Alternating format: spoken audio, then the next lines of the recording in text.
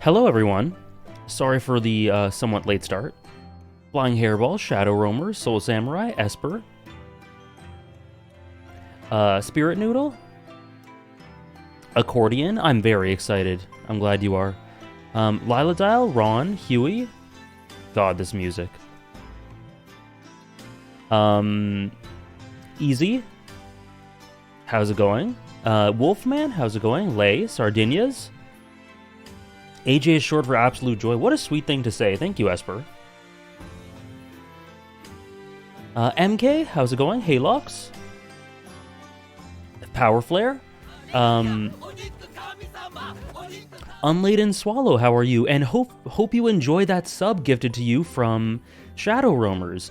Thank you so much, Shadow Roamers. Just let us know if you want that to go towards something. Kingslayer, Soph, Noradora, thank you for the follow. Hey Trish, enjoy your workout. I'm glad you enjoyed it, Lyle Dial. How's it going, Esper? Oh, about whales. Oh dear. Oh no. You watch those VODs, eh? It goes towards Great Ace Attorney 2? Perfect. Horns fan, how are you? Thank you, Noradora. No worries. Enjoy your class. Yeah, guys, I gotta say, I am enjoying this game a hell of a lot. Like, with the caveat that I'm imagining that the cases will get better. Because the first couple of cases for most Ace Attorney games I played tend to ease you into it a little bit, especially for a brand new series. But the introduction so far has been so full of joy and so much fun and so engaging and entertaining. And the music, oh my god. And so I'm really excited to get into the meat of it, which I think people have told me starts with Case 3. Where's... I'm trying to remember... There was one of my favorite songs here. This, well, oh, these are all amazing. The Cosma theme.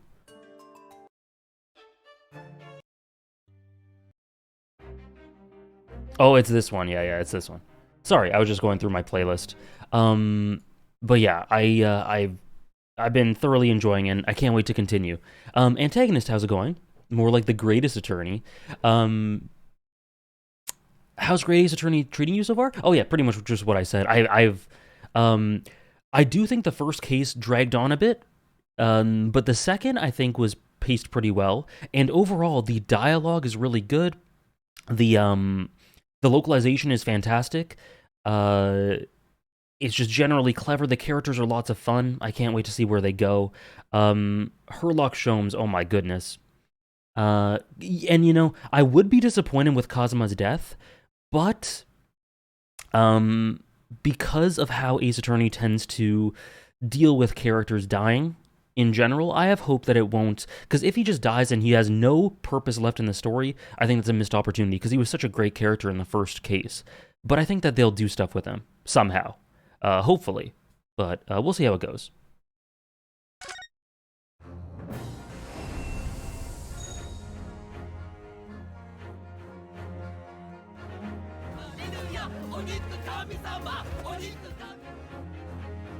On my first playthrough, I thought I'd be too sad about Cosma to enjoy the further cases. Couldn't be farther from the truth. So good. Yeah, that's what I might have thought. Yeah, that's what I might have thought if I hadn't played other Ace Attorney games. Back at it again, Ace Attorney Monday. Hell yeah! Did you watch Mangoat win yesterday? Yes, Jamun. He was so far and away the best player yesterday. It was crazy. Exactly, Esper.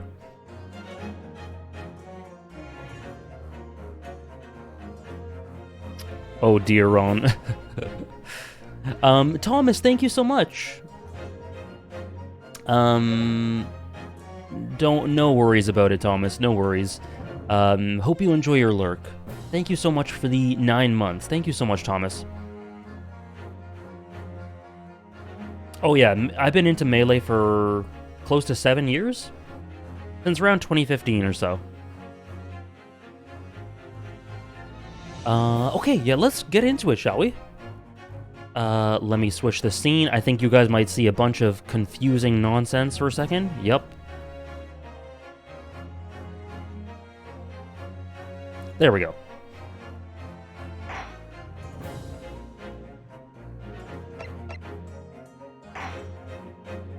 Okay.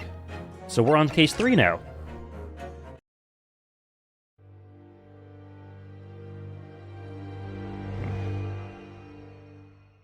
Oh crap. No. I need to fix something on my phone. Okay.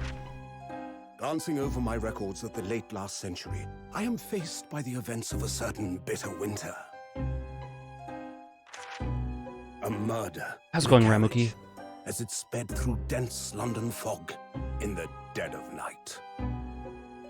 Though the victim and the perpetrator were the only ones inside, there were multiple witnesses to the crime itself. However, none could have imagined at the time that such a seemingly obvious case as this would end in such a horrendous manner. My friend, Mr. Herlock Sholmes, once said of the incident, "I believe that perhaps that case was indeed the prelude. The prelude. The beginning of a long concerto that impressive Japanese student and I love this. play Look at together." that. I wonder which Japanese student that'd be. Anime? It does, Wolfman. Amazing. Is this really just a railway station? Railway station or not, I've never seen such an enormous building before. And look at all the steam locomotives. Oh, my This country mouse, is sorry. incredible. Give me that music. Oh, look at this. I love locations like this. Too bad I can't explore it.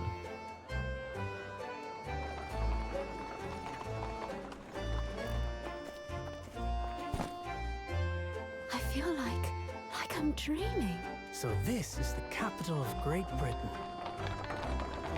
So, where to? Oh, hello. Climb aboard. I'll take you wherever you want to go.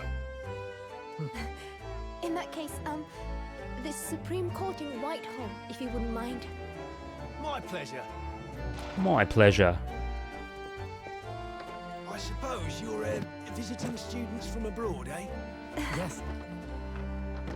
Thought so. Hey, Hayskirth. Well then, I hope you enjoy your stay. And welcome to the centre of the world, Great Britain's mighty capital, London.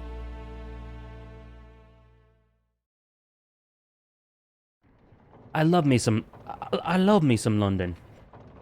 Look at that. Holy crap. Look at this. London. Hello, Hannah. Okay.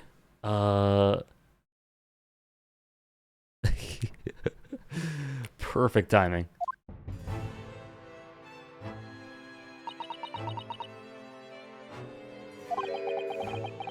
One sec.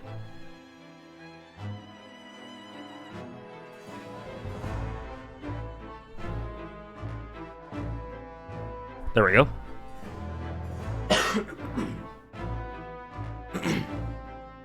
Bloody hell. What an incredible place. It's so imposing, it's almost suffocating. Thank you so much, Soul Samurai, for gifting a sub to Spirit Noodle. Enjoy that, Spirit Noodle. AJ speaking in a British accent without anyone redeeming. You guys get free ones when it's Ace Attorney Day. This place is breathtaking. It looks like a fortress. There's some stone buildings like this in Japan now, of course, but they've only been built in the short few decades since we opened our borders to the outside world. An authentic example like this has quite a different impact, wouldn't you agree? A far cry from the wood and paper of most of our buildings are constructed from.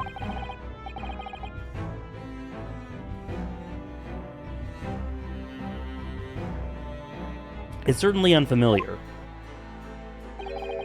but I think there's more to the differences than just the construction materials. Yeah, I'd say. What is this place again? This is the Lord Chief Justice's office, Naruhodo-san. It's in the Supreme Court of Great Britain. The Lord Chief Justice. Is that the judge? We had instructions to report here at this time. If circumstances were different, we were supposed to let the Lord Chief Justice know that we had arrived from Japan. But Kazuma can't. Abso-bloody-lutely. No. So instead, we're here in a different capacity, as envoys, to report the news of Kazuma-sama's death. Oh, listen to that part? Yes. And having delivered his or her messages... The brass? Sorry, listen. When you join Great Ace Attorney streams on this channel, you are getting soundtrack gushing every time. Snowy, how are you? Kaine, how are you? Right, Trish. Very true. And having delivered his or her message, an envoy's duty is done, so we'd have to return to Japan. If we want to remain here in Great Britain, I have to take Kazuma's place as the law student selected for the study tour. Is that right, Snowy Job? Yes, which means you need the requisite qualifications as a lawyer, which is what I've been studying for. Here in Great Britain is the Lord Chief Justice who appoints lawyers, so that's the second reason why you're here, to have you officially recognized as a lawyer. It's the only way we'll be able to remain here in London. Hope I'm up to scratch. Ah, good morning. Sorry for keeping you. Who this? Lord Chief Justice? Yo?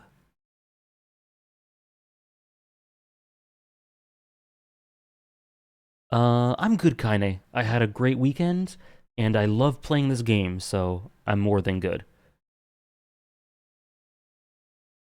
Oh, I trust you aren't too exhausted after your long voyage from Japan. I'm not going to do that often, I promise. It seems I'm 1 hour, 12 minutes, and 47 seconds late. My apologies. No, don't mention it. We're never happier than when we're standing around with nothing much to do. How fortunate. So, introductions. I am Male Strongheart, Lord Chief Justice of the British Empire. And I feel like a little mouse under an elephant's foot. Come on, Mr. Naruhodo, don't be a mouse. It's an honor to meet you, Lord Chief Justice Strongheart. I'm Ryunosuke Naruhodo from the Empire of Japan. Well, Mr. Naruhodo. Welcome to London. Oh, the birds in the back? The capital of our glorious British Empire. Ah, yes, thank you. Need more snobby Englishman, AJ? You'll hear it again, I'm sure. Oh, 1984. Oh, yeah. Very depressing, but congratulations, Kaine. Let me just quickly examine this. This must be the Lord Chief Justice's desk. I believe it's made of marble. It looks like an over-the-top tombstone that's toppled over to me. I think that's your fanciful imagination at work again, Mr. Naruhodo. It feels like everything that's normally made out of wood and paper at home is made of bricks and stone here. I know, that's why this place feels so overbearing, I'm sure. Cold stone? Oh, this guy has a hell of a presence. I mainly just wanted to look at the desk. Oh, wait. One more thing. Let's see if they say anything about the cogs. Is this some kind of clock? Actually, I think we might be inside of a clock, but those gears are larger than anything you'd find on a steam locomotive, even. They are over the top. Very thematic, I think. Symbolic. It's eerie. Do you think clocks are some sort of hobby of his? The Chief Lord Justice, I mean. Well, boys do enjoy fiddling around with machines, don't they? I'm not sure you... I'm not sure you could fiddle with cogs that size, and I'm certain you couldn't call him a boy. Still, it's amazing how little noise the cogs make, considering how large they are. There's actually something quite soothing about their precise rhythm. Thank you for the follow, Nectarine. Does he give you Gant vibes? A little bit. There's stuff in the character design. Might be in the sideburns.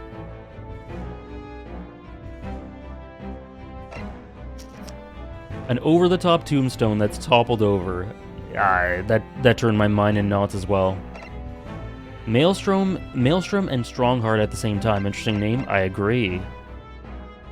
Yeah, Ryunosuke isn't a fan of this place. Okay, let's converse.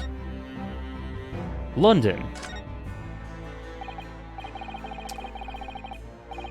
So what are your impressions of our capital so far? How do you like London? Oh, help?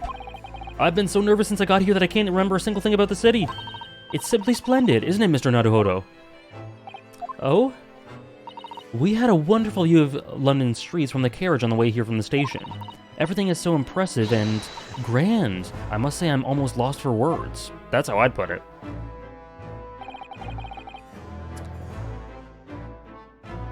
True, Esper. But Gant has some subtextual, low-key oppressiveness as well.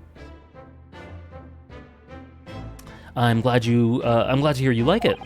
The city boasts tramways, piped water, and gas, even cables supplying electricity. Holy shit. We spearhead every revolutionary new technology in the world. Every visitor to London is astounded. Oh yes, astounded is the word. Thanks for saving me there, Susato-san. And everyone seems so jolly and full of vigor.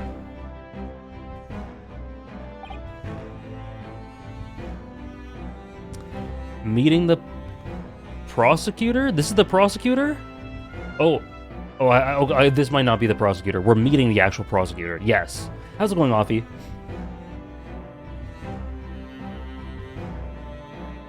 Yes. There's much excitement about the upcoming great exhibition we will be hosting here in London.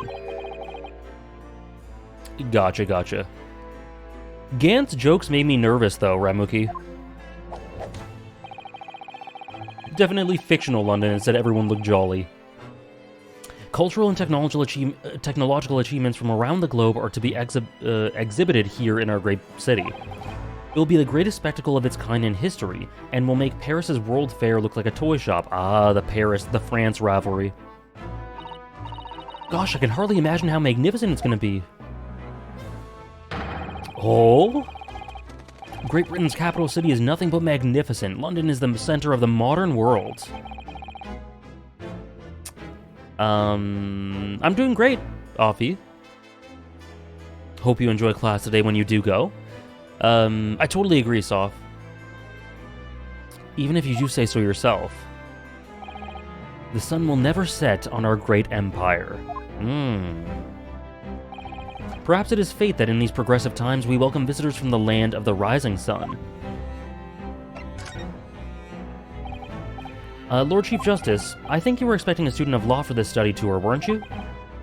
Absolutely. Mr. Kazuma Asogi, if my memory serves.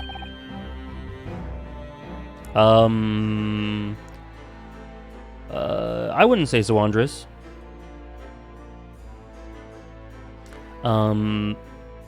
It just might need a minute before I answer it.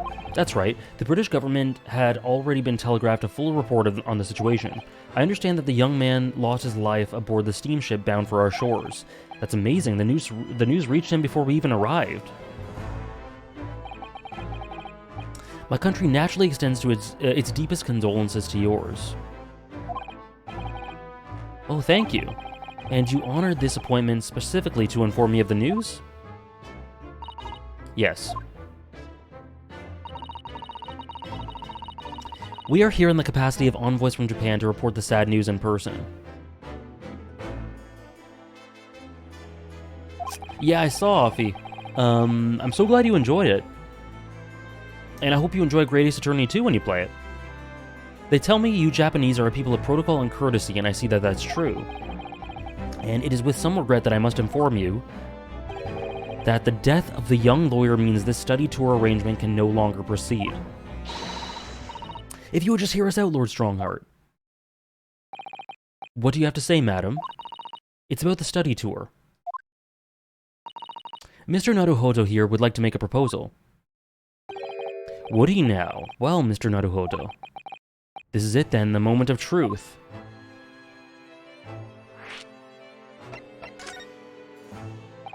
The thing is, Lord Justice, Lord Strongheart, I was wondering if perhaps you would consider allowing the study tour to go ahead. Don't misunderstand me, Britain would ideally like to see the tour go ahead, but without a lawyer from your country, there's nothing to be done. Well, in that case, what if there was someone else, another lawyer from Japan, I mean? Is there something I don't know? Only a single lawyer was invited to Great Britain from your country. Okay, see you, Spirit Noodle. And that was Mr. Asogi. At least, that's what I've been led to understand. Well, the thing is, this isn't really going well at all. I just can't seem to find the right words to say to this man. Mr. Naruhodo!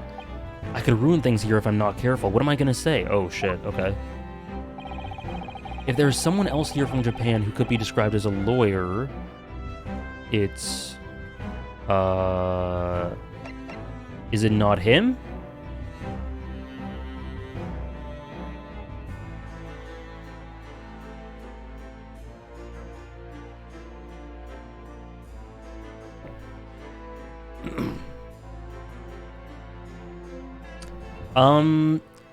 It's a bit of a long answer, Andres, but I think it essentially goes down to an integration of the values of the troop and a reflection of sort of Crollo's life philosophy and view on the world and view on fate and fatalism. And the predetermination stuff. I'm gonna say it's me.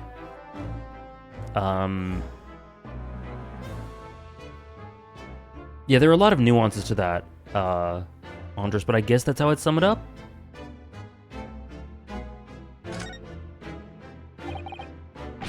It's me, I can do it. Is that so? I mean, I don't actually have any qualifications as such, but no qualifications, you say, and yet you still claim to be a lawyer. I think it's great, Lucky Lazo. You can check out my tweets about it. I've tweeted quite a bit about it lately. But yeah, I think it's really awesome. I'm enjoying Jujutsu Kaisen a lot. That's why there's a video goal. A goal for making a video for it on the sub-goals list. I have acted as a lawyer in court before, only once as it happens, and I had Kazuma help me, and I was the accused, but glossing over the details.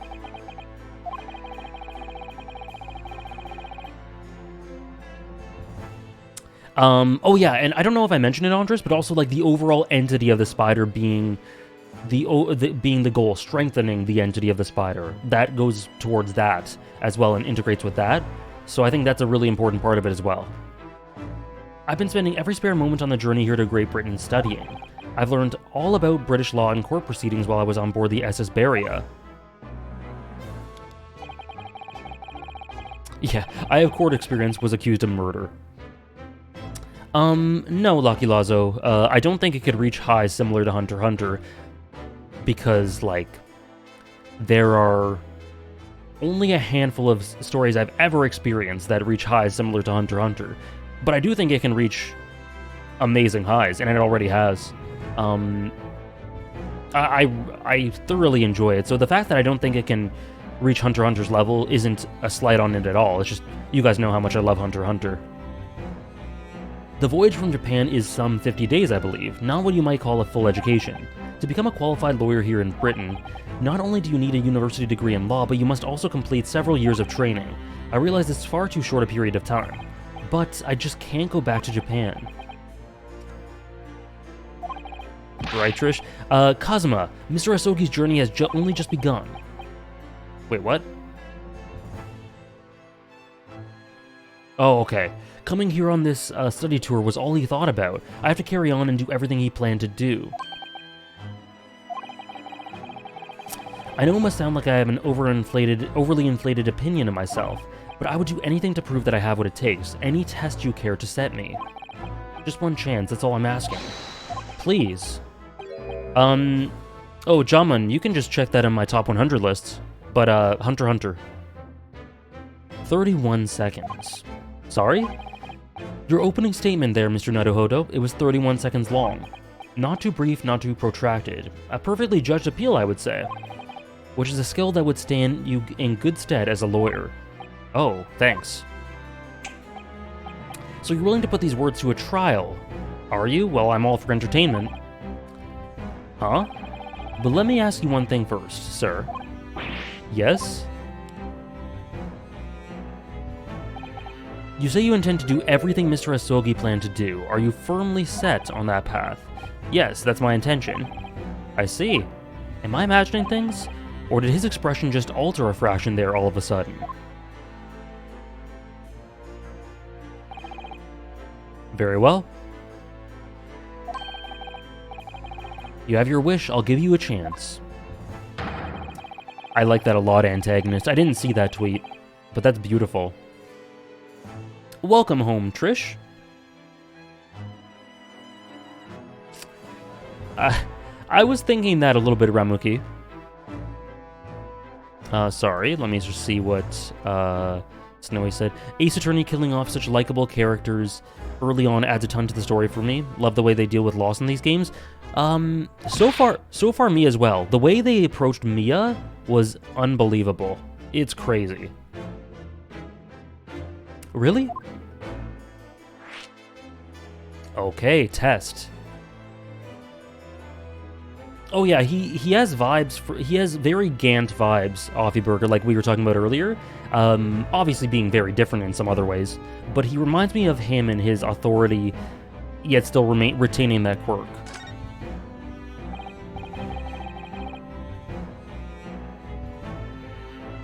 So what form will the test take exactly? Tell me, Mr. Naruhodo, what do you consider the role of a lawyer to be? Oh, sorry, let me just read what Andres said.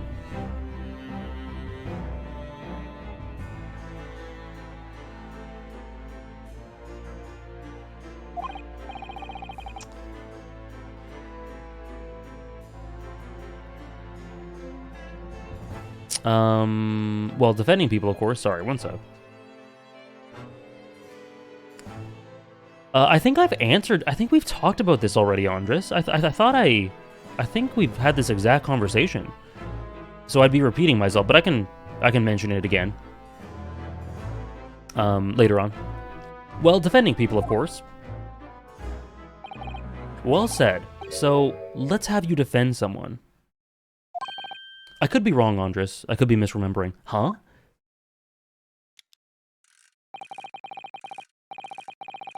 Your timing is perfect, in fact. There's an apt trial about to begin later today. Oh, what the hell? So the British, this fearsome British the Empire, whatever, is just putting a novice into a trial? No advocate has been appointed for the defense as yet, so this will be welcome news. Okay. Today? Straight away? If you manage to secure a verdict of not guilty, you'll have passed my test. What could be simpler? How do I get myself into these situations? Trish, thank you for gifting 5 subs. I hope your workout went amazingly well. Thank you, Trish. Thank you so much. Really appreciated. You know the drill. You can put that into the log. And thank you so much for all your help lately with the modding. You're doing a great job, and I really appreciate it. And thank you for the subs. Thank you so much. Enjoy that if any one of you guys got one of the subs, and thank Trish if you did. Thank you for the follow, Mr. Shurikens. Perfect. Savia got one. How do I get myself into these situations? Okay, see you later, Lyle Dial. Well, could I ask, what sort of trial is it, Lord Strongheart? Yes, good question. I remember.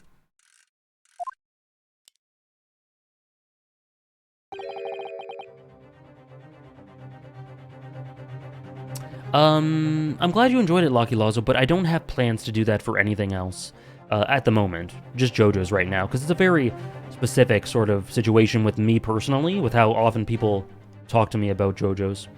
But it's not out of the question, just not in the plans right now.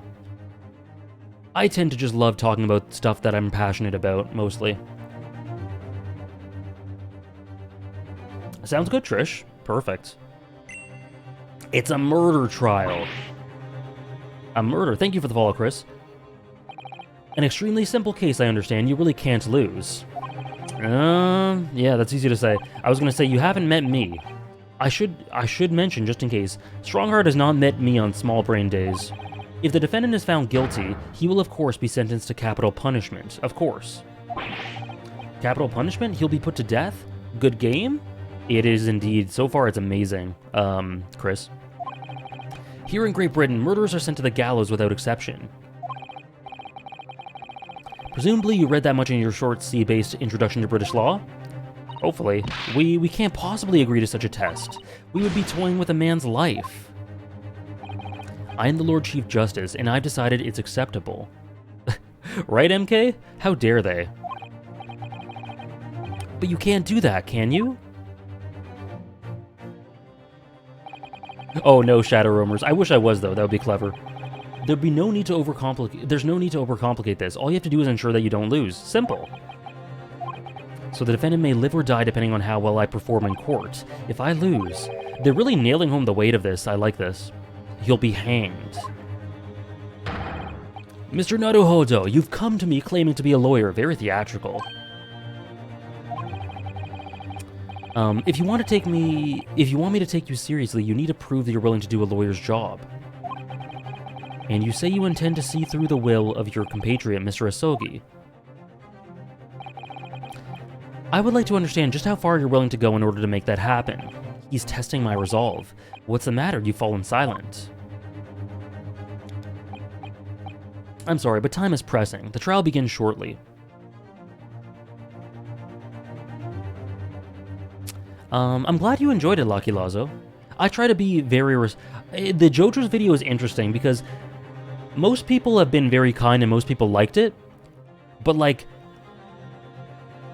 a very vocal minority really disliked the video. And those are people who either like, if you don't like JoJo's, you're an idiot, who has no testosterone and low IQ and has horrible taste, and I'm unsubscribing because I don't want to listen to someone who doesn't like JoJo's, which are obviously children. They're no older than 12 years old. And if they're not, then that's even sadder. Or people who got on my case because they're like, why didn't you analyze or critique it properly? Like, I know that you don't like JoJo's. Why don't you offer a critical lens to it? Because this doesn't tell me anything about your actual critique of it. This just says nothing about except for your preference. And I don't care about that. But like, that wasn't the point of the video. The whole point of the video was I don't want to make a video like that, so here's just a quick 6-7 minute video. I don't really like JoJo's, this is why, but hey, I respect it, and I'm still checking out the series. So people who complain in that way are just like, listen, I get that it's not a 40-minute critique. I don't want to do that, though. It's not the video you're looking for, you know?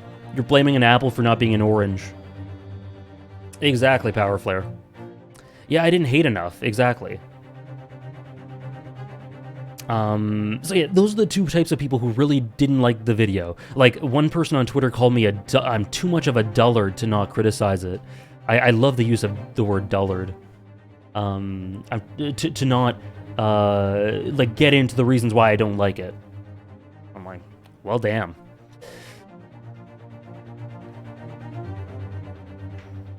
Oh, I totally agree, Snowy, and it's definitely stood out to me in this game, even more so than the original trilogy. I do that every day. Beautiful. Me screaming at apples for not having vitamin C. I'm incapable of being that angry, Wolfman. I wish I was, though, sometimes, because that would be fun. I need an answer from you now. What's it to be? I have not played Dual Destinies. I'm not sure what that is, Nectarine. Sorry about that. Right, antagonist? Exactly, Lucky Lazo. But I was ready for that. That's okay. And the video hasn't even gotten a ton of views anyway. So initially there was there were those types of comments, obviously, but there hasn't been a ton.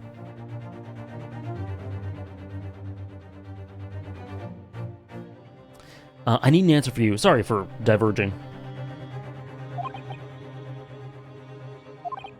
What do I say? Do I agree to this absurd test? Yes. Yes. What would you do personally in this situation, AJ? Go to... Oh, crap. Take the case or go back to Japan. It is so hard for me to answer that, Shadow Rumors.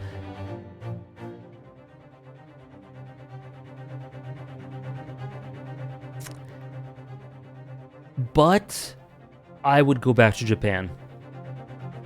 I'm the type of person who, thank you, Trish. I'm glad you enjoyed it.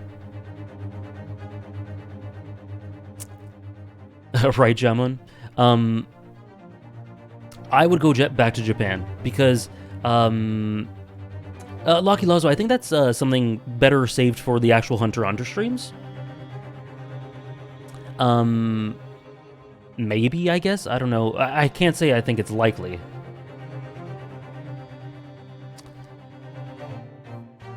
I don't see a problem with taking the case myself. This is exactly what you'd be doing as a lawyer anyways. If you're not ready now, will you ever be? So my answer to that is yes. So I've been cramming for 50 days on a boat with no practical experience properly, and now my first case is someone's life hangs in the balance. I'm the type of person who needs to be prepared. Like, before I started streaming, guys, I spent like 2 hours setting things up, like testing my internet. I would test games and programs and run a bunch of different things to make sure my PC could handle it. I would, you know, check my tone of voice and all these things like that. I need to, when I jump into something, I need to be absolutely sure I know what's coming at me. And I know that's impossible for a profession like this, but jumping into something like this with such stakes, there's no way I'd be comfortable to do it. And I think I would be much more prepared if I properly studied without cramming, you know? Yeah, I might do that, what Haylock said. I might do that, argue that the case should be postponed.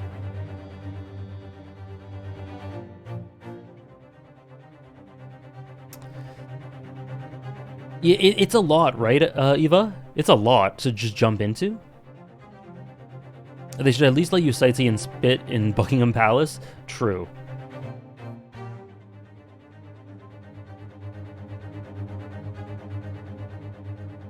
But it's an interesting question. I think the right answer... no worries, Shadowrunners, it's a good question. I think the right answer is, for the game, to progress things, is obviously he has to. But Ryunosuke's, look at him, he's the poor boy. He doesn't seem ready to do it. I can't do it, I can't get the words out. Oops.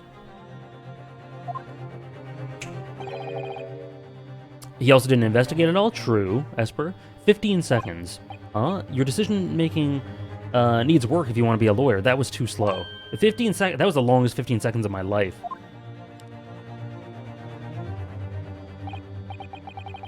So it's as I suspected, is it? Sorry. You have noble intentions, but lack the resolve to see them through. Actually, Lucky Lazo, about the question you asked about Gon, like I said, I'd be better equipped to answer it on a Hunter x Hunter stream to give you a full extensive answer, like on Friday. But I'm curious what you think, because it's an interesting question. If you're still here, I'd be interested in thinking what you think about that. You have noble intentions, but lack the resolve to see them through. Oh. Hey, Ming. That's interesting, Eva. The test is cancelled. Thank you for stopping by. Go and acquire your ticket for passage back to the east tomorrow.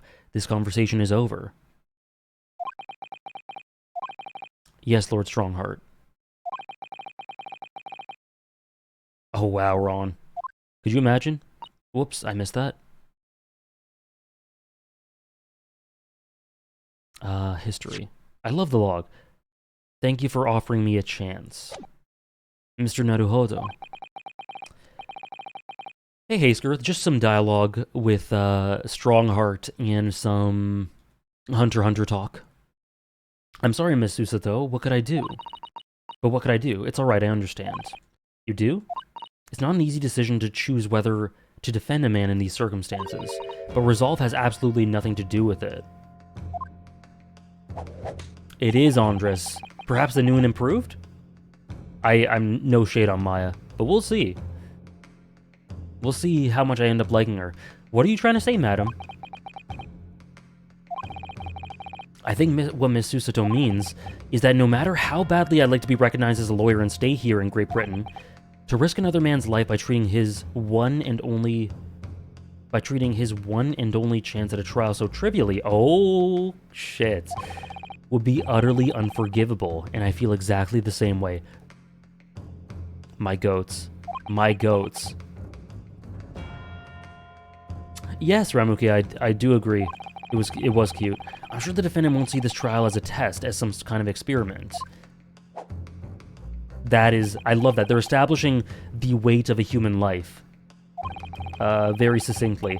A lawyer may fight for his clients in court day after day, but for each one of those clients, the particular day they stand in the dock may be the only chance they have to fight to prove their innocence. I think you might be impressed by this. No, I was wrong. I'm not qualified to do that job yet. This is very mature. I'm sorry for wasting your precious time, Lord Chief Justice.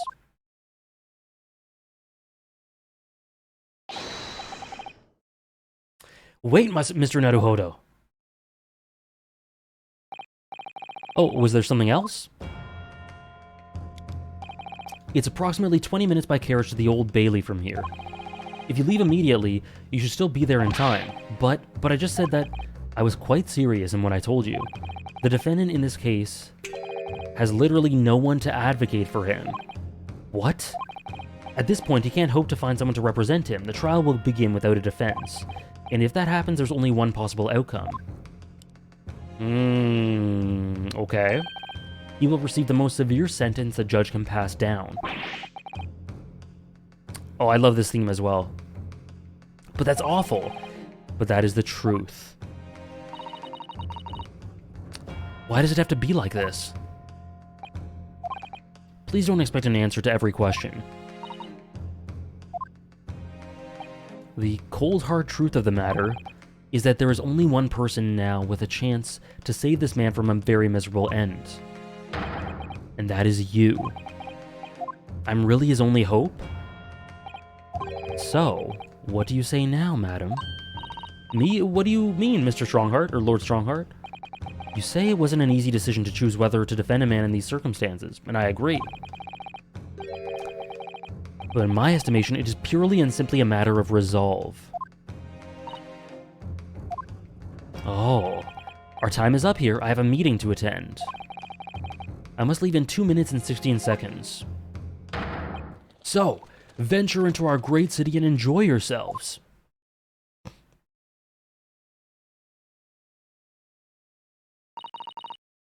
He's gone. Absolutely impossible. Absolutely impossible, gentlemen. The Old Bailey. If we're gonna do this, Mr. Naruhodo, we must leave at once. Okay. Hell yeah.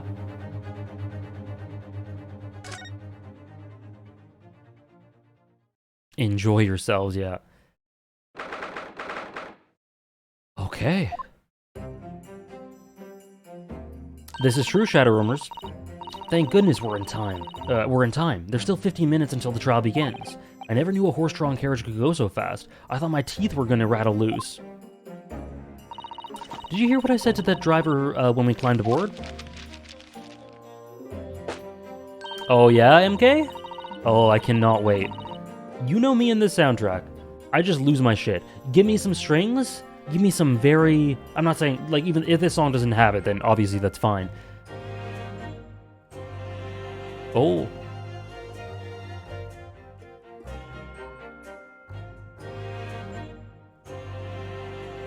But anyway, give me some mournful strings. Give me some emotion. Or give me some hype. Or whatever it is. Whatever this game is serving up, give me more of that, and I'm happy. Get us to our destination in 5 minutes, driver, and there's a guinea in it for you. It's so applicable to these stream Shadow Roamers. It's one of my favorite lines from the Sherlock Holmes stories, and it works quite perfectly. I miss him already. I want him back. I'm not sure why you're so pleased. I thought we were gonna die, and we had to pay gold for the privilege. Well, at least we arrived here before the trial started. Yes, I suppose there's that. Anyway, I don't understand it.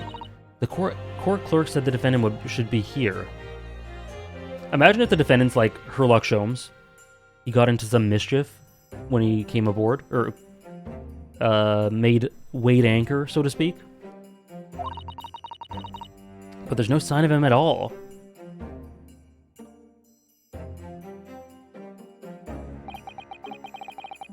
AJ, do you plan on playing Ragnarok? Yes. I plan on playing it basically upon release, Andres. I'll be a little busy, so maybe not right away, but a few days later, maybe? 100%. I'm really excited for it. He's gonna be the victim. Oh, no, okay. So this is the Old Bailey. Even this room for defendants to wait in is grand. Are you alright, Mr. Naruhodo? I'm feeling tense, that's all. This place gives me the same sense of foreboding that I remember from the Supreme Court in Japan. An oppressive air, almost as if the building itself is going to crush whoever is about to be sentenced. It feels like only yesterday that I was the one to be crushed. Yeah, I was wondering that, Hannah. I love that. It's actually a famous court IRL. Hairlock Shomes. Yeah, me too, Shadow Roamers. I actually have not seen a single trailer for it. Not a single one. So, I'm really excited. I'm hoping that this game can, Ragnarok, God of War Ragnarok, will elevate the God of War series overall into a favorite. Either way, I'm so excited.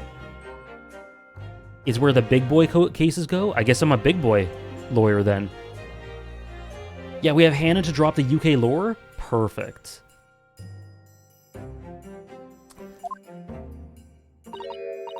Yes, whoever the man you're to defend is, I imagine he's feeling very alone at the moment. Top of the morning to you, madam. Sir. That's not her luck. What are yous doing following me here? Things are fair desperate, aren't they? Me lucky charms. Sorry? That's literally what I'm basing that off of. Would you look at these expressionless faces? From the East, are yous? We're from Japan, yes. Ah, Japan is it? Right, say no more. So, how much do yous need? No, we're just here because... Jacksepticeye? It's him. No need to explain, fella. I've been there myself, so I have. No place to go, nothing to eat, barely a penny to your name. And all while in a strange, faraway land. Well, actually, we haven't found...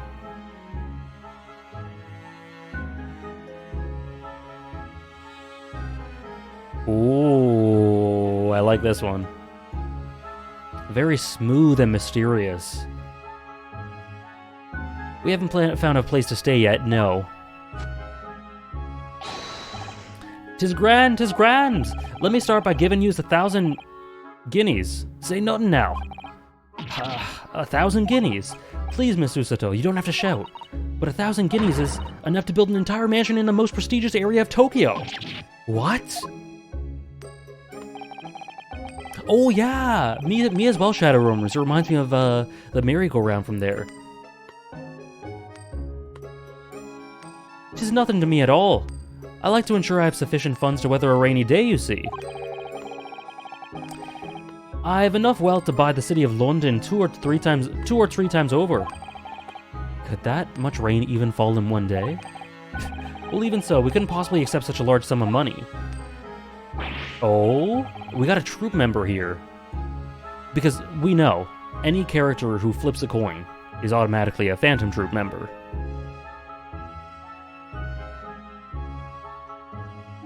Ah, that hit me in the eye. Don't get me wrong, fella. I'm not giving it to you no strings attached. I'll be wanting you to do something for me. Oh? To be honest, 'tis a little embarrassing. The trial that's about to begin, you see, is for me good self here. I'll be in the dock. So now, what I want you to do is come along with me and stand there beside me. Officially, you'd be my lawyer, but that's just a little detail now. Oh, well, the thing is, don't worry about the thing.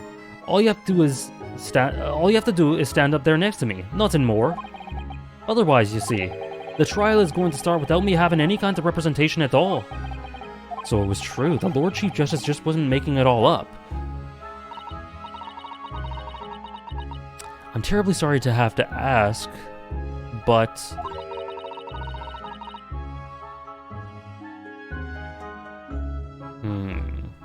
Does that mean you're the defendant in this trial? Yes, I think so. Bluster and blazes, do you not know who I am? Me, one of London's biggest names. He's one of London's biggest names and he hasn't got a representative. No, sorry, we've only just arrived. I see. I suppose it isn't altogether impossible. Well, just next to Hyde Park there in the center of London is another beautiful park. Sorry? A park? What? Just called McGilded Park, full of blossoming flowers in the spring and singing birds and whatnot. I donated it to the city, so I did. An entire park in central London. A city of smiles. That's my vision for London. Okay, I'm gonna ease up on the accent now. I'll return to it. There's nothing Magnus McGilded wouldn't do for the city and its queer old people. That's amazing. I mean, really extraordinary. But now they have the gall to say that I'm a good-for-nothing criminal. Me, Magnus McGilded. What's the matter with the London police, I ask ya? Alright, don't pass out. Mr. Naruhodo. Perhaps now would be a good time to introduce ourselves while the gentleman catches his breath. Good idea. Mr. McGilded, the thing is, we're actually here in London to study British law. We're law students on a study tour from Japan. So, if you don't have a lawyer for the trial yet, and you'd be happy to put yourself in our hands, then what was I after saying, you daft idiots? I've given you 1,000 guineas to stand there up next to me, haven't I?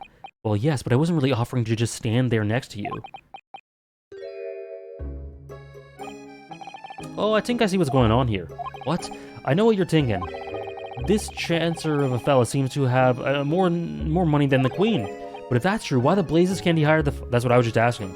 Can't he hire the finest lawyer in all of England?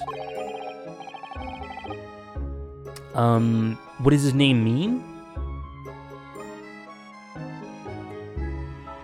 I can't say I know. Gilded would be like gilded in gold or something, big money is... Okay, there you go. Well... Crap, what was he asking? Because he did it. No, not at all. Not at all, although it is a little strange. Why you don't have a lawyer, I mean. That would be the fault of the Reaper. Did he just say the Reaper? Sorry? I, the Grim Reaper of the Bailey, Lord Barog van Zeeks. Zeeks? Zykes? He's the... Oh, shit. He's the prosecutor. Lord Barog van Zeeks? Someone please tell me how to pronounce that. The prosecutor is the Grim Reaper? It's Zeeks? Okay, cool. Thank you. When Van Zeek stands for the prosecution, they call the accused his sacrificial limbs. Holy shit.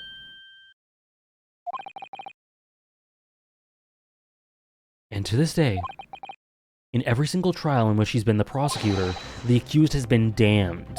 Oh no. Von Karma vibes, right? Limbs would... Oh, I thought it said limbs. I misread that. Sacrificial lambs. I was thinking like this is some Phantom Troop stuff again. Still raw. Still law. Still law. Still raw. Still law. Oh my goodness. Let's continue. What? So it's reached a desperate situation where there's no one willing to stand in defense for the fella at all. Oh, a defense against the fella at all. You could say he's a living legend of the Old Bailey. On par or even better than Edge. I can't wait to see this guy. I've seen one screenshot that I think I saw with Hannah. I think I've seen one screenshot. Lord Barog van Zeeks. He must be an exceptionally talented prosecutor then. Talented isn't the word you're looking for, madam. The one you sent, yeah, I think so, Hannah. It's cursed. Cursed? What on earth? The defendant is summoned, and his counsel. Please make your way into the courtroom. The trial is about to begin. Okay, here we go. His counsel, that will be me. Oh, 'tis time. Well then, fella, don't let me down. What? I don't know anything about the case. You haven't told me what happened. Until you showed your face here, I made up my mind, so I had. Sorry? I decided I'd have to defend myself in there. How could that have worked? But then you made an appearance, a student of law, wouldn't you know? 'Tis no accident, I can assure you of that. 'Tis fate. So don't get cold feet now, please. Oh, we shall see, Ron. We shall see. I literally know nothing about the case or about this man who stands accused. In fact, the only thing I do know is that I can't just turn my back on him.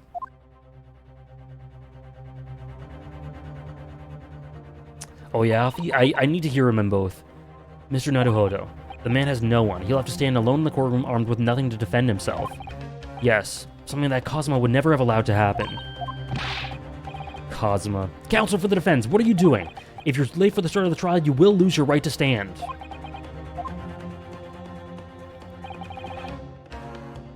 Oh, he's Kenjiro Asuda. Oh my god, that's...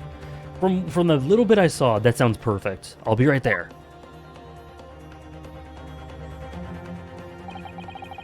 It's happening. My first trial in a British court. I hope you're watching over me, Cosmo. Because I have no idea how I'm gonna manage this.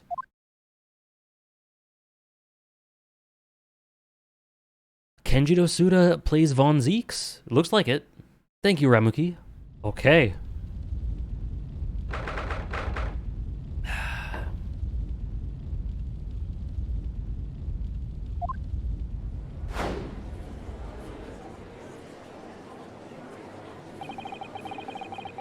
Look at these. So this is the highest court in Great Britain, the Old Bailey. The centuries of history in this place is palpable, isn't it? It's so different to the Supreme Court in Japan. It also feels both imposing and serene at the same time. Interesting. The atmosphere almost makes words redundant. Whatever the country, determining a person's guilt or innocence is always a solemn affair. Interesting. May I say something, Mr. Naruhodo? They're really nailing the weight of this. Yes, what? Oh no. Your eyes look about ready to pop out of your head again. I know, but I just can't help it. Oh my goodness. I can't believe it's Hubert. I can't believe it's Hubert. In the name of Her Majesty the Queen, I hereby declare this court to be in session. That was a literal vampire. Like... Yeah, he looked exactly like a vampire. We are here today to determine the guilt or innocence of Mr. Magnus McGilded. I now call upon the counsels for the prosecution and defense to declare their willingness to proceed. New judge? The prosecution is fully prepared. That must be the Reaper of the Bailey. He really does look fully prepared to dispatch his next poor victim to the underworld. Yo? Counsel for the defense, you appear to be Eastern. Do you speak English?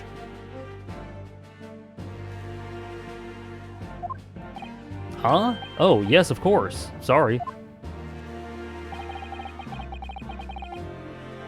Guys, by the end of this playthrough, I'm gonna need to make an emote for Von Zeeks and for Herlock. I'm gonna need 2 new emotes. But he asked if the defense was ready, and I couldn't be further from ready if I tried. Those eyes please me, Nipponese. They shroud your fear, your doubt, your trepidation. They run wild, clinging to some phantom notion of courage. The quintessential look of a sacrificial lamb. Ugh, a cold shiver just ran down my spine all the way to the tips of my toes. Now, Mr. McGilded. Yes, my lord. You stand accused of murder, a capital offense. You could be sent to the gallows if found guilty. Are you quite sure you wish to entrust your defense to this foreigner? Judge, what's going on here? What are we doing here?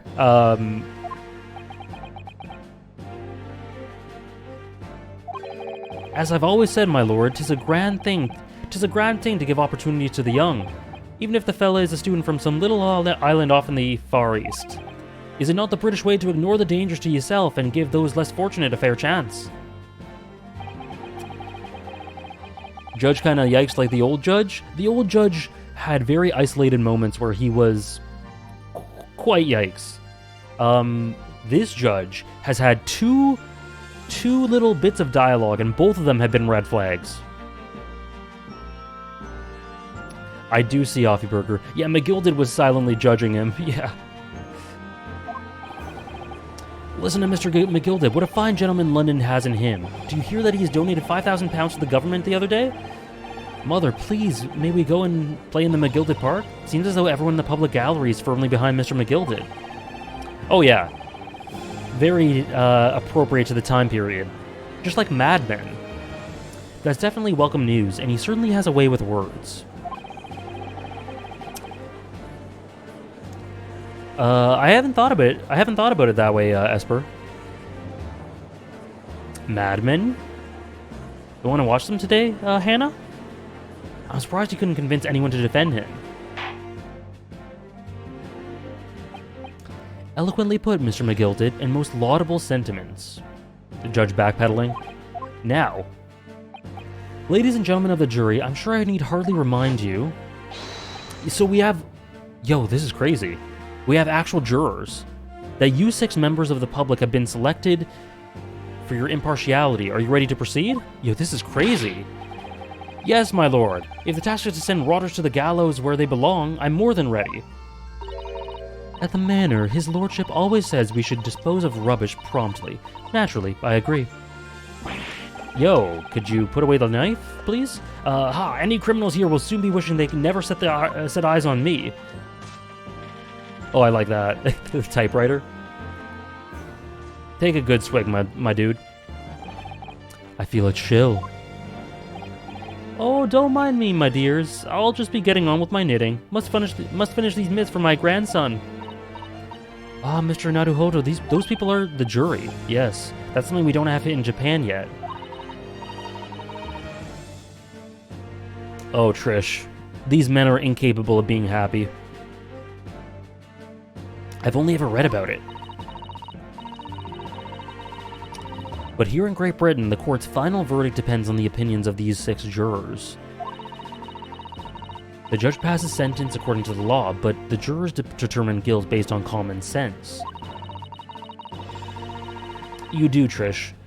Mad Men is the absolute zenith, the absolute peak fiction. Absolutely. The best prequel to 12 Angry Men.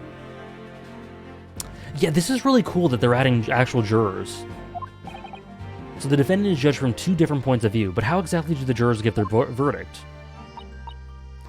That I don't know, but I'm sure it'll become clear as the trial progresses. Yes. Prosecutor Van Zeeks. My lord? It's been a number of years since since we've seen you here in the courtroom. I thought you'd renounced your fame. I'm known as the Reaper of the Bailey, my lord. Infamy rather than fame, I would say. But yes, 5 years has passed since I last spread my wings in this capacity. So, what brings you back? Is there some change of circumstance of which the court should be aware? Hello, Sarah. How are you? Just in time for this dude. Just in time for absolute vampire peak. I leave that to your imagination, my lord. So the Reaper has been out of action for 5 years. Why did he have to choose today of all days to make a comeback? Thank you for the follow, Luis Felipe. Don't lose heart, Mr. Naruhodo.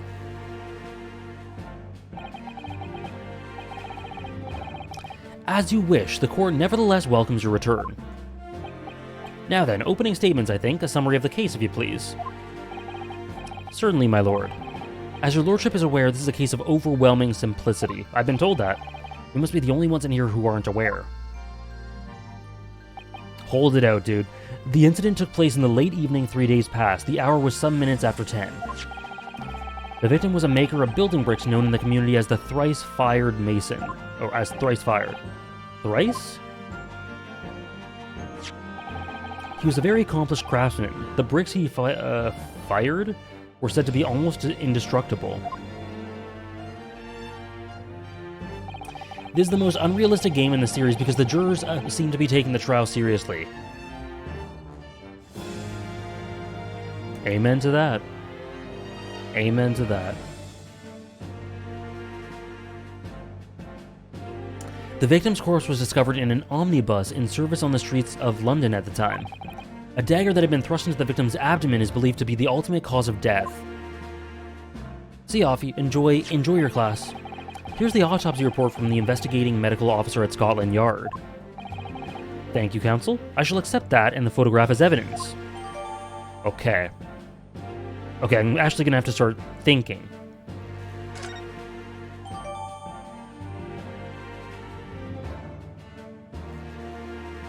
Okay. And one further item of evidence.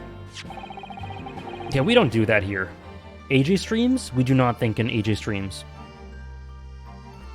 The prosecution wishes to submit these as well. 2%. I think he's got a really interesting dramatic aura. I think he fits the time period very well, but is fitting and integrative yet appropriately over the top. I'm a fan. I like him so far.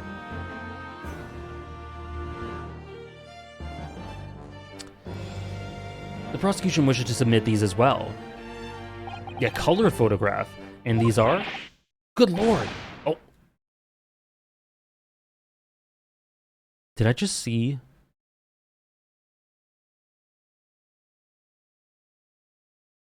Alright, Judge. I see you. Is that blood? Yes, my lord. Seized by a policeman who arrived at the scene. These gore-soaked gloves were taken from the hands of the accused when he was arrested. What? Mr. McGilded's gloves had blood on them? I can't wait, Shadow Rumors. I can't wait for that either, Remuki. I will accept these as evidence as well. Okay. Is that blood? How did I get into this? I'm backed into a corner before I've even started. Continuing. According to the driver of the omnibus,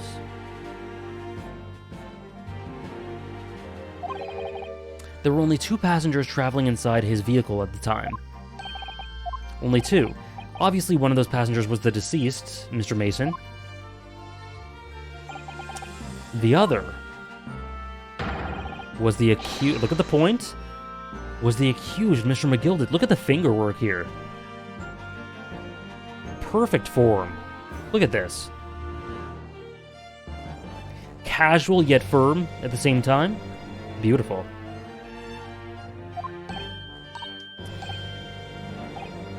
Well, rather damning circumstances, to say the least. I said what I said, Esper. Defendant, what say you? Well, of course, I had no recollection of such a thing. Mr. McGill did. To be sure, I rode the omnibus that evening, but whenever I'm in a carriage, I'm taken with a fierce tiredness, and I always succumb to it. Are you claiming to have been asleep?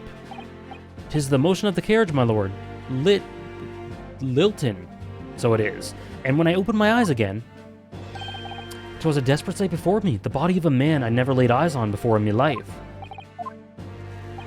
Now I ask you, what good-hearted soul wouldn't rush to help a fella bleeding from his stomach?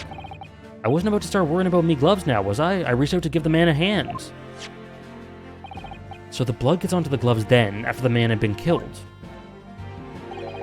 Unfortunately, that statement of the driver's is only the beginning. What? That's not all of it?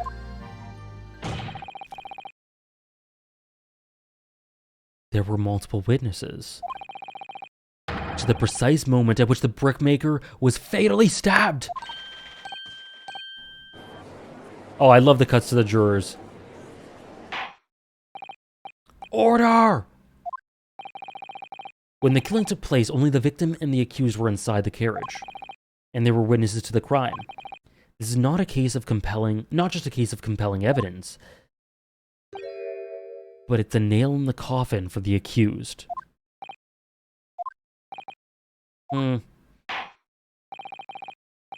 Thank you, counsel. The circumstances of the crime have been made quite clear. Yeah, the witnesses. They're always a problem. Okay, let's hear testimony. Your wish is my command. Bailiff, bring the witnesses in at once! He would, wouldn't he, MK? My poor dude's cold. Witnesses, your names and occupations. My name is, well, everyone calls me Beppo.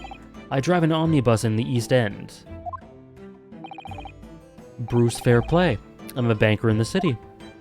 What's with this guy's hat? My name's First. Lady First. I make hats for gents. Let's begin by confirming the facts.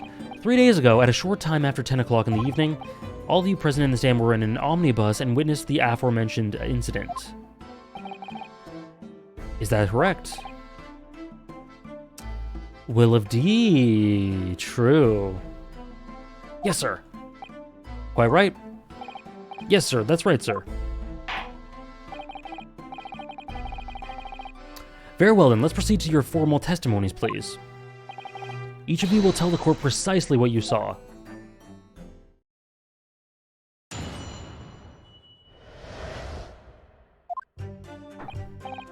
It was the last bus of the evening, so I had few customers. I remember it well. The victim and the man accused of killing him were sat next to each other inside the bus. Then out of the blue, the accused just reached over and plunged a knife right into his guts. I somehow doubt it. Oda created Ace Attorney. Unbelievable. That's right, he stabbed him. I screamed I did. I couldn't help it. As soon as I heard the scream, I saw my bus. And then I saw it too.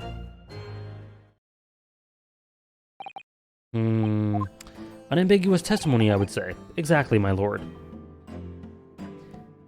Hey, Happy Sade. These men witnessed the incident in the omnibus with their own eyes. Oh yeah, there is never perjury in Ace Attorney. There's never lying. There's never, any inaccuracies of any kind ever for the witnesses. I'd like to ask a question, if I may. So it'll be interesting to see if this one breaks the mold by making the witnesses untrustworthy. Thank you, Shadow Roamers, for gifting a sub to Happy Sade. Please enjoy that.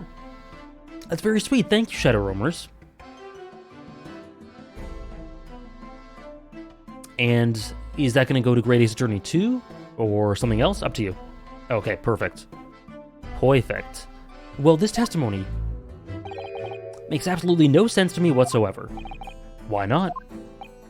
Well, the incident took place inside a moving carriage, didn't it? As has been clearly stated from the outset, yes. Well, in that case, how could these two witnesses could possibly have seen what happened? There's no way they could have seen the inside of a moving carriage.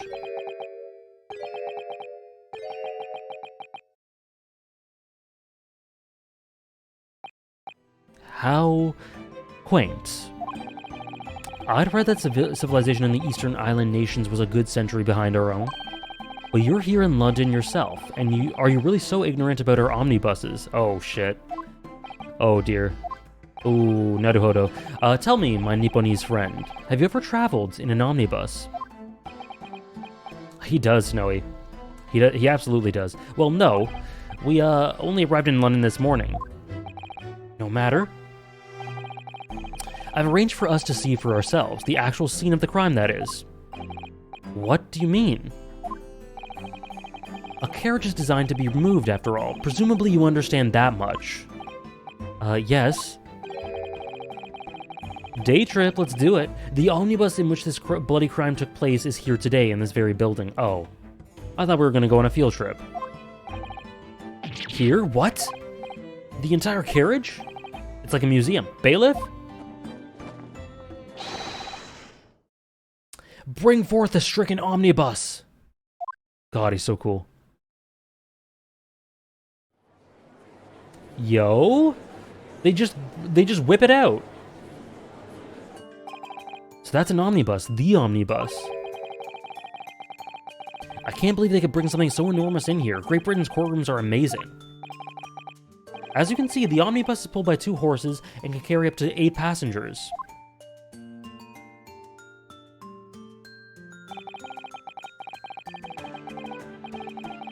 Four passengers seated inside the enclosed cabin and another 4 on the rooftop deck above.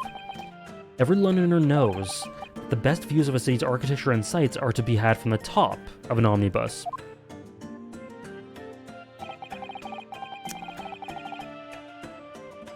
You can see this inside the London Transport Museum, a place I loved as a small child when my dream was to be a bus driver. Beautiful. Man. Now all we need is a bunch of half-wolf men going, away, away, and I get the full view of what London is really like.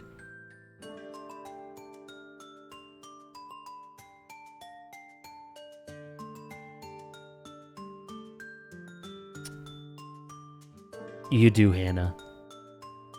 And I should point out to our foreign guests. This town's finished. That there was a skylight in the roof, allowing a view of the interior from the seats above.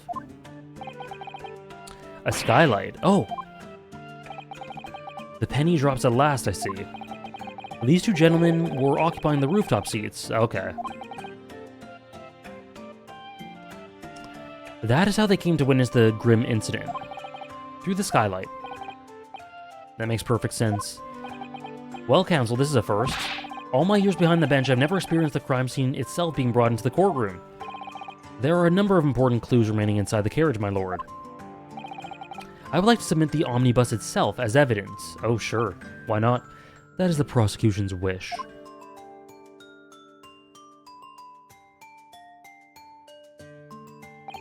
Very well. Okay.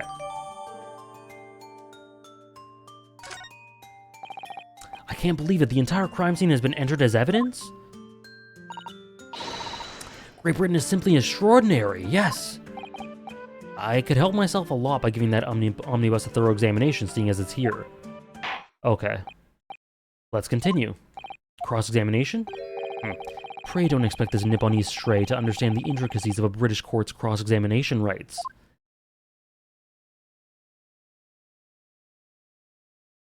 Deep breath, my guy. All right, my first cross-examination in a British court. We need the high Q slap. Focus, Rinosuke, focus.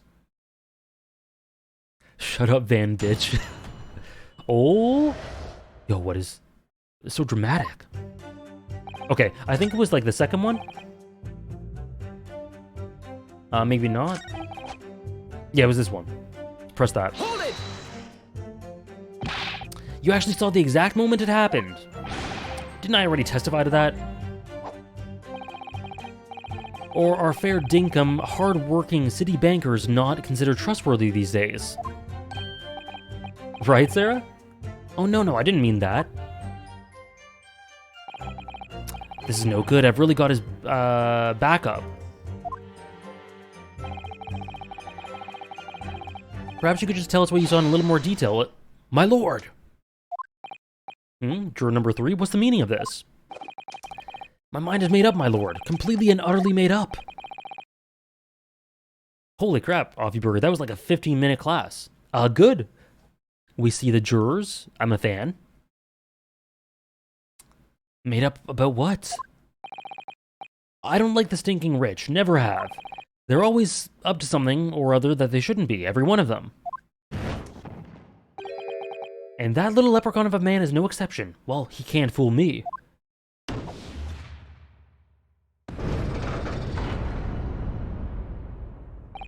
Oh. Oh. Is that the system? Oh. I love those days, Offieburger. There's no point wasting time listening to any more of this. That's my opinion on the matter anyway. That is precisely what I was about to say. As the foreman of the jury, it is my duty to set a good example to my fellow jurors. Yeah, he said, eat the rich. Kinda based. Kinda based, yep. What is happening here? It seems like that's how the members of the jury give their verdicts. With fire? Apparently, yes. White for innocent, black for guilty. As the 6 members of the jury try to make up their minds about the case, one by one they each cast a ball of fire into the great scales of justice, as we saw a moment ago. This is really apt for the stuff we're doing in One Piece right now. So if those enormous scales fall completely to the black side, does that mean... Let's do our very best to make sure that doesn't happen. You got it, Queen. Now I'm even more worried than I was before.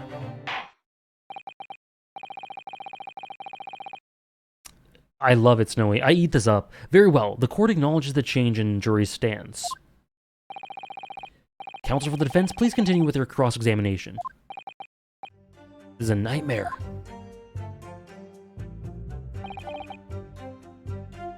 He stabbed him. Okay.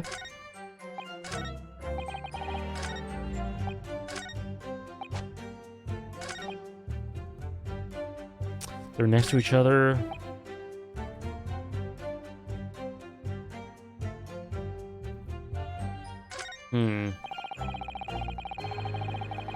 Me too, Shadow Roamers.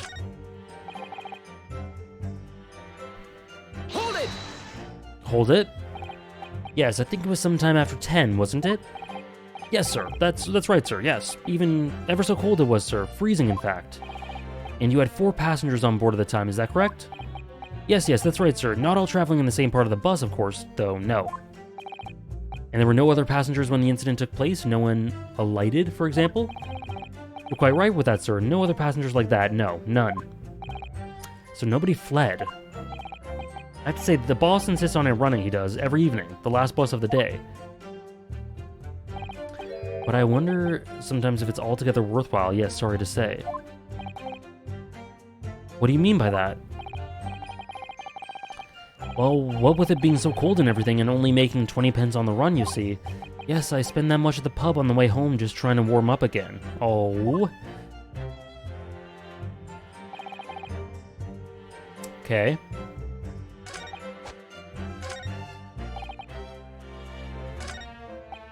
Oh crap, I didn't mean to do that. So when it happened, the only 2 people in the enclosed cabin area were the victim and defendant. And so help me, 3 whole people witnessed the man I'm trying to defend do the deed. I don't like to be pessimistic, but we do seem to be in a rather difficult situation. What am I supposed to think here? Is Mr. McGilded really innocent? Or could it be... Before we jump to conclusions, our first task should be to gather info. We need to understand the case much better than we do at the moment. Okay. Okay. So I think I did these. So I think last 2. Hold it! Yeah, I noticed that, Kay. I think I'll do it after this, because that's a new element they introduced. So yeah, I have to get used to it, but I saw it. And I'll do it after this. He stabbed him, you say, and you were sitting up on the roof deck, were you? Yes, that's right, sir. I was up on the roof seats. So, how do I actually do this?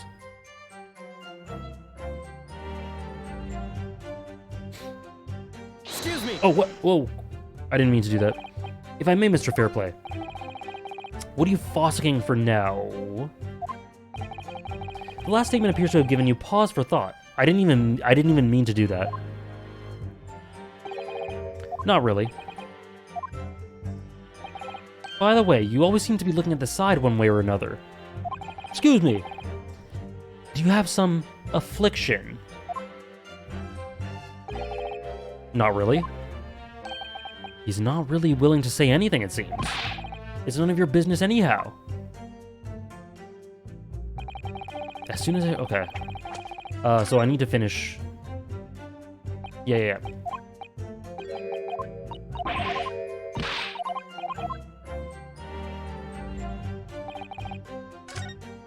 I need to make a excuse me alert. Okay, press this.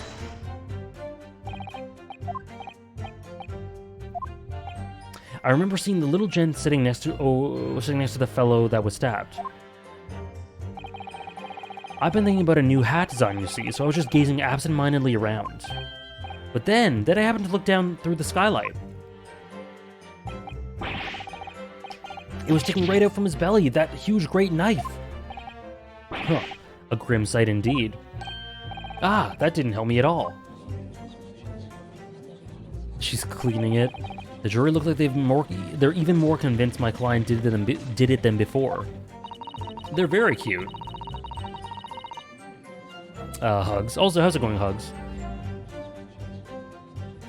That appears to have made everyone even more dubious that Mr. McGilded is telling the truth. If only we had some evidence to counter their suspicions. Mr. First? Oh, yes, sir. Is this the knife you saw? Good grief, yes, that's it. That very one, sir. Very well, Hugs. Is that... He's doing his best, Kingslayer. But... yeah. Yes, Counsel, this is the blade that has been driven into the victim's belly like a stake through the heart. That is a blade of considerable size, Counsel. It is. And furthermore, the scabbard is emblazoned prominently with a certain initial. The letter M, which seems oddly familiar. It is Dracula. Please, no. M for Magnus, perhaps? Or Magilda, possibly? Take your pick. It seems this particular big name in London made a magnificent mistake. Objection! But there are M's everywhere. Yes, like in Mason. Objection! Oh, look at that. This blade is far too extravagant for a poor brickmaker to have owned. No, this weapon of murder almost certainly belongs to the accused. Huh. Not conclusive, but certainly compelling, Counsel. Okay. My lord, if you will forgive the interruption... Objection. I need to hear it again. Juror number 2, go on. Oh, I want his objection to be a soundbite alert. Mr. McGilded is a pillar of society and a gentleman's word should be sacrosanct. However, those of us in the service know we must accept hard truths. Wait, what are you about to do? Dispose of the rubbish! God damn, tough crowd. Yeah, the jurors... I think so too, Hugs. Van Zieg's honestly good point, but fuck you. I don't wish to cause offense, but I do like to eradicate all traces of filth and grime.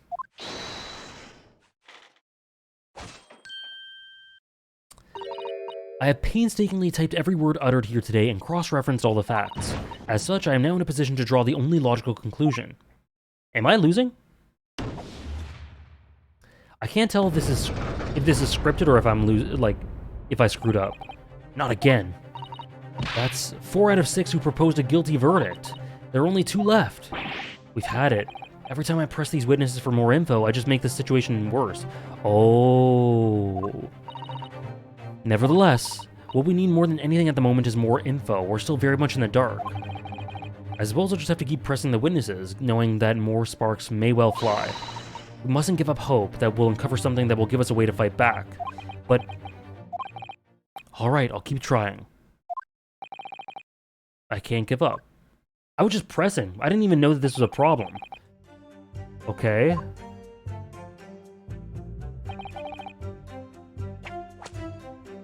Let me just quick little save.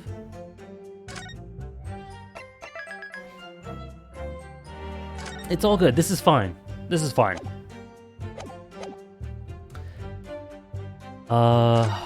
Okay. Crap.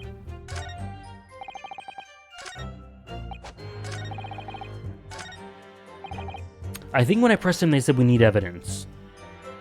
Let's try it. I actually look like Van Zeke's IRL. Good God, you never told me you were a Chad. As big a medieval vampire Chad as you are, Offie Burger. No. Hold it!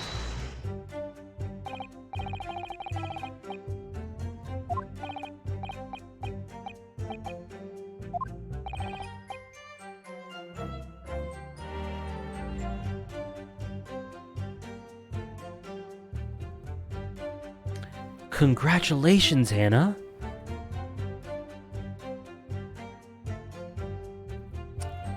Installed a new C drive to your PC, and you did it, and now you have space and Photoshop update? Big congrats. I don't even know how to install a new C drive.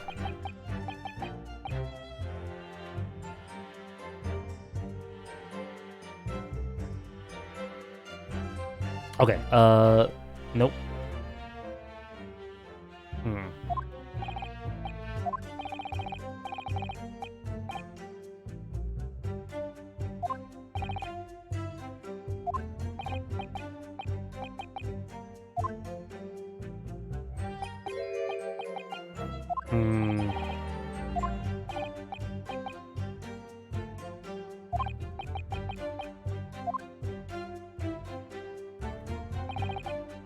Okay. By the way, guys, just a reminder,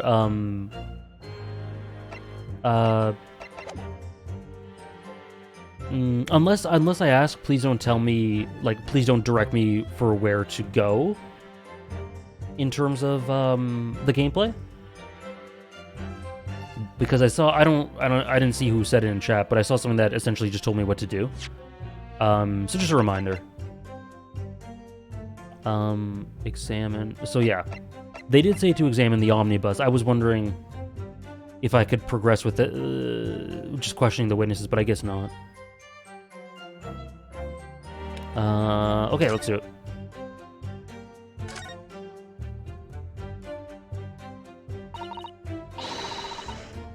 Well, let's open the door and go inside, shall we? Ugh, the scene of a murder, it's horrible.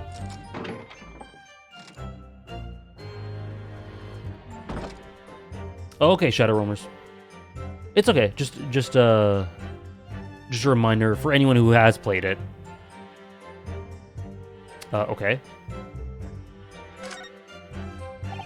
The seat looks reasonably soft, but it's actually rather hard when you sit on it. Only just wide enough for two gentlemen to sit side by side, really. An English gentlewoman would be dressed in such finery. Huh. It would be quite impossible for her to climb up to the roof deck, so she would have to be seated here. A woman in a kimono would have the same problem. Women's clothes are very impractical, aren't they? Yeah, in the middle of the... Oh, God. In the middle of the trial, we just climb in. How's it going, Yuki Berry? Hope you're doing well. That's blood that's soaked into the seat. The victim's, obviously. Yeah, the seat would be clearly visible from the roof deck. Would you really stab someone in full view of the other passengers like that, I wonder? Well, it was after dark, and there was a lamp in here, so perhaps the culprit couldn't see anything through the skylight. It doesn't seem like a planned attack.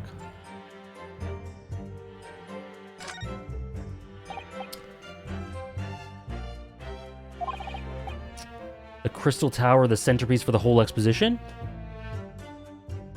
I'm good, Yuki Berry. A little stuck in the...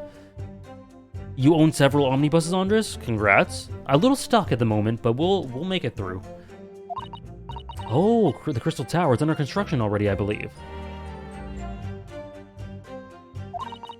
People all over London must be fizzing with excitement at the prospect of such a grand event. What is this? Okay. Oh god, Ramuki. Have you seen enough? Let's step back outside then. Oh, no. Okay. I didn't mean to do that. Okay. Sure.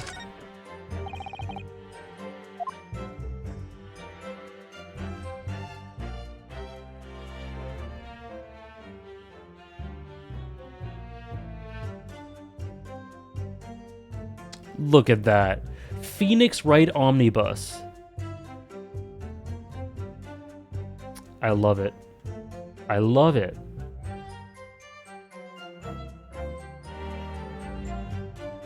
Beautiful. This is the roof deck. Must have a wonderful view of London streets here.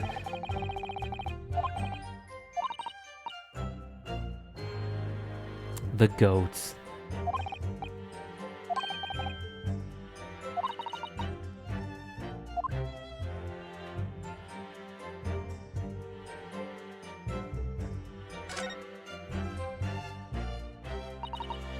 Oh, okay. Why were they outside if it was cold? I mean, they gotta get what they gotta get, right?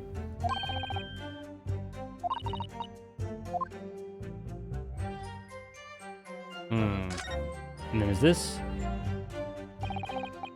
You can certainly see inside the carriage through this opening, that's for sure. And there's a lamp in the enclosed cabin, so I'm quite sure the witnesses would have been able to see quite clearly. That's not good for us. Okay.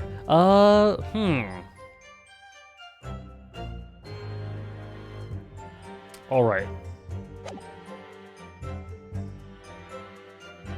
How do I progress this? Because I can't just mindlessly press.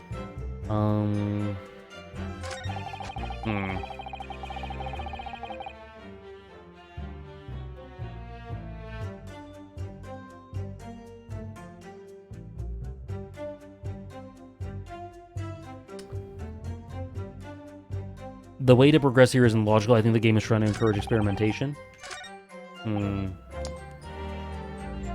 Because they mentioned something about evidence here. Because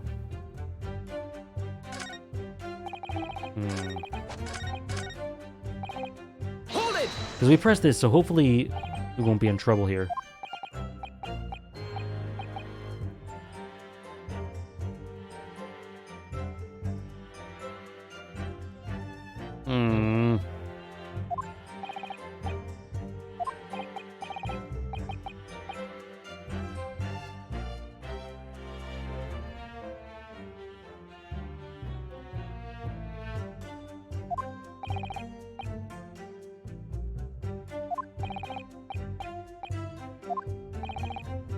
Nobody fled? Okay, what if I...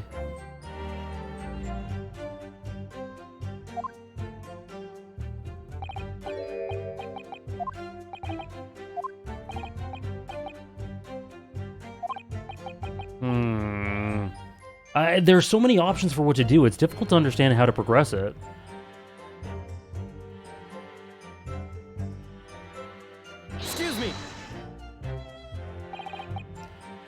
If I may, Mr. Fairplay, what do you... Oh, okay. Okay. No, these aren't jurors, these are the witnesses.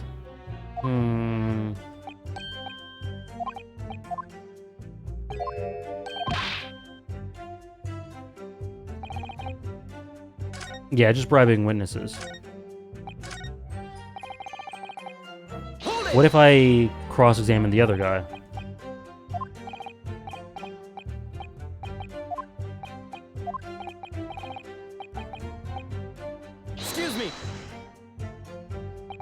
It is, but it also makes it so confusing as for the direction to which to go. How can I help you, sir?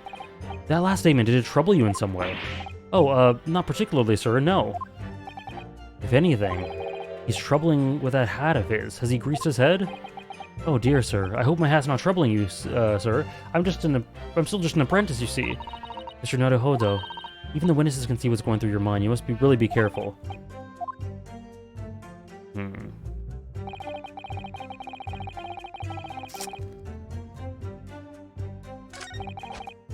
Alright, Kay. I'll keep that in mind. I don't know. It's I'm either missing something really obvious or it's just, like, unclear. It's fun to be lost in these games, in my opinion. I wouldn't agree. It's fun to progress after you're lost, for sure. So I can't just press willy-nilly.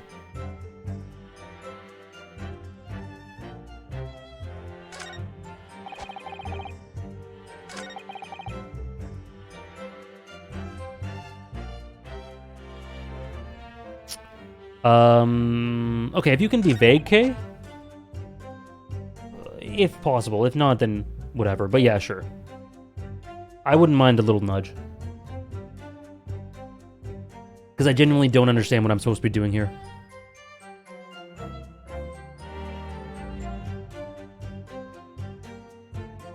Yeah, I don't want to be lost on this for a bunch of time. Same with me, Offie Burger.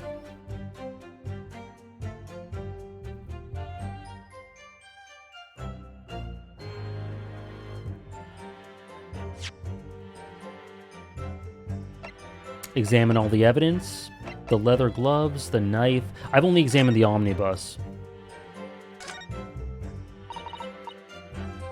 That part's the sheath? Are you alright, Mr. Naruhodo? Sorry, yes, I don't really like blades. Those don't seem to be the words of a man with a large katana slung from his waist. That's not a blade, that's Kazuma's soul. Aw.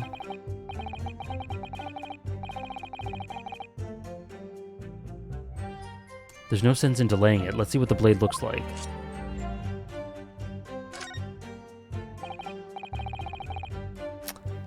That looks a lot like blood. It surely is blood, the victim's.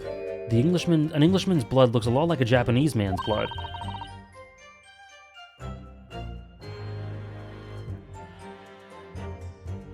I can't, though, Esper.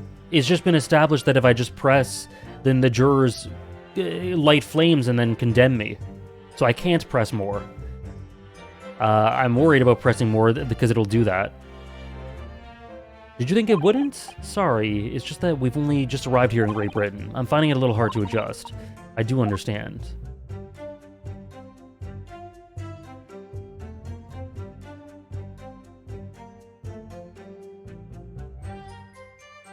Okay.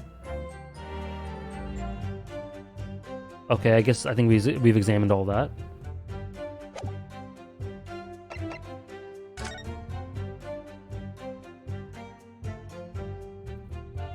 Then you don't have to, Kay. Then you don't have to, like I said.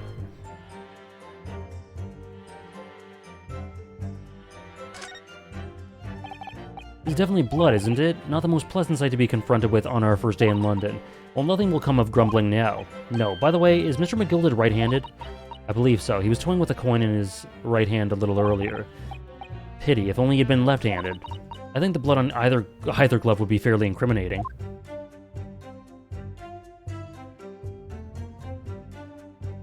Okay. That's examined. Wait, did I look in... Is there anything inside?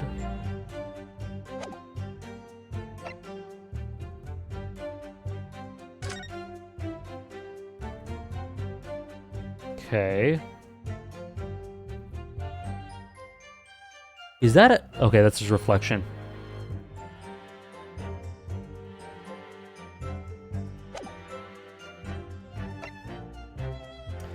Okay, like I said, you don't have to be vague if you don't really know how. I don't really know. Like, I think I just need a nudge to get into the habit of understanding what the game wants me to do, because this is very different from the original Ace Attorney trilogy.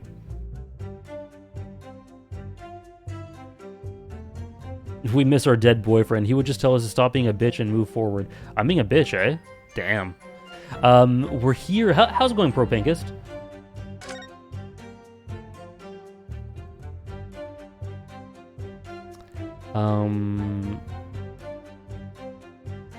If you are scared of pressing, the jury is scripted. Oh, okay. Okay. That's good to know. I was joking, MK. Okay, that's very good to know. That was very... I did not know that at all. Okay, that's what I... Okay, so I'll press. I'll just press. Let's press this last one. Hold it! What exactly did you see? Oh, that would be the passenger collapsed on the floor. And by the passenger, obviously you're referring to the victim, Mr. Mason the brickmaker. And then the other passenger that had the knife in his hand like this. By the other passenger, obviously you're referring to the accused, Mr. McGilded. And then he plunged it down like this, stabbing the other passenger in the belly. What?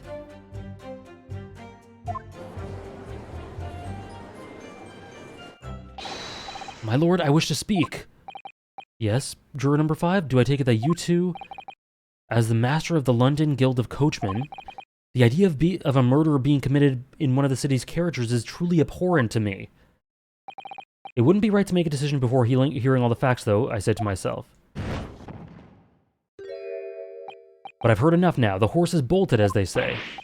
No, please, just be up now, Silverblaze. The finish is in sight.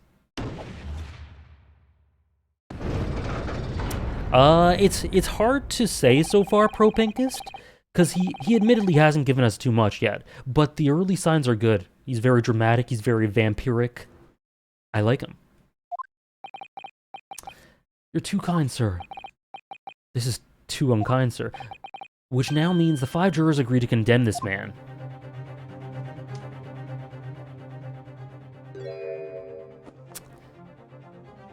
Yeah, I totally thought that the game was telling me that I was being punished for pressing. So I didn't press. Madam Juror number 6. Oh, yes, dear? What can I do for you? You have heard the testimonies of the witnesses in the stand. Yes, I certainly have. Still got my hearing, you know. Then pray tell, why are you yet to pronounce your leaning? Well, dear, the thing is, I'm a creature of habit, me. I always go to the park around this time of the day and sit on a nice bench and get on with my knitting. There's a lovely little park just where I live. McGilded Park, it's called. Oldbeg and Edgeworth and now Juror 6 and Van Zeeks. Oh, dear. Van Zeeks? I dig it. The gentleman... Actually, I should read this again. So she knits in McGilded Park. The gentleman donated to the city, you see, to put a smile on Londoners' faces, he said. I can't imagine such a fine young gentleman would have it in him to take another man's life. There we go. He's always doing wonderful things for the city. That's right, a man like that wouldn't stab someone, surely. Mother, may we go to the McGilded Public Library after, and borrow some more books? How many Londoners live with their heads in the clouds? Do you people not know? What kind of a man Magnus McGilded really is? The organ? What kind of a man is he? The philanthropist Magnus McGilded has enough wealth to purchase the entire city he claims to value so highly. Whoa. Whoa. Well, where did all that wealth come from? Is this the Van Zeeks theme? Your client is a Shylock, sir, and one with the very darkest of souls. What? Stone the Crows.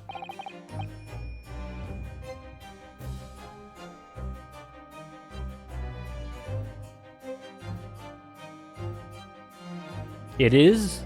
It's very him, at least so far. McGilded lends money at extortionate rates of interest so his victims have no hope of repaying him. When they default, he takes possession of everything they... Ooh...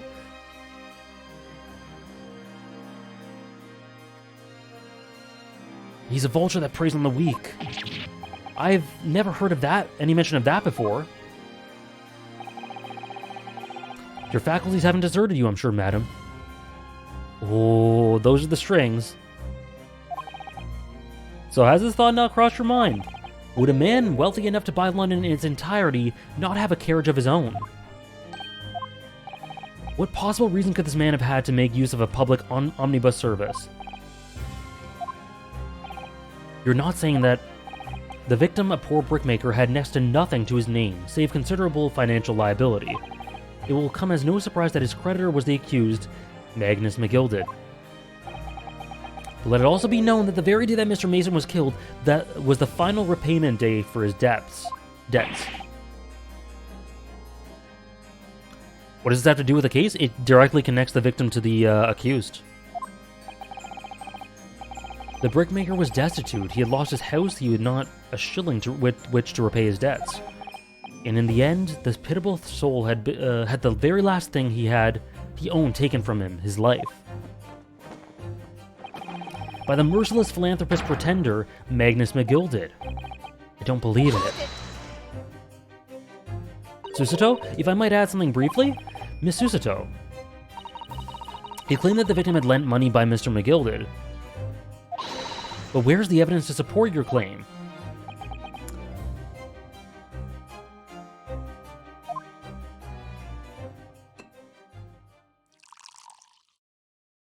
Gotcha, Ron. What the hell?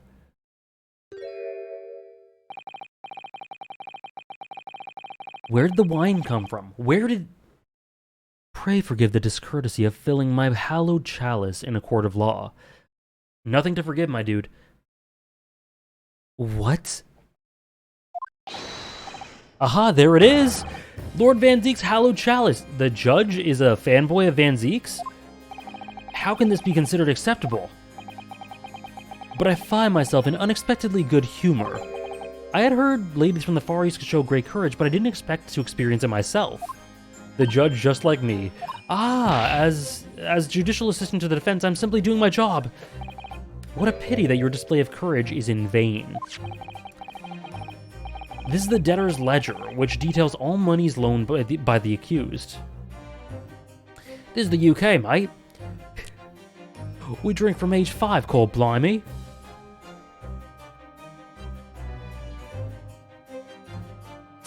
Really, Snowy? That's interesting given how deeply coffee is tied to his character. Thank you for the hydrate, hey Skirth. You'll find the victim's name clearly recorded inside. Oh. Allow me to present this ledger as evidence, okay.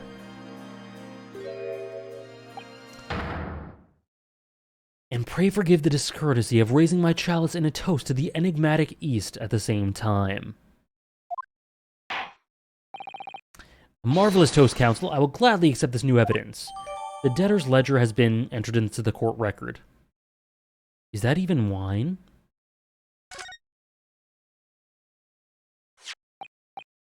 $20 guineas. The victim owed a considerable sum, and the accused made quite certain that he had ample recompense. Well, it would seem I've had the wool pulled over my eyes. Regrettably, madam, that is the modus operandi of the accused. And it's such a pretty little park, too. What a scoundrel. Hey, Gansey. I see, Snowy. Van Zeek is cool, but he's also very racist. I got those vibes. Still. I guess I lost, yeah. Maybe it's all for the best. Wait a minute. I don't stand for nonsense. Alright. R.I.P.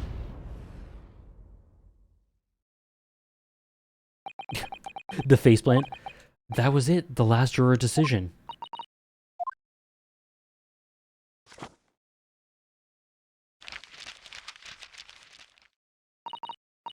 According to the Encyclopedia British Law, when all members of the jury have concluded that the defendant is guilty, court proceedings are suspended, and the presiding judge will deliver the final verdict and sentence.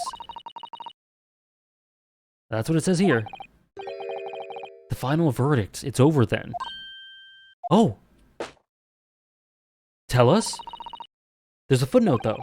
A footnote? However, the defense... Hold up. All 6 members of the jury are now in agreement in this case.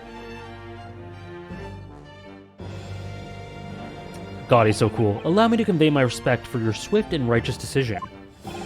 According to the laws of this country, I will now conclude the trial by delivering my final verdict. I trust there are no objections? Miss Susato, just tell me one thing. Yes? You were in the middle of saying something before.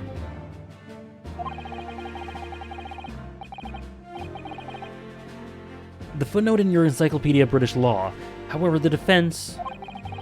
What did it say next? Oh yes, of course. One moment. When all the members of the jury have concluded that the defendant is guilty, court proceedings are suspended and the presiding judge will deliver the final verdict and sentence. Then the footnote says, however, the defense has the right to demand a summation examination of the jurors at this point. Yo! Are we character analyzing the jurors? A summation examination? Objection! A summation examination. From which century has that tome you have there been resurrected? Ah, judging from the binding, I would say that book is at least 50 years old. This guy's Estinian? I see it. Any modern text on British law wouldn't even give such an antiquated procedure a mention. It's a relic long forgotten, and certainly no longer practiced. So you're out of luck. Oh, Robert Vernon is Estinian? I didn't know that. Oh. What even is it, Miss Susato? This so-called summation examination. Oh, one moment and I'll read about it.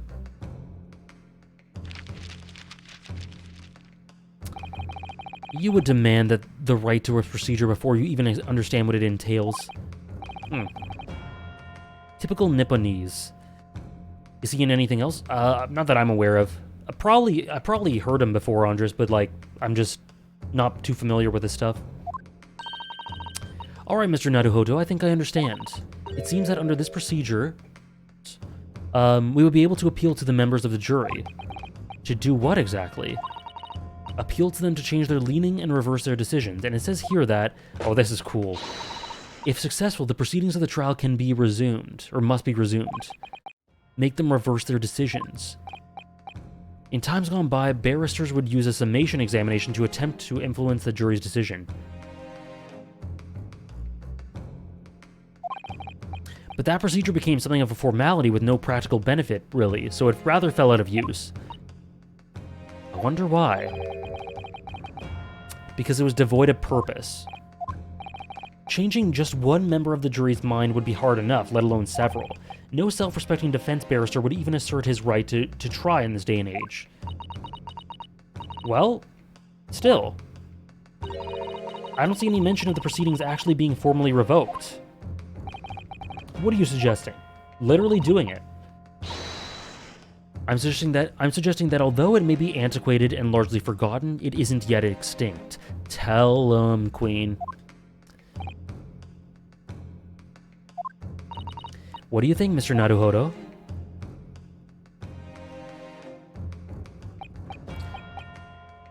Do we assert our right to carry it out or admit defeat? Yeah, do it. The defense wishes to assert its right to a summation examination, my lord. Objection! No. London is the capital city of the most powerful nation on Earth. I think I heard that already. We have a duty to the world to exemplify the very highest standards of the judicial procedure. Summation examinations are an embarrassment that should remain buried. Objection! The difference between the objections, but if it's all right, it's all right. I believe it could be pivotal in this trial. The defense's petition is perfectly valid. Nice, the court will proceed with the summation examination. He's racist, but he's fair. This is madness. Boardman, are you and the remainder of the jury ready? Well, I'm not. There was no mention of this in the letter I received, you see, so... All members of the jury will be asked to explain on what grounds they have reached their decision. On what grounds? You must justify your decisions and explain why you believe the defendant to be guilty. Well, my lord, you're rather putting us on the spot. What? At the very least, you should have reasoning for why you're sentencing a guy to death. This is most irregular. No mention was made of this before. I don't really hold with all this justifying lark. That seems to have thrown the jurors off. It seems none of them have experienced this before. Right, Ron? Alright then, the summation examination. A defense procedure no practicing lawyer has attempted for years, is it? Well, just maybe. It might be the opportunity we've been waiting for, to turn this trial around. That's really cool. I love that this is considered so old and dead and buried and rotted and decayed, this summation examination. State the grounds on which you consider the defendant, Mr. Magnus McGilded, guilty.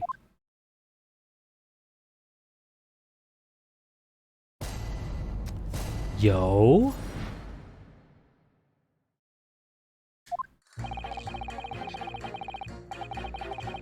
There was no one else inside the carriage at the time, so it has to have been him. Yo? Let me just blow my nose as I bop.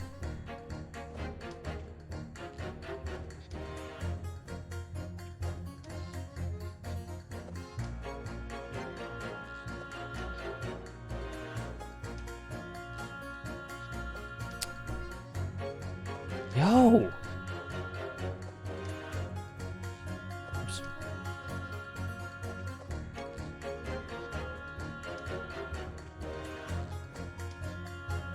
I trust the driver. He has an excellent memory, it seems. 4 passengers...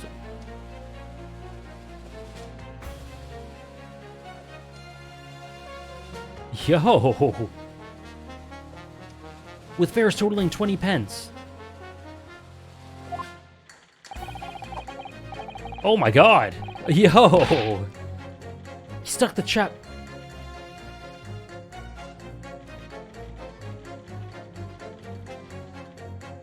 Oh, thank goodness you weren't there for my attempt at an Irish accent, Gansey. He stuck the chap next to him just like this. Brazen, I must say. Absolutely brazen. Yo, take the knife away from juror number 4. I have simply typed and collated all the statements made thus far and drawn the logical conclusion. You can trust the guild.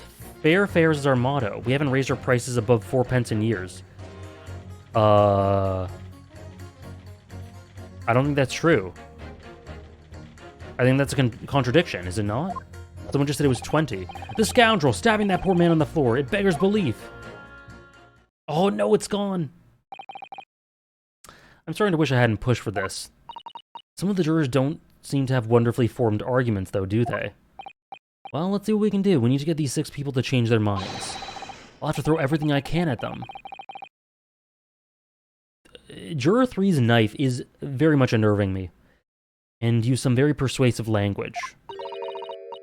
Just a moment, Naruhodo. I guess I gotta just be very ASMR-esque. According to my book, that's not quite how it works. Oh? I thought I was gonna have to thaw their icy minds with some heartwarming rhetoric about the defendants. That's Saul Goodman's job. Good, Nora. Unfortunately, once the jurors have decided the defendant is guilty, they're unlikely to heed anything the defense says. But then, they've reached their conclusions by their own reasoning, you see. Your pleas will sound like excuses. In fact, it could recoil on you. The more you try to persuade them, the more entrenched they may become. That's human nature, ain't it? Then what on earth am I supposed to do? Oh dear, I'm just citing what I read about British law, Mr. Naruhodo. Right, I'm sorry. Do you have any idea how to make this work, then?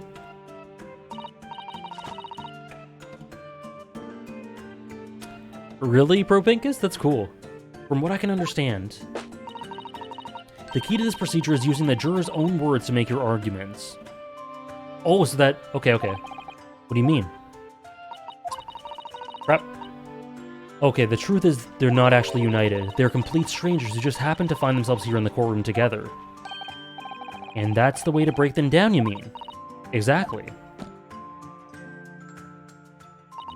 Look at her smile. We must listen very carefully to what each member of the jury says. Okay, contradictions. Okay, so we found one already. Pit the jurors against each other.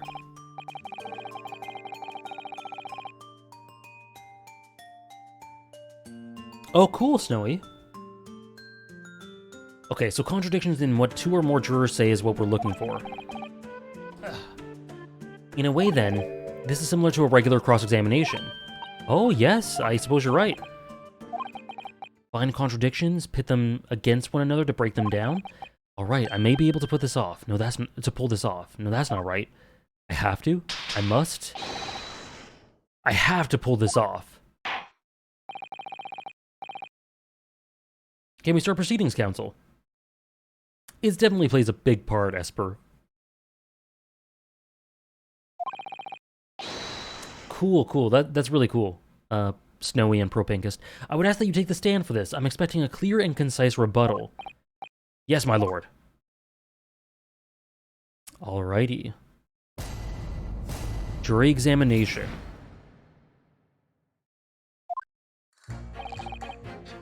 Okay, so there was a contradiction between the amount of charge.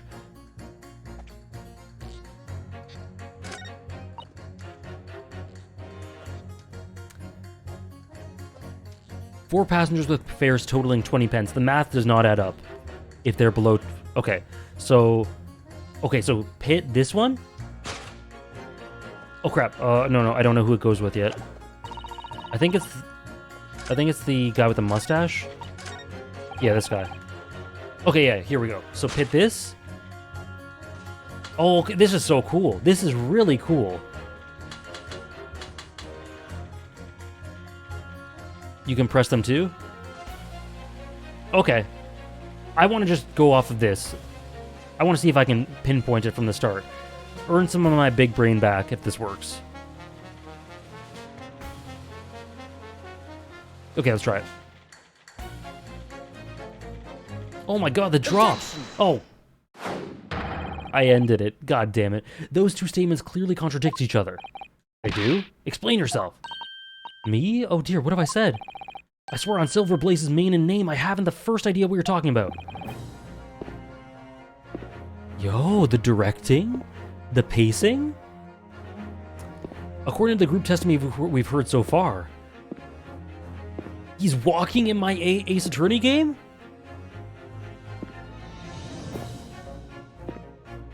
Ryu has the title screen music?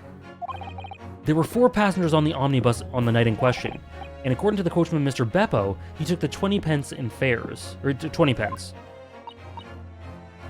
Quite right. I have those precise details typed neatly here in front of me. And juror number 5 told us the following. Yeah, the fare is always 4. That is fair. That it is a fair and convenient single price, just the way London's carriages should be operated. But that doesn't add up at all. In fact, it leaves a glaring discrepancy in the facts. Why, man? Why? 4 passengers paying 4 pence each. If you do the multiplication, it would be 16. Exactly. As I said, it doesn't add up. The figures are different. By 4 pence, in fact. Or precisely 1 person's fare. Thank you for the hydrate, Sam. 1 person's fare? Yes, in other words, on the omnibus that night, it is distinctly possible that there was an... Yo? The point? Where's the emote? Where's the emote?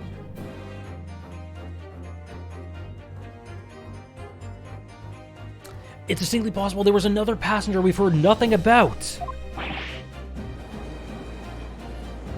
Yo, the camera work. This can't be right. The coachmen of the guild are good, honest men, one and all. Trustworthiness is our watchword. The figures your coachman claims most certainly do not add up. Your watchword, good sir, is a fallacy. I beg your pardon?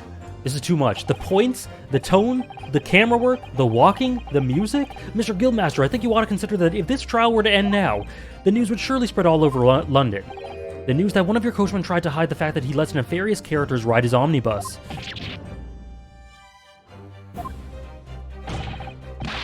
Alright then, how do I make this miserable trial... So how do I make it so this miserable trial doesn't end, huh? Tell him, Susato? Tell him. Well, according to my book here, you simply launch a ball of fire onto the innocent side on the set of scales. Now hold your horses there, coachman.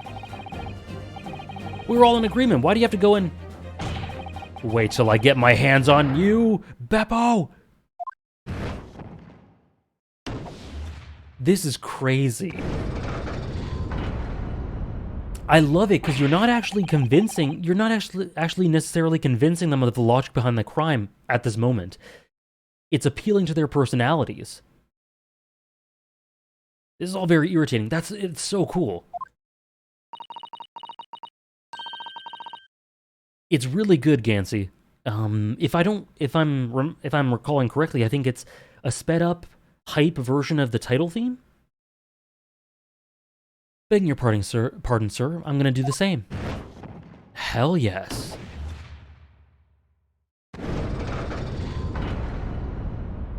Beautiful. For the love of Mike! Not you as well. A penny can be the difference between a smile and a tear, after all.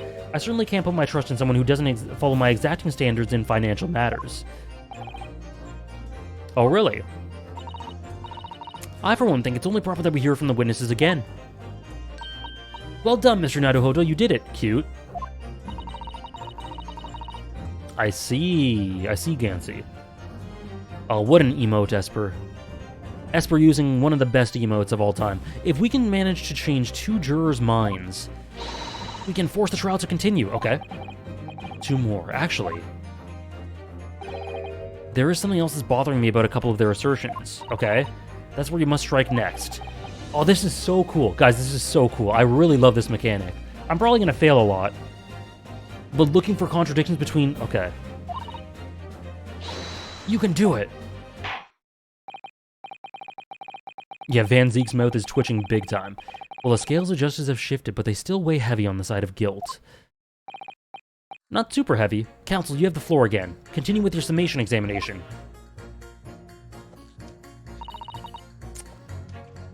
Okay, so 2 and 5 are good. There was no one else inside. Okay. He stuck the chap like this. Was it like that? It depends on the angle.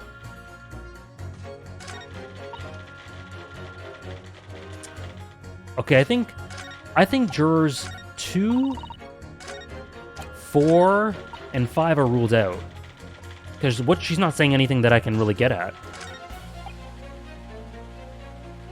I'm trying to find contradictions between this whole group, Andres, and pit them against each other to make them want to proceed with the case. Oh my god. Holy this song!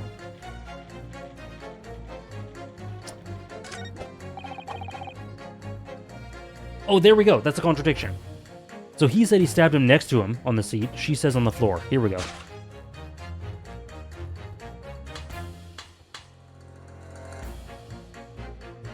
Objection!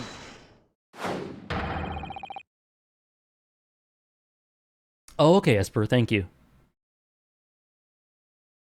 It is nice, Snowy Drop, and it also tells you thematically how things may have decayed over time. Potentially. I could be reaching, but... These two statements are completely contradictory. What? Explain post-haste. Oh, dearie me, I was knitting a jumper for my other half. What is all this claptrap? What does contradictory even mean, I ask you? We've heard from more than one witness that they allegedly saw the actual moment when the defendant stabbed the victim. Now, out of curiosity, juror number 3. What? Can't you see I'm busy here? How would you say the defendant stabbed the victim? What sort of motion? Want to test me, do you? Dude, chill! It was like this, stuck the fellow next to him without even getting up, just like the prim banker said. It's Ace Attorney, Andres. I'm pretty sure someone in the last trial had a knife as well. Or, sorry, someone in the first trial. That was Mr. Fairplay's testimony, quite true. Now then, juror number 6. Oh, is that me, is it? What can I do for you, young man? How would you say the defendant stabbed the victim, madam? Oh, well, dear, as far as I understand it, it was like this. On the floor. The coachman said so. Now don't move. Take a look at these two jurors. He stuck the fellow next to him without even getting up. And after he collapsed on the floor. Well, I never. They're stabbing in totally different directions. What? Bless my stitches, what a muddle. What this tells us is that there's a strong possibility one of the witnesses isn't telling the truth. But why? Why the dickens would they lie? I don't know that yet, but what I do know is that if the trial ends at this point, we may never find out. We may never know the real truth. Ryu. Unbelievable. My king. Ladies and gentlemen of the jury, can you really let that happen in all good conscience? Lies, you say? Oh, dearie me. I can't abide people telling lies.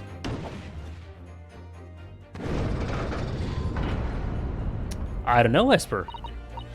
The third juror just needs to go to the gym, I guess. The scales. I don't believe it.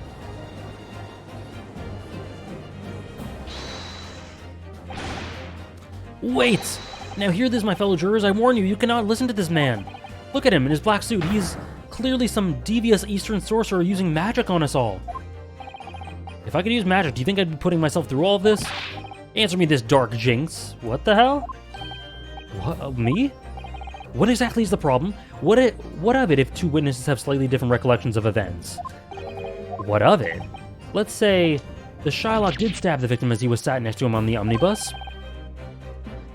And this young dandy saw him do it. And now let's say the victim collapsed on the floor, then the Shylock stabbed him again. And this old lady saw him do it. Well, what's to say it didn't happen like that, hmm? Who are you calling a dandy, sir? Excuse me. I should take this knife to you. Who are you calling old? Why, I should take this needle to you. They're ready to kill each other. I don't know, Wolfman. But could the foreman of the jury be right? Did the two witnesses see two different moments of the same crime? No. Because I think they said there was a single stab wound. Hold on. Yes. So the answer is no. Not possible. Yeah, that's very cute. He can't get the knife out. Unfortunately, Mr. Foreman. What is it, you Dark Jinx? Come on, out with it. What you're suggesting is impossible. It's out of the question. What? What are you talking about, man? How can you possibly say that? You do realize that I'm only doing my job. As the foreman of the jury, I have a responsibility to steer everyone in the right direction. So where's your evidence, man? That's what we want to see. I say the two witnesses saw two different moments of the same crime. If you say that's out of the question, show me some proof. Okay, evidence. As you wish. What? I'll give you the proof.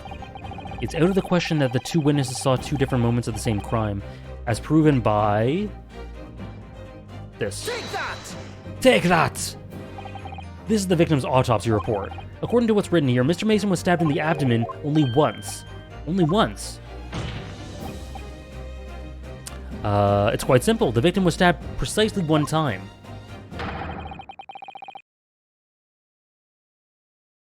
Too many genius sonority Pokemon games? Which means these witnesses can't possibly have seen it happen two different times. Alright, I can see defeat. Hell yeah.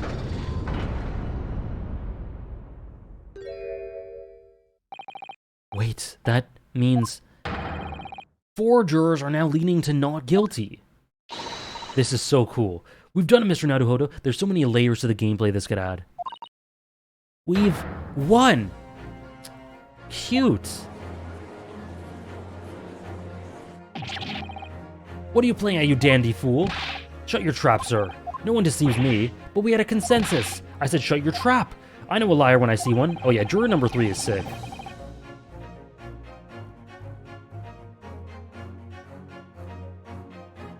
And if the chap ever dares to cross the threshold of my shop, I'll take this razor-sharp blade and shave every last hair off his head. Yo! Did you guys see that animation? Yo! Please tell me he's a barber.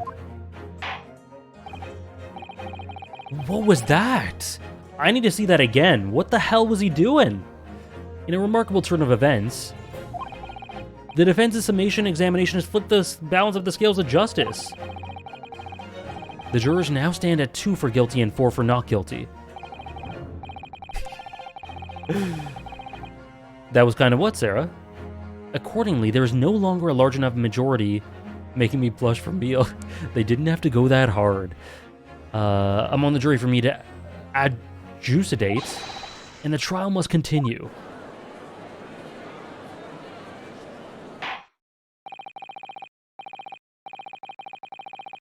I need to see that one again, Esper.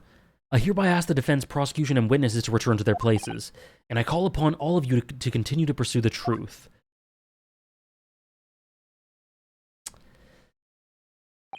So, Lord Van Zeeks, continue to substantiate the case for the prosecution, if you please. How is my guy doing? I assume he's not doing super well? Yeah, he needs a drink.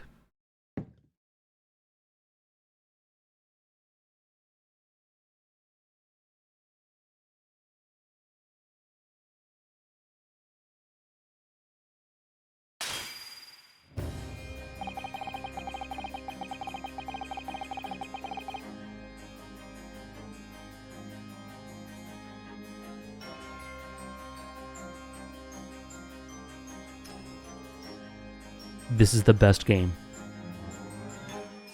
How did that get more reaction than actual horror games? It's Van Zeeks, what can I say?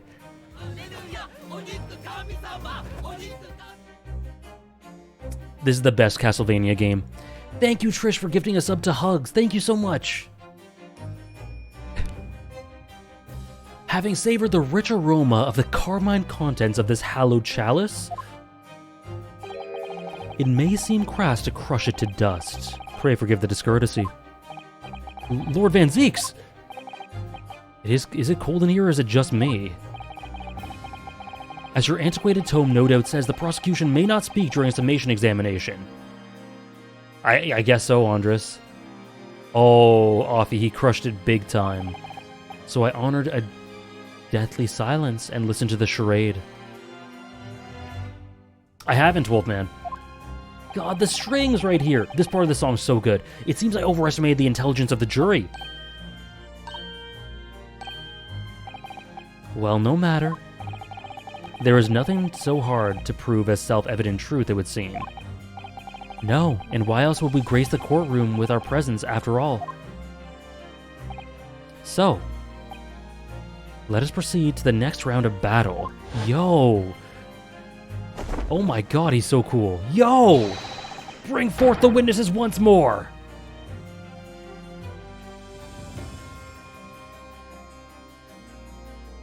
Well, I'll read Bleach eventually, Lucky Lazo. Maybe on stream? Goddamn, MK. Witnesses! I trust you heard the summation examination we have just had to endure. I can't wait to add this guy to my top 100 antagonists. Oh, yes, sir. I did, sir. Of course I heard it. The whole thing's great, Gansey. Oh, yes, sir. I heard it. You, sir, on the end. Coachman. I believe it's Beppo? Yes, sir. My lord, sir. They're terrified. If it transpires that in your previous testimony, you were attempting to veil the presence of a fifth passenger on your omnibus, you will be found guilty of perjury. You are advised to bear that in mind, sir. Oh, mio Dio. How dare you cut the music. Now then, witnesses, I hereby call on you to testify before the court again. You will explain the various misgivings brought to our attention by the defense's summation examination.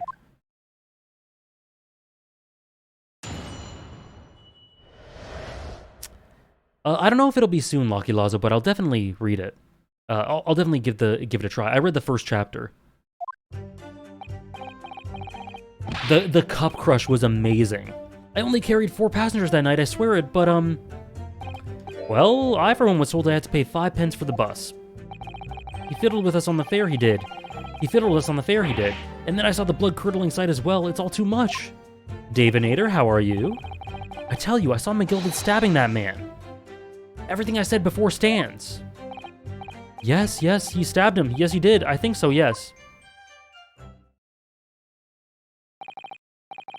You think someone would do that? Just go to the court and tell lies? You know, I'm going to go out on a limb. I know it's a reach. I know it's a total contradiction to the themes of the series, but I think it's possible. That's not even his best sprite. Counsel, make sense of this for me, please. The phantom fifth passenger conjured into existence by my learned Eastern friend never existed.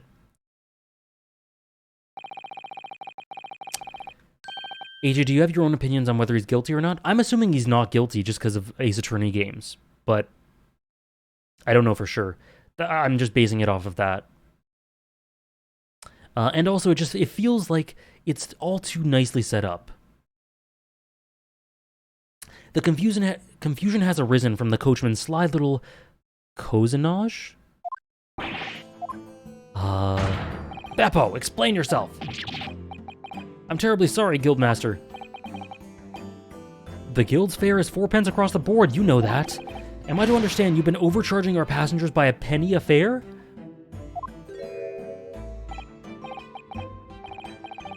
It's so cold, the last run of the day is always half empty. You have been dishonest, coachman. I'm sorry. You're a disgrace, Beppo, a disgrace! And your selfish actions have brought dishonor on the entire guild. If I may, sir? I had to pay 10 pence on the bus just last week. What? 4 passengers at 5 pence each is, yeah, 20 pence. I've done the arithmetic 10 times already, but I just can't make the results come out differently. No, that figures. Well, it would appear that one of the aforementioned misgivings has already been explained.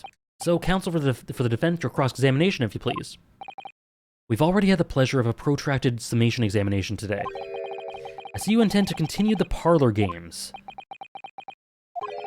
Beb was on his grind big time. Absolutely.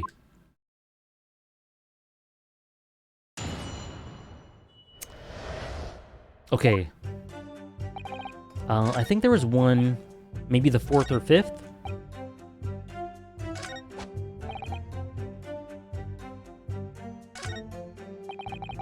Yes, he stabbed him. He did. I think so, yes. I think so. Hold it! Earlier you testified that you saw the moment the defendant allegedly stabbed the victim, didn't you? Yes, that's right. Right, Ramuki? Thank you so much, capitalism. You said that the victim was on the floor and described the assailant holding the knife in an ice pick grip. Yeah, I suppose. I might have, you know, yes, put the cart before the horse, maybe. What's this? Well, I'm quite sure about most of it. I was driving the horses when I heard a scream from the seats on the roof deck. Oh, I expect that was me, sir. Then when I turned around, yes, I saw it through the skylight. The gentleman was on the floor and the knife was sticking out of his midriff. That's right, yes, and the fellow holding the handle was a famous man. Yes, so in short, you didn't see the moment the victim was actually stabbed at all. I really thought that I did, but when I go over it in my head, no, I suppose I didn't actually... Truth!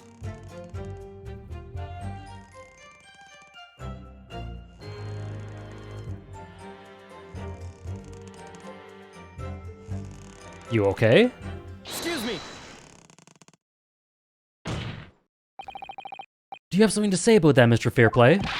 Now you listen to me. I know what you're thinking. You didn't really see the exact moment the fellow was stabbed. What are the chances of that? Eh? Are you asking me or telling me? He's getting flustered. I might be able to extract some new information from him if I answer him cleverly. Could he have just happened to see the exact moment the crime was committed? Some days are like that. Some days are like that. I keep reading this guy's name as Foreplay. No chance. Well, it's a little hard to believe, certainly. But unless you spend your time peeping through a skylight on top of an omnibus, that is. Oh, peeping? I'm a respectable city banker, I'll have you know. It do be like that. And I know what I saw. I remember it as clearly as a Ballarat day. It was a grim scene, I don't mind telling you. Thank you, Mr. Fairplay. Oh, excuse me if I was getting a little hot under the collar there, my lord. I would ask you to supplement your testimony with a clear statement about what exactly you saw. I can do that, all right. I'll tell you just how grim it was. Peeping Tom. Oh, no. The sight of those blood-soaked hands... Oh, you're digging yourself deep, my dude. That's a contradiction! Do you think I'd forget the sight of those blood-soaked hands after that butcher stabbed the man? That's a contradiction. Because what do we know? He was wearing gloves. Objection! Blood-soaked hands. Well, I admit that soaked might be laying it on a little thick, but...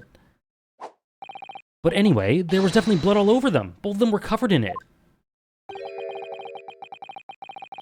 I can't believe it, Trish. I'm very sorry to disagree, Mr. Fairplay, but that's more than a little peculiar. What? Here are the gloves worn by the defendant, Mr. Gilded, on the night in question. Oh yes, right. And there certainly does appear to be a sizable dark-colored stain there. But as I'm sure you can clearly see, these are gloves. It's only on the right hand glove. Oh. Okay, never mind. My logic was wrong. Outcome right, logic wrong. Ah! In short, Mr. Fairplay, your testimony's inconsistent! But no, that can't be right. So you're the liar then. Ah! That's right, you were quite clear about it. You said, it was both hands.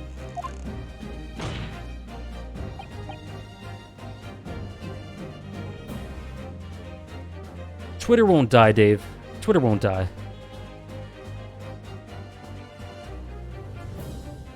If your last statement was a lie, Mr. Fairplay, it calls your entire testimony into question.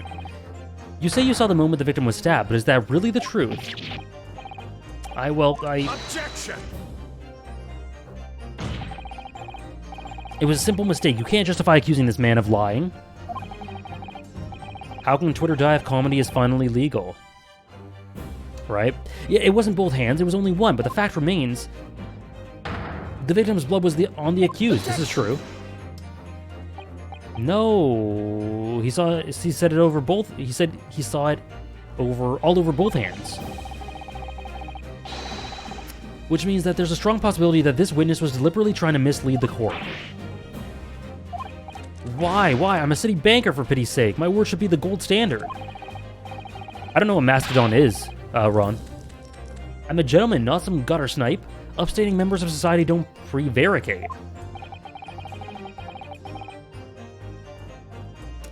He's claiming to have no reason to lie. But is that really the case? Mr. Naruhozo, if we had some evidence to explain why Mr. Fairplay might be lying, it could turn the tide in this trial completely.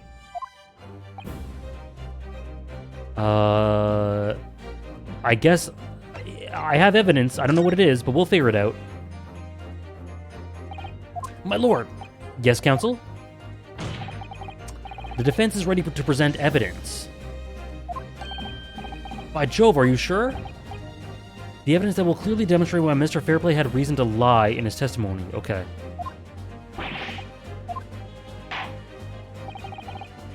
Very well. Okay. Do I actually have the evidence, though? Hold on. I don't know if I do. I was just bullshitting.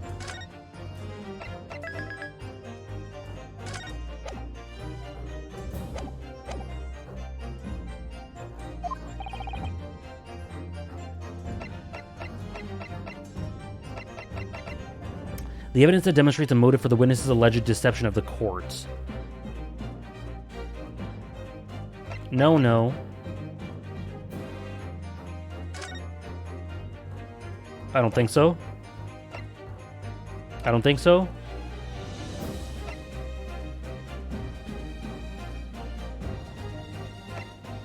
Yeah, I just saved Wolfman.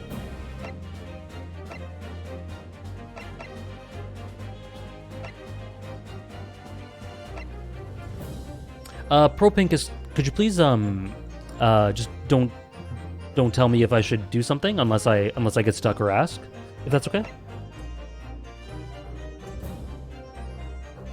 A catalog of people who would borrow the money from the defendant at a high rate of interest. It includes the victim who owned 20 guineas. Because I just want to organically... Like, it's true, I've been forgetting to examine stuff, but I'm pretty sure I examined most of this. But if I make a mistake, I want to just learn from it, you know?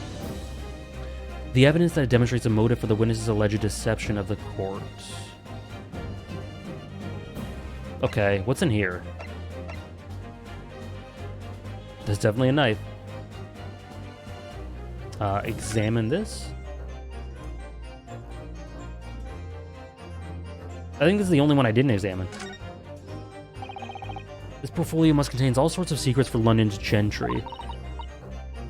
Do you really think we ought to look inside? Well, it's not as though we know of any of London's gentry personally, is it? I don't know what that word even means. Apart from our great detective friend, perhaps. Actually, I wonder. I assure you we will not find Mr. Sholmes' name inside. Well, let's see what we find. I don't even remember getting this. Thank you for the follow.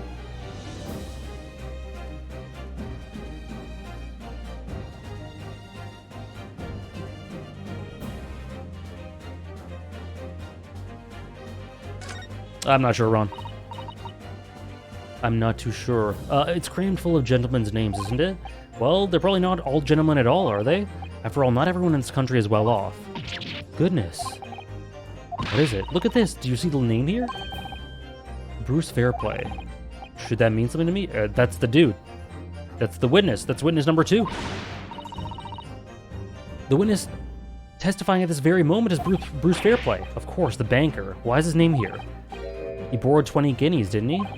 And look, the repayment date is fast approaching. Okay. Okay. So I think this is it. Zeke's presented it when Susato questioned how he knew Mason was a client. Oh, yeah, okay, gotcha. Thank you. Thank you, Shadow Roamers.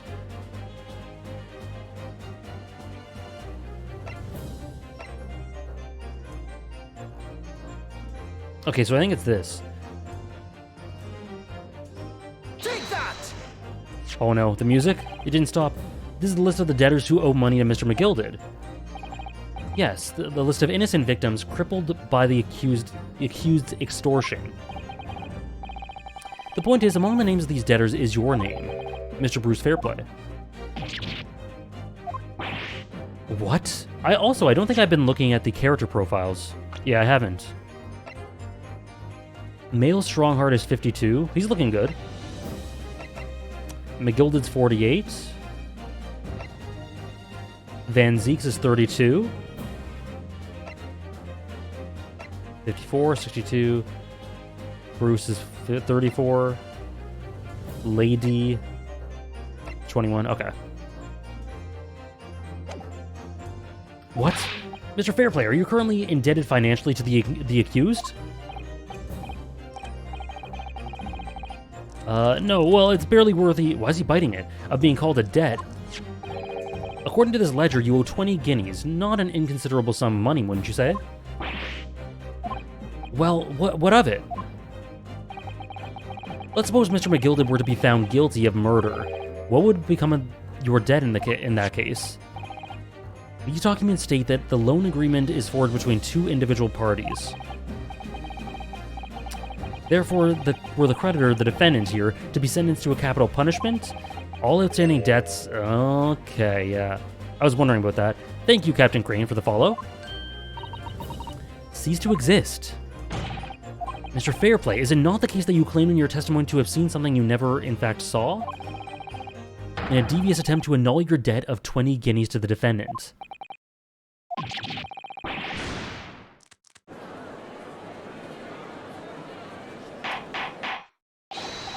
Order! Mr. Bruce Fairplay. Yes, my lord? Let me ask you again, and be aware that your answer may have most serious implications on your future, sir. Did you or did you not see the precise moment at time in which the defendant is alleged to have thrust a knife into the victim? No.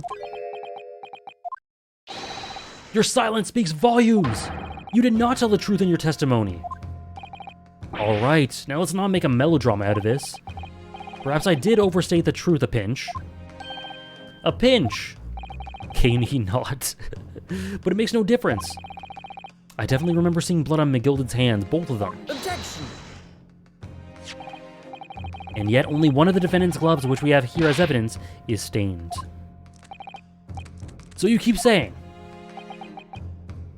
Oh, first, I wonder if I might be allowed to speak, sir. Go ahead, Mr. First.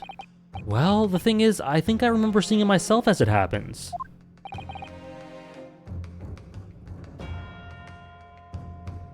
Alright, Offie. I'm guessing it's another class. Enjoy. Yeah, a fancy way of saying you're lying. Seeing what? The blood, sir, on the assailant's hands. I think, yes. I'm almost sure that it was on both of his hands, not just one. Okay. What? Oh, he's dead. What does that mean? It would appear that we're going to need further testimony from all you witnesses. This time I would like to know precisely what you did and did not see. Do I make myself perfectly clear? Yeah. Mr. Naruhodo, this is good news. The course of the trial seems to have slightly shifted at last. All right. Boom, boom, ba-na-noom, boom, but there was blood on both hands of the assailant. I sincerely and distinctly remember that. However, I suppose you might say that I didn't see the exact moment the stabbing transpired, if that matters. Yeah, it was mentioned, Snowy. It's very cool. Although that second sentence, I didn't really think about it that way. Or, I didn't know about that, so that's very cool. Thanks for sharing. I remember seeing the knife, and I remember seeing both of the attackers' hands with blood on them. I didn't actually see anything myself, no, not until I heard the scream. Okay, the fact remains, there can't have been anyone else inside that carriage, or we all would have seen. Is that true?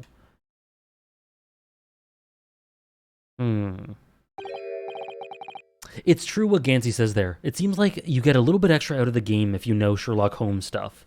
So I appreciate whenever you guys share that info. In truth of fact, not one of you was witness to the crucial moment the crime was perpetrated. I apologize, my lord, but honestly, there was no one else inside the carriage, and the man's hands were covered in blood. That much incriminating evidence is tantamount to saying we saw the man do it. That's really not what the testimony is about. Let us examine the interior of the omnibus once more. The fresh blood is clearly visible on the seat, corroborating the witnesses' accounts. In other words, there is no substantial nor significant change in the facts of the case. Very well, your cross-examination, please. Yes, my lord. All right. There are a couple in here that I wanted to take a look at. I guess there are always 5 statements. There was that. There was this one.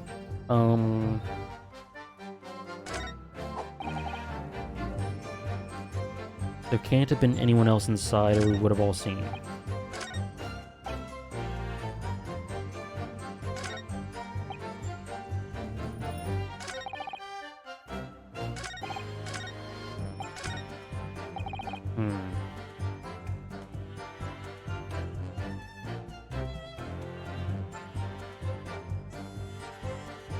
Well, hey, it's better than me, Propinkist. I've got nothing.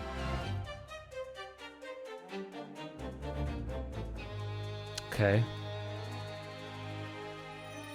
Let's press maybe this one. You didn't see anything.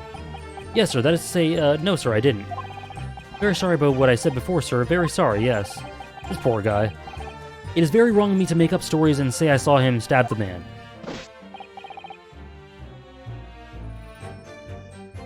Wouldn't you agree, sir? I imagine there's just overlap with the content of the stream, maybe, Andres? I'm not sure.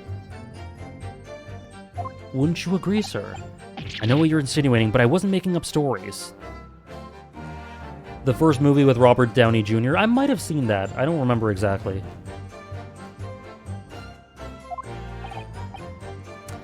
To say you saw nothing isn't right either, is it? No, sir, I saw nothing at all. Mr. Beppo, you were driving your horses.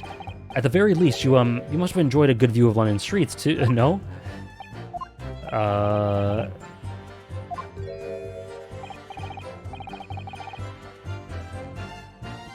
Wow. Really, Propinkist? That's really interesting. You didn't even see that? It was so cold that night, you see. It was all I could do to keep from passing out, sir. My head was fairly frozen solid, sorry to say, sir. It would seem prudent to avoid travel on the last omnibus servants of London's cold winter nights. Beppo!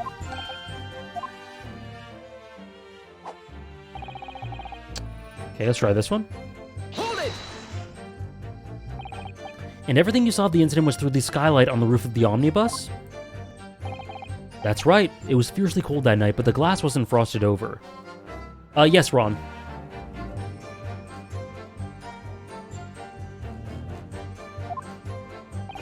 Oh yes, I remember I was shivering. It was so bitter.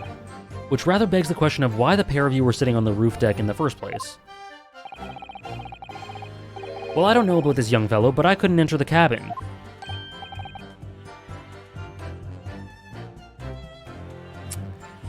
True, Andres. Why not? It was locked from the inside. I tried knocking, but no one opened the door. It was locked. That's right. And it's a public bus service, for pity's sake. That's not what I call fair play. I had the exact same experience. I tried knocking, but the gent inside just gestured at me to clear off. Oh. So I had no choice but to climb up to the roof deck and look down longingly into the warm cabin below.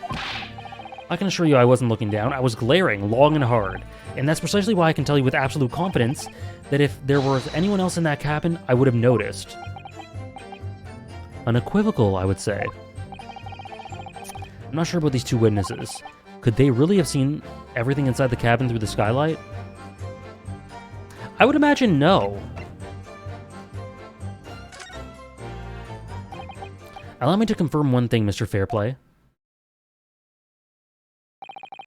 You were riding this omnibus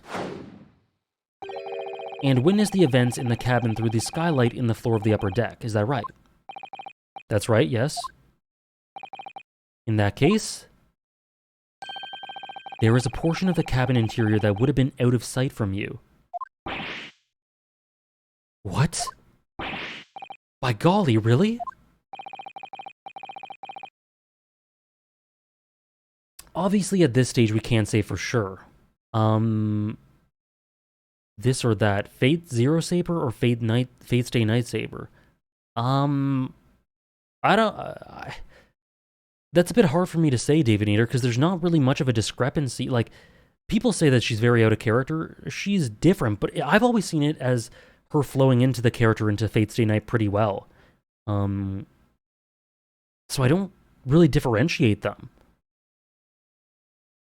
I guess Fate Zero, because I like Fate Zero more, but that's really the only reason. I don't really differentiate them. Whereas, like, Gilgamesh is so entirely different to me in role and characterization from Fate Zero to Fate Stay Night. So I can separate him easily. I guess Zero then? But it's a difficult question for me. Oh, nice, Baguk. Thanks for that. Are they even meant to be the exact same characters, since they're summoned? Yeah, I imagine they are. I think they are. There's supposed to be continuity there. Gilgamesh is a different situation, though, because of what happens at the end of Fate Zero. Obviously, at this stage, we can't know for sure. Yes, they do. They do, Andres. But the possibility cannot be denied that at the time of the incident, there could have been another passenger in the enclosed cabin of the omnibus. Objection!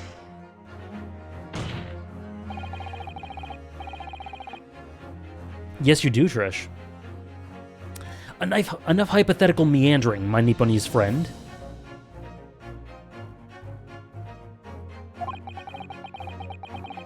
Same with you, Sarah. The prosecution demands that you substantiate your claims. After all, the scene of the crime is here in the flesh. Want to know what this Gilgamesh business is about?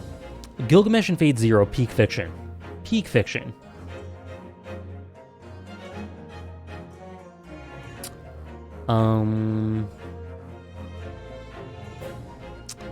Yeah, I never really bought into that common opinion antagonist, of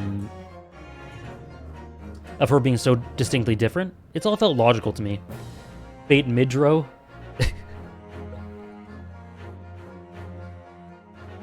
Oh, Kiritsugu is one of my absolute favorite antagonist, or protagonist, excuse me. Very well, I will uphold the prosecution's demand. Yeah, the judge isn't bad outside of his weird racism in the beginning. You will identify the area on the cross-sectional plan of the omnibus. Huh. Where exactly are you suggesting that the extra passenger could have been situated? I wish I could... Wait, court record. Let me see.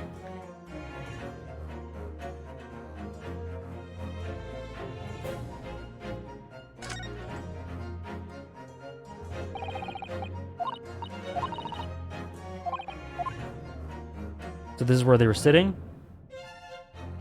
I think it would have to be the blind spot there then.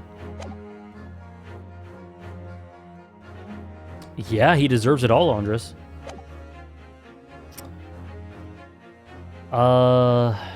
Here?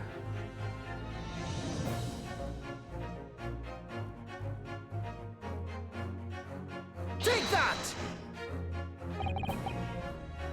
Both rows of seats face in the direction of the travel, whereas the seats in the enclosed train face each other, which means the visible part of the cabin, which passengers on the roof deck can see through the skylight, is as I've drawn here.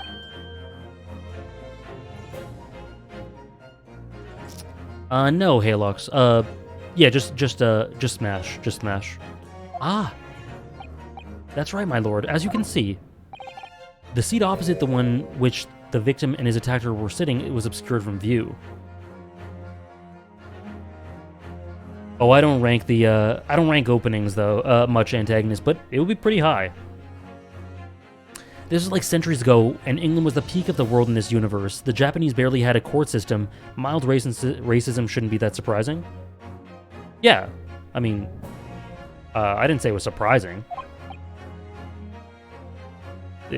I've said consistently throughout the entire time that it's very appropriate to the time period and the context. I didn't say it was surprising. Ultimate 2 antagonist. If someone had been sitting on that seat, it's quite possible that these witnesses could have been completely unaware.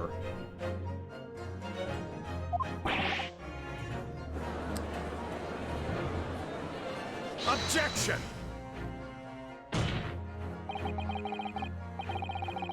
It's quite possible some phantom was sitting there. You Nipponese have a forbidding habit of obscuring the truth with ambiguity. I concur with the prosecution's rejoinder. In a British court of law, evidence is paramount. I cannot entertain this conjecture, counsel. That is, unless you're able to put a name to this mysterious passenger for whom you allude. Can you? Let me see.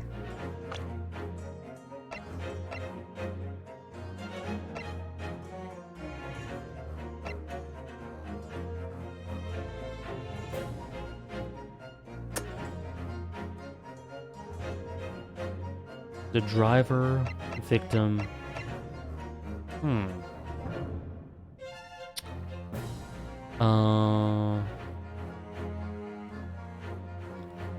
Are there any good volleyball video games like FIFA? In Mario Party, there's an amazing volleyball game. Or wait, that might be tennis.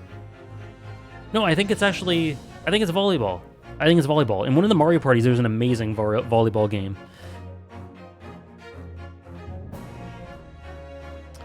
The Mario Sports Mix? Is it in that? Okay.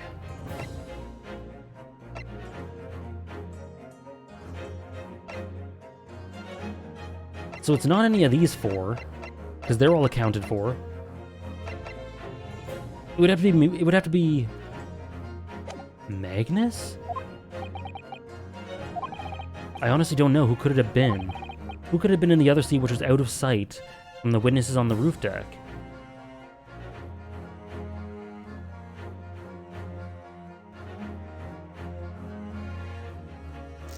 I have no idea, Halux. Oh, that sounds really good, Andres. I tend to enjoy Mario Sports. Okay. I have an inkling. I understand, my lord. The defense would like to put forward a name. I'm just going out on a limb here. Because, like, why would it be... I don't know where that leaves us. You are a fool. That response was a desperate attempt by a man who has no notion of his own limitations. A toast to hard lessons not yet learned.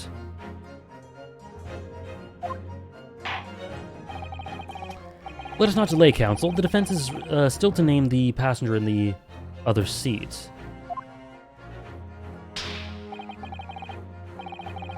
This could be it. This could be the chance I've been waiting to turn the trial in my favor. On that night, on the night of the murder, the person occupying the seat in the omnibus cabin that was obscured from view was... So, I don't actually... Okay, let me see.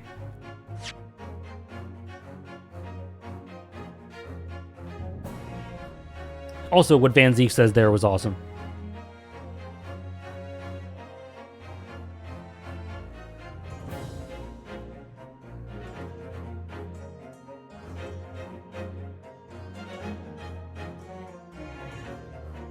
Did they not think he was sitting next to him? Okay, I don't know where exactly that puts us in the trial. My brain's a little confused, but I think it has to be McGilded. It was Van Ziek's! I think it has to be him. The passenger in the enclosed cabin that the witnesses on the roof decks failed to see has to have been Mr. Magnus McGilded. It was friendship all along. It was me. The witness didn't see blood, he saw the prosecutor's wine. Mr. McGilded? What are you talking about, counsel? That's the name of the defendant. That's exactly why I was like, huh? Objection! Holy shit! If I desecrate this chamber by smashing my hallowed chalice, do forgive the discourtesy. Lord Van Zieks! People talk of those tiny island nations in the Far East as having a learning and culture of their own. But I see they use the terms ill-advisedly. Forgive the discourtesy. I love that tagline, or that catchphrase of his. Forgive the discourtesy. What are you trying to say? Let me explain in terms that even a student of an artless backwater such as yourself might understand. When the bloody scene unfolded, the victim and his assailant were sitting side by side. Multiple witnesses have attested to the fact. It's the very premise on which this case is built. Objection! Casual, just a little casual racism sprinkled in, Suki. But that premise may be wrong. What? If the victim really was sitting beside Mr. McGilded... Me too, Sarah. It creates an inconsistency that can't be reconciled in any way. What inconsistency, counsel? The defendant's gloves, my lord. Both witnesses made the same testimony. They claimed that there was blood on both hands of the person sitting next to the victim. Oh, there we go. Yeah, that's true. Yet we know the truth to be otherwise. Only one glove bears the gory remains. Objection! The point is, even in the face of this irrefutable evidence, both witnesses have maintained their stance. Yes, their testimony remains unchanged. Exactly, they both adamantly swear that they clearly remember seeing blood on both hands.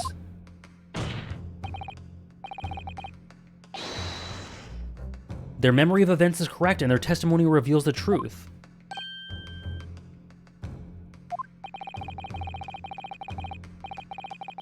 It was somebody else sitting beside the victim that night, a third party we have yet to identify. I see, okay. And the victim's blood was on the passenger's hands, both of them. Objection! And who was this third party? Obviously, the true culprit.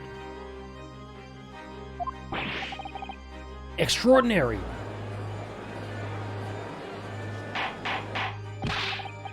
Order! What exactly are you postulating? Objection! The defense's postulation is just that, nothing more than conjecture. The witnesses have clearly stated that they saw the accused. Objection! But even when elaborating on his testimony, Mr. Fairplay said the two of them were wearing hats and I couldn't exactly make out their faces. Yes. The tops of their heads were obscured by the roof. I could see the rest of them, though. That's right, both gents were most certainly hatted. Hatters do tend to notice such things, sir. This guy hasn't played much of a role yet so far, so I'm interested to see what role he has. And what particular styles of hat did the two gentlemen sport, Mr. First? I'm afraid I don't remember. And you call yourself a hatter? The style of hat makes no difference. There was no third... Oh. There was no third passenger in that cabin. How can you be so sure? Because if there had been... Oh, here it comes. Oh, it's so good. Oh, it's so good. The accused Mr. McGilded would have undoubtedly offered to depose that fact. Unless that is, you are proposing an even more preposterous explanation. Hey, preposterous is my middle name. This is Ace Attorney. That the accused failed to even notice the presence of the true culprit in the very cabin in which he traveled.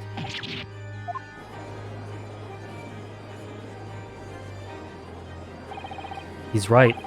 If there was another person traveling in the enclosed cabin of the omnibus, it's inconceivable that Mr. McGilded would have been unaware of it. Order! There is clearly a simple solution to this problem. Bring the accused Mr. McGilded to the stand? Well, what say you, counsel?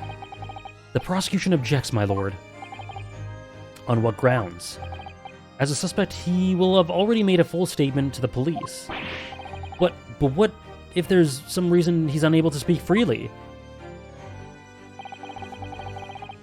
Magnus McGilded is no uneducated ruffian. I'm just not vibing with him, my lord. If it indeed turns out the man has been withholding information, you can be sure it will have been a most deliberate act. Counsel for the defense, what is your opinion? My lord? Should we ask Mr. McGilded to testify or not?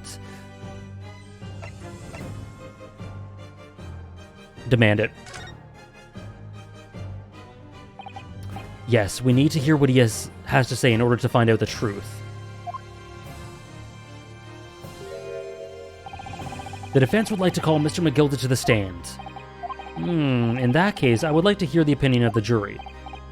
Yes, I need a little time to consider this. If you ask me, I think we should hear what Mr. McGilded has to say. Get the man out here, I say. He is cute, MK. It would be utterly illogical to not hear his testimony. When something needs doing, get it done. That's how I run things at the guild. Hearing what the patron of my favorite little park has to say, oh yes, that would be lovely. The jury says the man must be heard. Very well, the court will hear the defendant's testimony. Bailiff, show the defendant to the stand at once. Depends on what a lot is, Andres. There have been some shifts already for sure, and new entries. I think it'll be significant, but I don't know if it'll change a lot. Now, maybe what actually happened that night. I can't wait for Final Fantasy XIV to join it, though. And to have a new antagonist, that'll be great. Hey, Santi, how's it going? Will finally become clear. All right. Let proceedings be resumed. Hope you enjoyed it, Snowy. Was pretty good? Cool. Mr. McGilded, have you been listening to the discourse of the day? To be sure I have, my lord. There are now two matters on which the court desires to hear from you. Heaven's Peak, indeed. The first is whether or not there was a third party with you in the omnibus cabin, as proposed by the defense.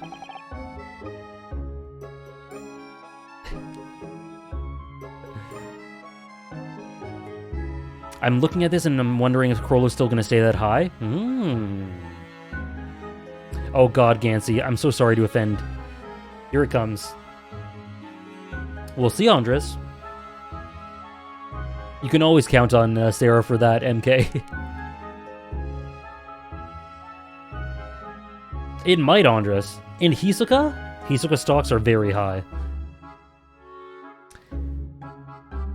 The second is that if such a person was indeed present, why did you conceal that fact from the police? But God, no! 'Tis not in my nature to hide anything at all. God. Just answer the question, please. It's been like 2.5 hours since I last talked as him. I need to get into the mode.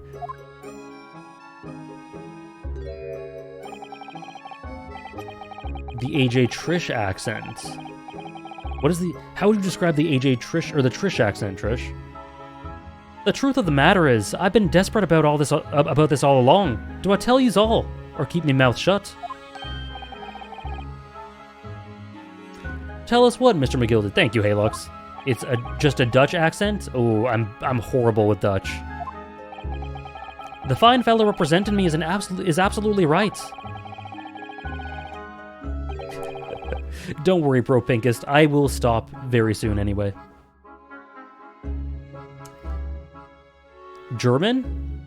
German, I can do like 5 words or something. In the carriage on the night with myself and the other man, there was another passenger. It's true.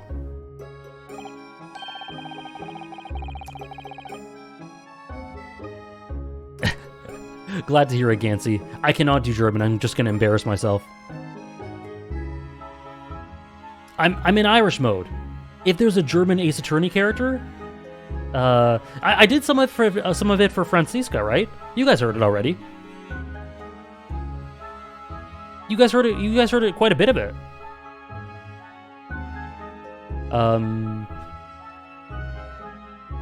And 'twas me who helped the little urchin get away after it all happened. You. What?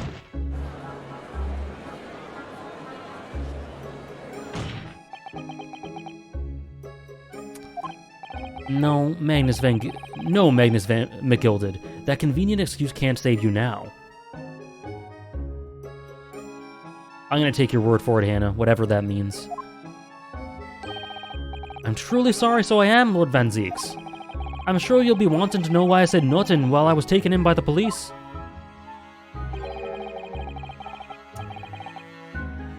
Very good, Hannah. I do be having a very good reason, I assure you. Ah, very nice, Hannah. Which was? Vro is woman? Well, the little child... Oh, the little child was just in the wrong place at the wrong time and not in any way involved, you see. What? If the police had known the wee one was there, holy crap, they'd have assured she'd done it. Or assumed she'd done it. They'd have hauled her into this here courtroom just like myself. I was only trying to spare her that. Young hearts and young minds are easily damaged, my lord. And who is this young child of whom you speak? That, I don't know. You don't know? Aye, well, the wee ting just happened to be in the carriage that night. I never saw her before or since. Objection! Yeah, Makima is like around 55 or 60 or so, right, Andres? We have absolutely no reason to believe this man. Thank you, Sarah. The prosecution calls for the witness's statement to be disregarded by the court. 57, yeah. You know, I wouldn't be surprised if the urchin isn't here in this courtroom as we speak, listening to the proceedings. Ooh, what?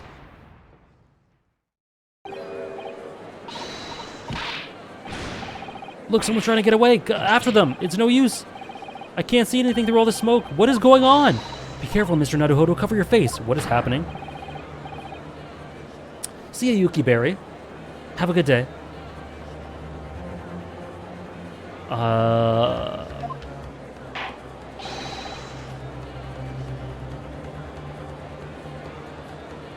hereby call an emergency recess. Bailiff, ensure the defendant is in custody and clear the courtroom. It's just like outside.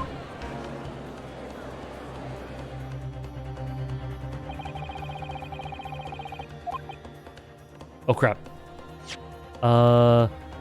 We were hurriedly removed from the smoke-filled courtroom by the bailiff, and amid scenes of chaos as people stumbled over one another in their desperation to flee the chamber. We had no idea what was happening. All we knew was that, for the time being at least, the trial was suspended.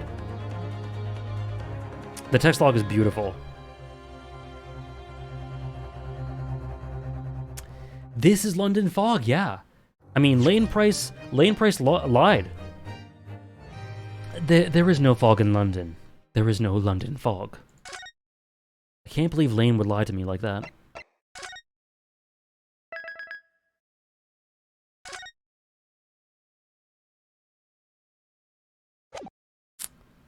Right, Hannah? Can you believe it? Every game needs a text log. I agree completely. Text logs are amazing. I'm glad you're enjoying so much, Snowy.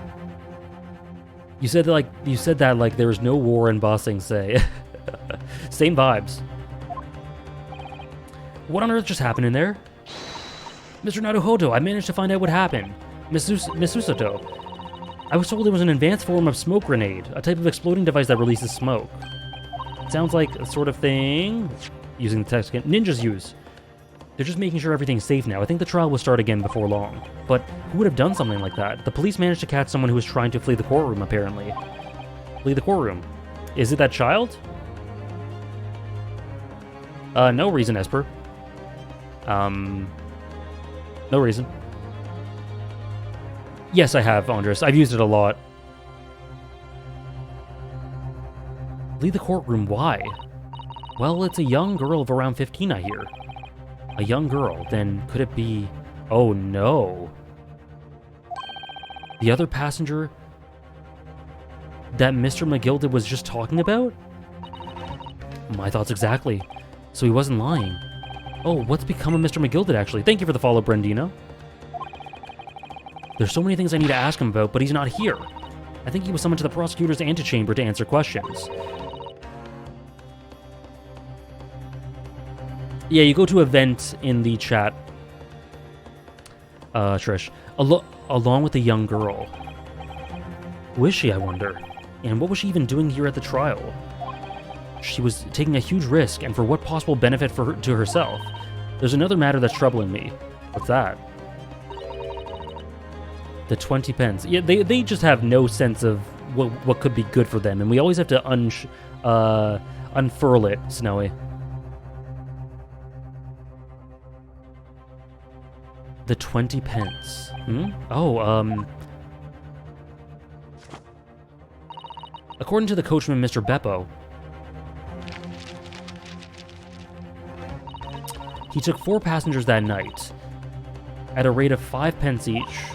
That comes to a total of 20 pence exactly, but now it seems there were in fact 5, which means the figures don't seem to add up again. So it was 4. It was 4 each. She's right, that is strange. Counsel for the defense, kindly proceed into the courtroom. The trial will recommence in 5 minutes. Oh, thank you, officer. We'll go straight away.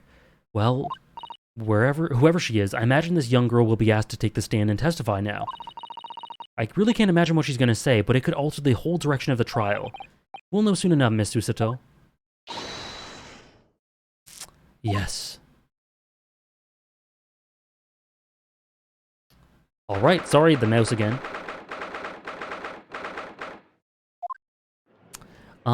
Okay. I think I'm going to quickly use the bathroom before we oh, who's that? Oh my goodness. Oh my goodness. A young girl of 15, eh? As soon as the next OST starts playing, I'm gonna quickly go to the bathroom and be back, but we need to get through some dialogue before it does, it looks like. No, Snowy Job. She must have been, and if you're ever interested, you can check out my backlogged to know what I've played, as Sarah links it right on cue. Perfect. Thank you, Sarah. She must have been the one who caused the disturbance before. After that rather eventful recess, the court will now resume the trial of Mr. Magnus McGilded. Now then, Mr. Van Zeeks, or Lord Van Zeeks, my lord, I believe you have established the cause of the smoke which veiled proceedings earlier. Smoke grenade. Good gracious, the army? What in the devil's name? That is a good character? It was an elaborate attempt by a young girl to cloak her escape from the public gallery, but she was caught. And now occupies the stand. Who's this? Your name, girl. Are you responsible for the smoke grenade, which induced such pandemonium here in my courtroom? What is the meaning of this deplorable behavior?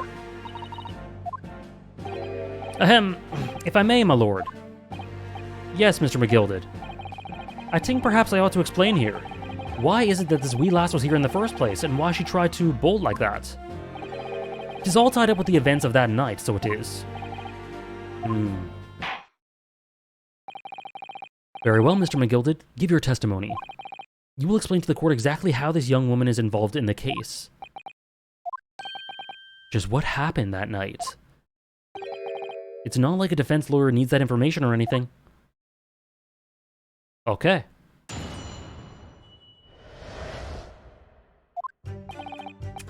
Okay, so I'm going to quickly go to the bathroom, guys. I will be back in 2 minutes.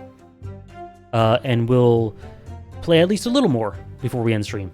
So just BRB real quickly. Let's turn up the music.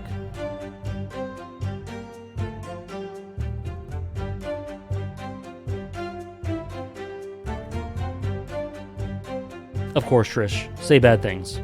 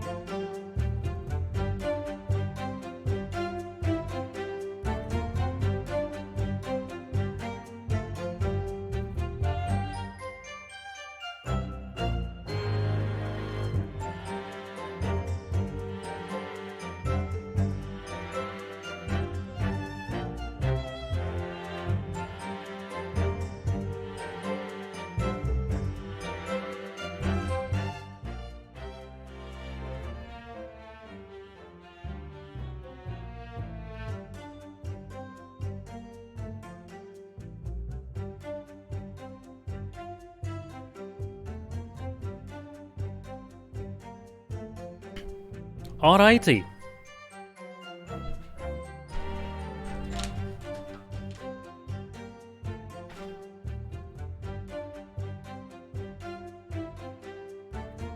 AJ's back, fun's over.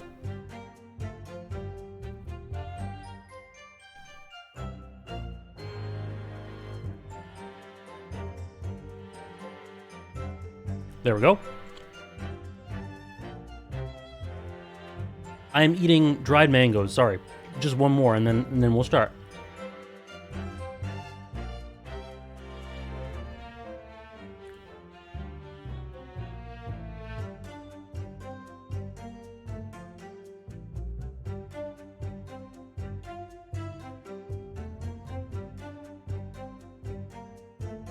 Thank you, Anna.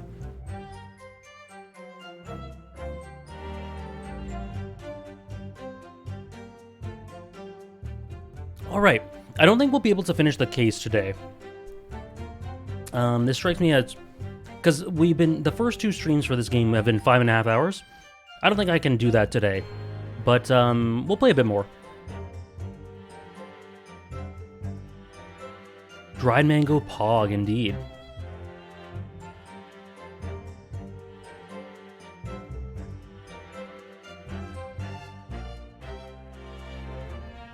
I'll defend Welfin and Isidro. Puck I cannot. Welfin's great. And I like Isidro a lot.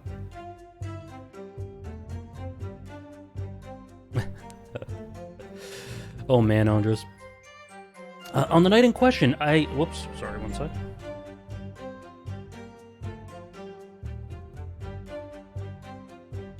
On the night in question, I took the backseat in the omnibus and promptly nodded off. Then Bagora, a loud thud and a wee scream, Bagora, woke me up with a fair start. There was a fella collapsed on the floor at my feet, so I sat up on the seat across from me. Or sat him up? Oh no, wait, what did it say? So I sat him up, yeah, there we go. And then I turned to find out that scream had come, where that scream had come from. And bless my soul, what did I find? There was a child in there, all curled up in a ball, hiding her wee self away.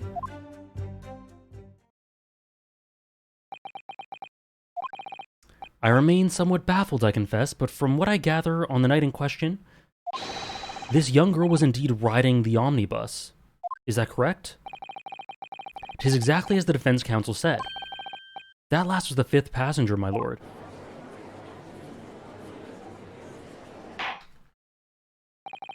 Very well. The defense may now cross-examine the witness. Are you ready, counsel? Yes, my lord. Or rather, no. I have no idea where to start. The pensive Von Zeeks. Or Van Zeeks. Okay.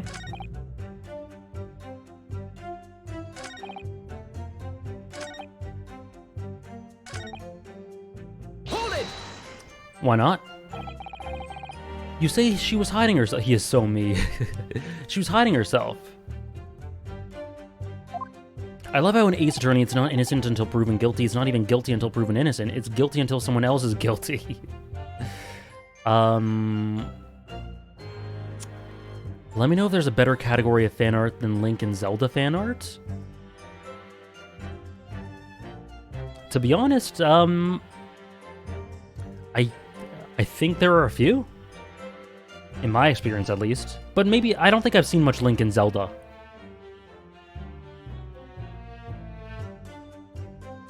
Aye, that's right.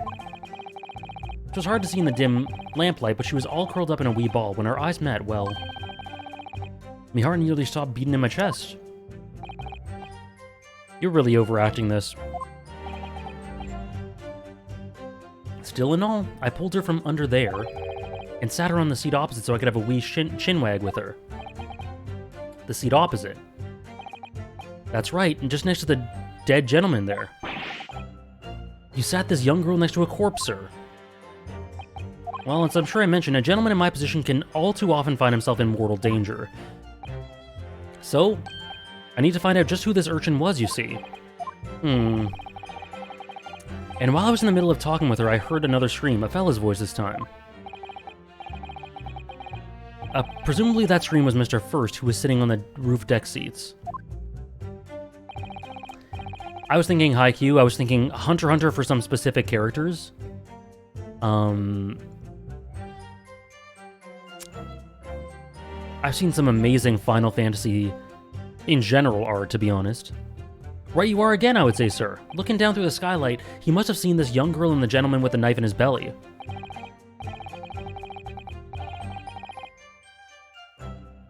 In other words, the previous witnesses did not in fact see you at all, Mr. McGill did. What they believed to be yourself and the victim was in fact this girl and the late Mr. Mason? Aye, my lord. I was, as I think everyone understands now, sat at the back of the carriage out of sight.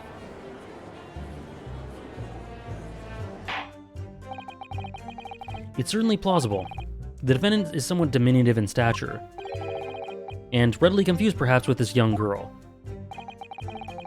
After that, of course, with a scream from the gentleman over us, the driver realized something was wrong and pulled up the horses. Kurapika fan art is the best in the series, IMO, but there's some really good Crollo stuff, really good Meduem stuff. I do wonder how you must be feeling, Mr. Naruhodo, being the defendant's lawyer and yet finding myself as stunned as everyone else and yet finding myself as stunned as everyone else at his testimony? Let's just say it's trying.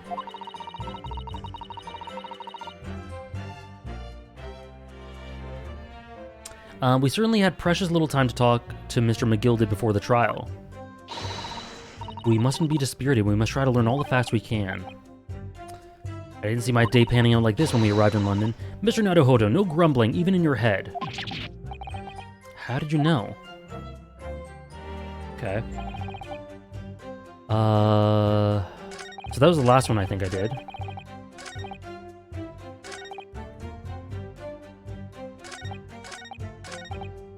Hold it! And when you first got into the omnibus, were there any other passengers already on board? There were not. The cabin was empty and there was no one on the roof deck either. You were the first passenger, as it were, I see.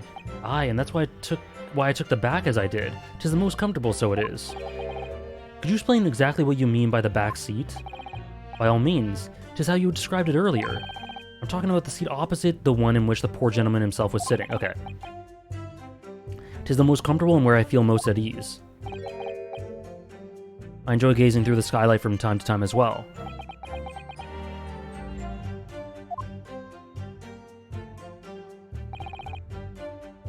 Hold it!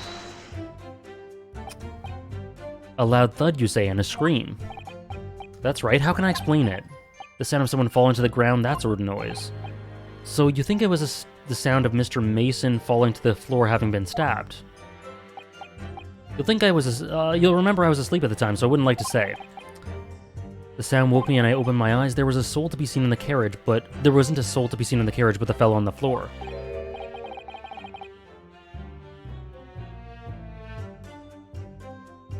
Tifa is a better character than Aerith in the original game, Ramuki.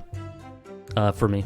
In the remake, I think Aerith is better, but I think a lot of that's primarily because she is arguably the main character, like almost as much as Cloud.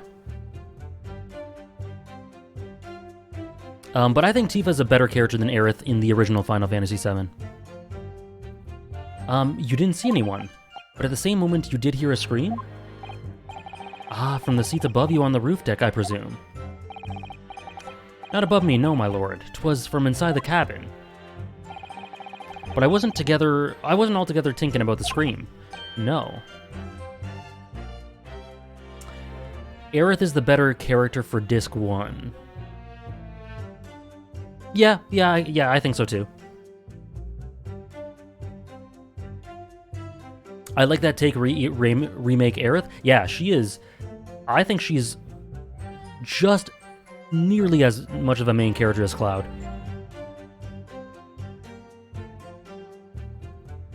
I was too stunned by the desperate sight before me eyes.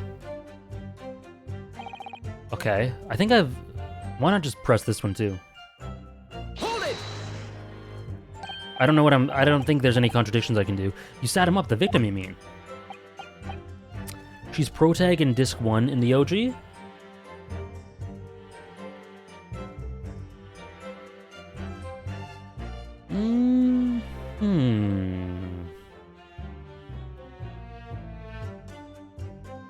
I might have to replay it one day.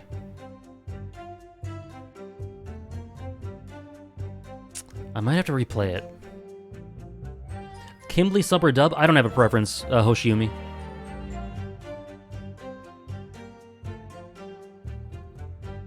On the seat across from me... Okay, I can see the poor devil was already gone.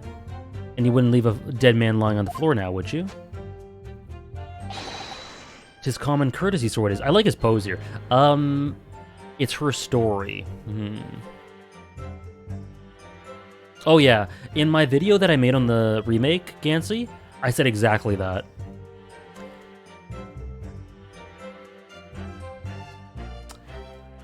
I think I agree that it's her story, but I also think that it's multiple character stories. But like, if you go start to finish disc 1, yeah, that could be her story.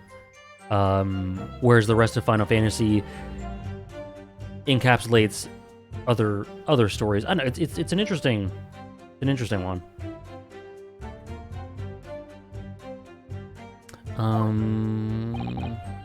I find that a little hard to believe. Did he just say Ada? Did he just Ada Lord Van Zeeks?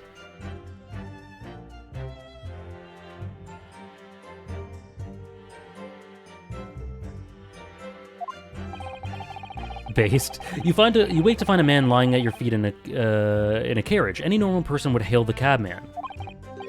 Any upstanding member of London society, that is. Well, no, as you know, I'm something of a special line of business. The business of lending money at exorbitant rates of interest? Unfortunately, my lord, not everyone is thankful for the help I offer them, and some would even see me dead. So I do try, where at all possible, to avoid getting myself in a tangle with trouble. Oh, I definitely don't think of Aerith as much of a plot device. She is arguably, aside from maybe Sephiroth and Cloud, the most important character to the plot. So she's very important, but I think she's much more than that.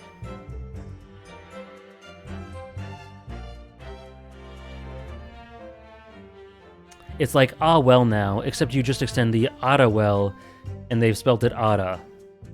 I like to just think he's Ada-ing him, but thank you for the cultural context, Gansey. Miguel de Onesa. Are you suggesting you were going to leave the man there? Heavens alive, no. I was always intending to report it, so I was. Only I had in mind to find out the whys and wherefores first. The whys and wherefores.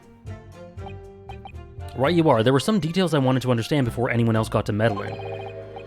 That wee scream I heard, for example. Wouldn't your good self do just the same? Yes, the scream he heard at the same time as the thud of the victim collapsing. Okay, I think this is the last one. I'm afraid I don't understand. I'm sure you told the court that there was no one else in the carriage except yourself and the victim.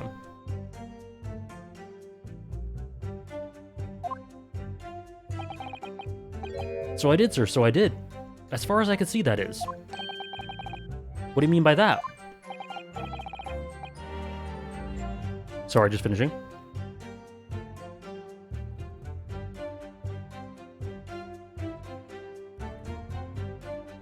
The wee scream I heard as soon as I woke up. It came from, if you'll excuse the vulgar expression, under me backside. Good gracious. Under your backside. And when I lifted the seat on which I'd been sitting, I found there was a cubby hole there for storage. We can examine the omnibus ourselves, remember? Yes, of course. Okay. Okay, let's take a look inside. And that's when I found her. Thank you, I've heard enough. Okay, hold on. Let's examine it.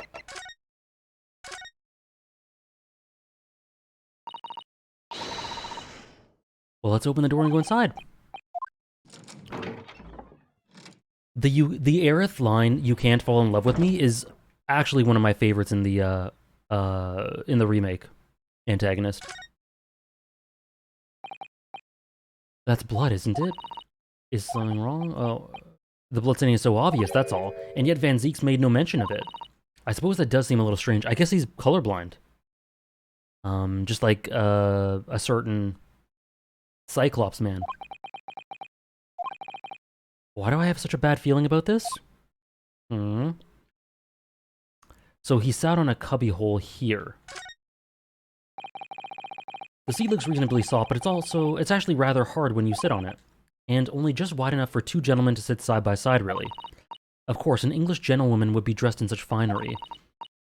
Okay, yeah, we said this stuff. Is it here? The seat has a handle, it seems.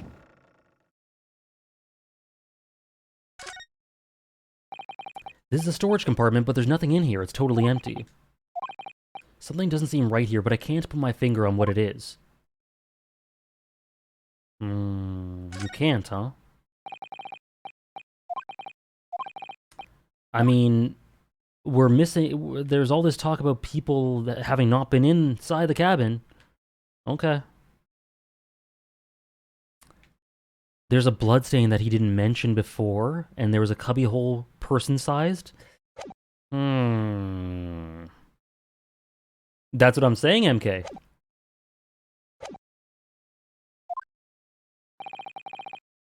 The events as explained are clear in my mind. However, at least one conundrum remains. Who's the girl? Yeah, she hasn't said anything. Her name is Gina Lestrade, my lord. She's a chancer, earns her crust among large crowds, relieving people of their purses. What's commonly called a pickpocket. This girl here, a petty thief.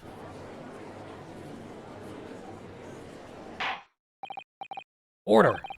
Is this true, Miss Lestrade? She's not talking. You will answer the question, Miss Lestrade.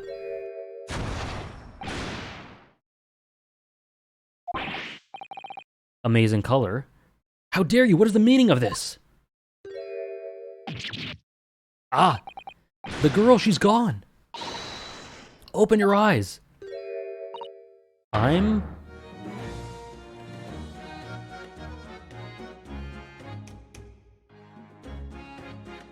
Yo?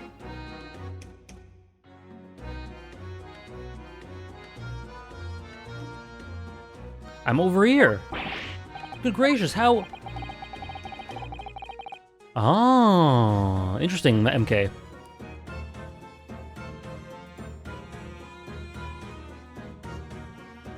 Yeah, best hold off then, K. Thank you. What was the point of that little sidestep?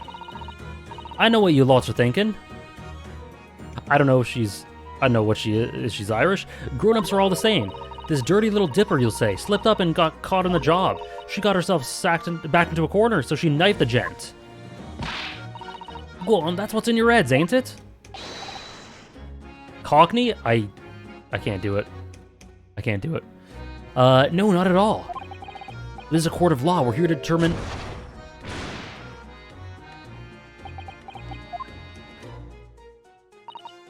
Look, knives are for cowards. Only thugs use weapons like that. All I need is all I need for what I do is these fingers. I honestly don't. I can't place it in my. I can't place it in my mind's ear right now, Remuki. Yeah, the coin, very cute. I'm a professional, all right. Maybe not in your eyes, but I got pride in what I do. Let me guess. You don't count smoke guns among weapons for thugs? Oh, this? Yeah, this was in a bag I lifted the other day, down to where they keep the four-wheeled drags. It's nice, isn't it? I like the pink best. Do not wave that thing in my direction again. So, oops. Oh god, what's it gonna do? You admit that you were riding the omnibus on the night in question?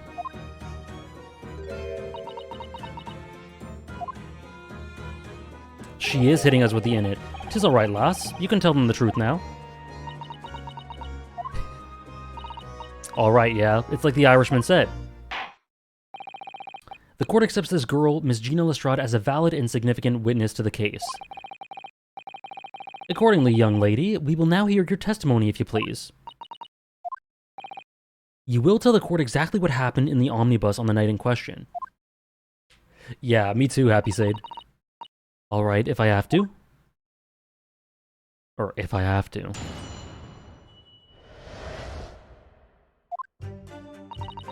So I snuck inside the carriage before they hooked up the horses, just like always. But it was a right old waste of time. I got nothing to show. Okay, hold on. Let me find what a Cockney accent sounds like.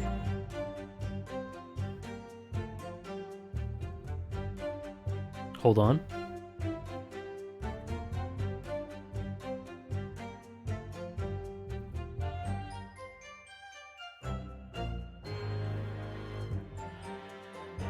Hold on. Google ad? Or YouTube ad?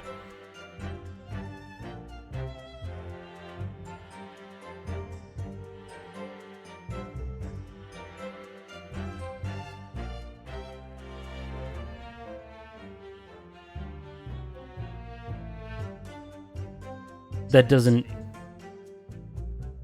narrow it down, Propinkist.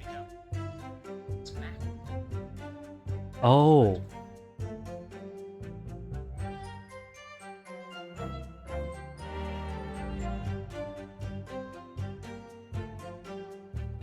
Okay.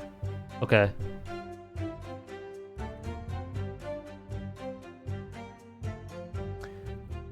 I still can't do it. I still can't replicate it. But it was a right old waste of time. I got nothing to show for me troubles that night. I tell ya, you can't see a blind thing in that hiding place. It's pitch in there. I was trying to, Hannah, but I failed. I can't replicate it. Then after a while, I hear this loud bang. Nearly jumped out of me skin, I did. And the scream just came out. It's because of that this swell found me. He did help me get away, mind. Nia from Xenoblade? Isn't Nia Welsh? I thought that was a Welsh accent. I don't know. I'm very bad with the names of accents. Yes, he let you go. I fail to understand why you would let this street urchin go, Mr. McGilded. Oh, 'tis simplicity itself, my lord. You see, she couldn't possibly have killed the other passenger. I know that for a fact, or I knew that for a fact. As I'm sure I said before, sir. Okay, so if it sounds like Nia from Xenoblade, I think Ryan would be closer. Nia and Ryan sound very different to me, so now I'm even more confused. I was sitting on top of the place where she was hiding herself. I think a demonstration is called for.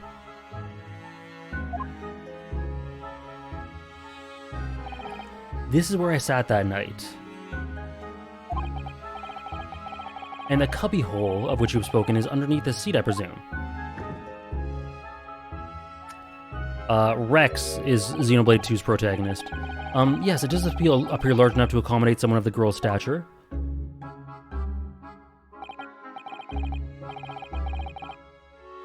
Apples and pears. Alright, governor. Aye, but of course, the wee lass was stuck in there. Because I'd parked myself on the seat for the duration. Ah, so you see, that's why I lit the last bolt. I don't know what Tracer sounds like. I knew that if the police found her there, they'd automatically assume she'd done it. But I couldn't live with myself if a young life was ruined when all the time I knew she was innocent. Even though you must have realized your action would result in your own innocence being called into question.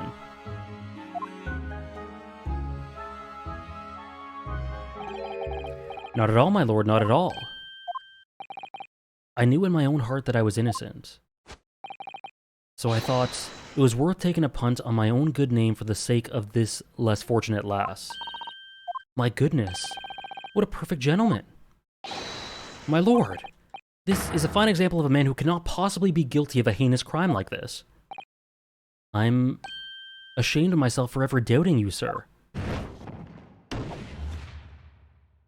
Beautiful, beautiful. Oh, what's she doing? With calm, calculated reasoning, one arrives clearly at the truth every time.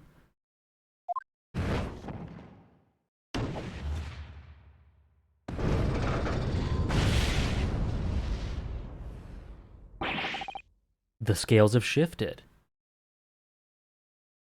Saints alive! All 6 members of the jury consensual in their leaning towards a verdict of not guilty. Mr. Naruhodo, this is, well, it must mean what? That we're victorious? No, not yet. I screwed up again, yeah. We've won? Are you sure? Objection! Nope. Yo! If the sight of my iron-heeled Wellington offends, pray, do forgive the discourtesy. What the hell? This is what I saw. I saw a leg on a desk.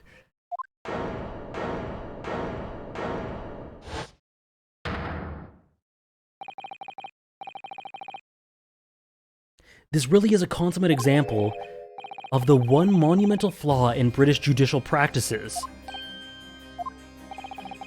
Where evidence and reasoning should be paramount, emotion rules the day. Emotion. Yo. The witness's latest statement gives us a clear insight into his true nature. What do you mean his true nature? Do you really think Scotland Yard would have made such a glaring omission? After the incident, the omnibus was comprehensively searched by the officers of the police. The man obviously stretches a lot, Luis Felipe. Obviously the interior of this cubbyhole, as the witness put it, was included in their investigation. The compartment under the posterior seat was full of the coachman's belongings. It's noted in black and white here in the police report. Good lord. The evidence has been tampered with. In order to corroborate Mr. McGilded's story, someone has unlawfully removed everything from under the seats. What?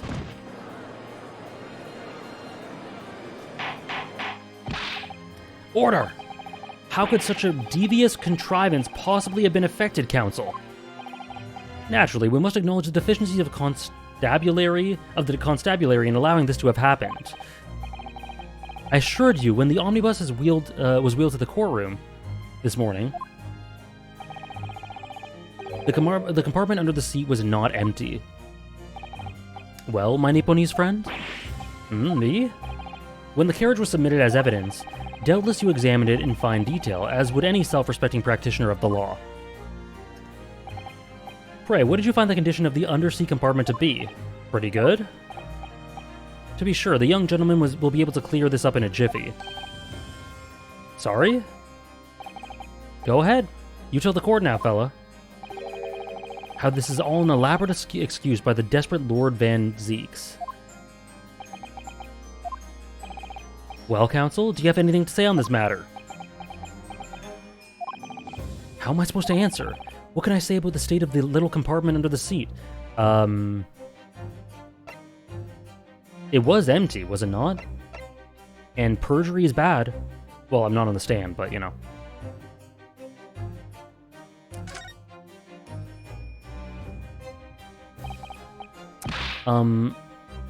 Yes, I'm fairly sure it was empty. If I'm honest, my memory about this is all a little hazy.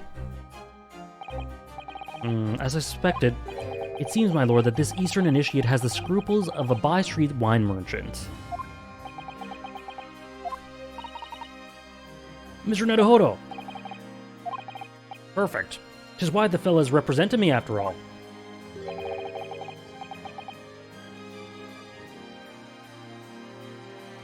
We're talking about earlier? Oh, wait, hold on.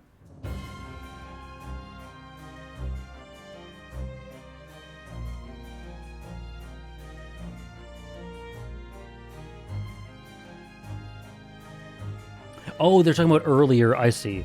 Okay, well, I unintentionally lied. He knows just what to say, does he not? Well, now, it would seem the argument is moot.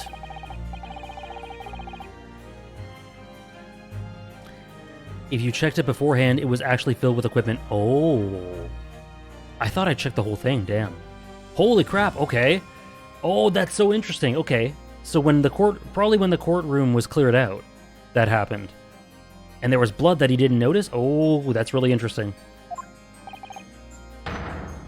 It's as empty as the devil's heart, so it is. The blood was fishy. The stuff going out, the distraction, that we can be assured of at least. Why? Why do I feel like something's not right here? I should like the jury to weigh in on this matter, I think.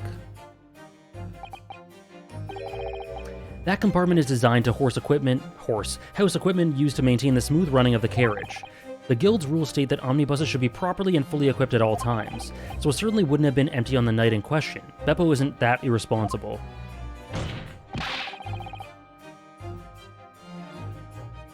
Hey, Alfie, how are you?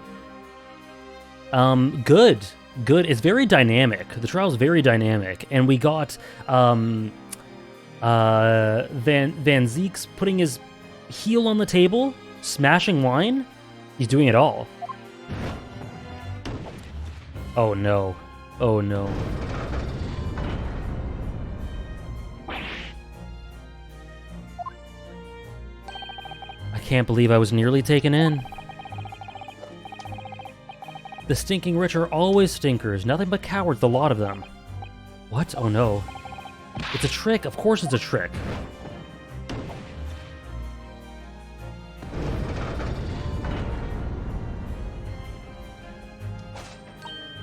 Quite so, I must concur here.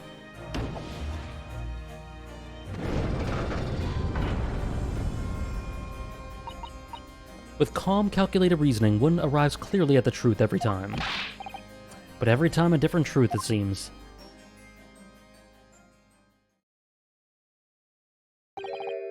My lord, I humbly exhibit the scales of justice. Clearly, a verdict of not guilty at this time would be wholly inappropriate. Thank you, counsel. But before we proceed any further, there is the matter of the outstanding cross-examination.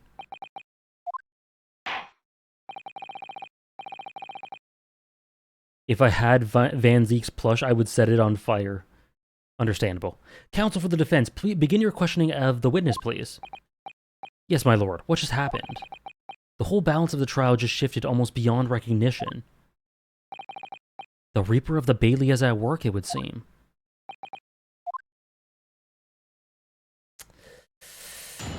Okay. Okay, yeah, there was this stuff. Okay, well, let's press this. She said, just like always. So, you're already in the omnibus before it even set off on its run. Well, yeah, I mean, what's the point of spending a Joey to make a few bob, eh? That's a rum idea, isn't it? I suppose she means there's no point spending money to make money. It actually makes sense. I was about to say that, as well. Those fireballs by the judge? He's got courage, at least. Yeah, I like that as well, Kay. Notably, he didn't say that they're 100% guilty. He just said, you cannot deliver a non-guilty verdict. Counsel, may I remind you that this girl is a petty thief? Kindly refrain from entertaining her tenets. No, I just think they're cyborgs, Trish. Well, that does clear up the little mystery of the fares and all. For 4 paying passengers at 5 pence apiece, making the 20 to which the cabman testified. And 1 little scapegoat riding for free. The conk of the driver always goes for some grub before his last run, see? That's when I slip into the carriage and get myself hidden under the seat. Nice and easy, right? But your hiding place is a storage compartment, full of equipment for the coach. No?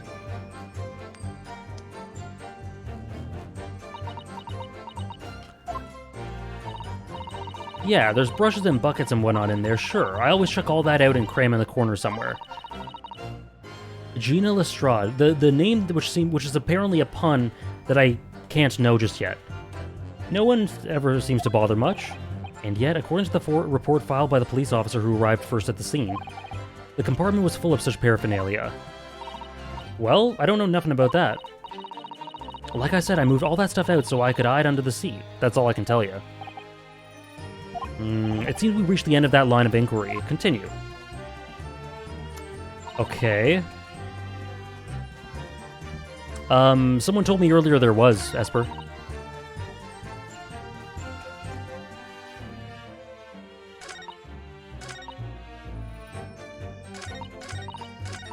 Well, last time we pressed them all. Maybe we might have to press them all here. A waste of time? Why's that? Well, most nights I'm on my own and in the God Permit, at least some of the time. In the God Permit? What? I beg your pardon? Did you say God Permit? Oh yeah, well that's what my kind call it. You say the omnibus, I suppose. The point is, any normal run, the carriage ain't got no one in it for a while. And that's when you come out of your hiding place and get away.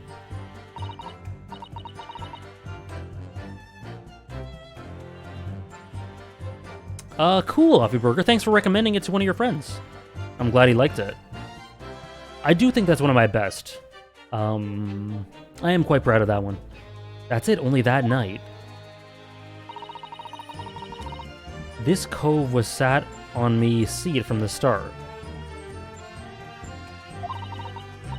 And he didn't budge the whole way, did he? Not 1 inch. I was totally stuck.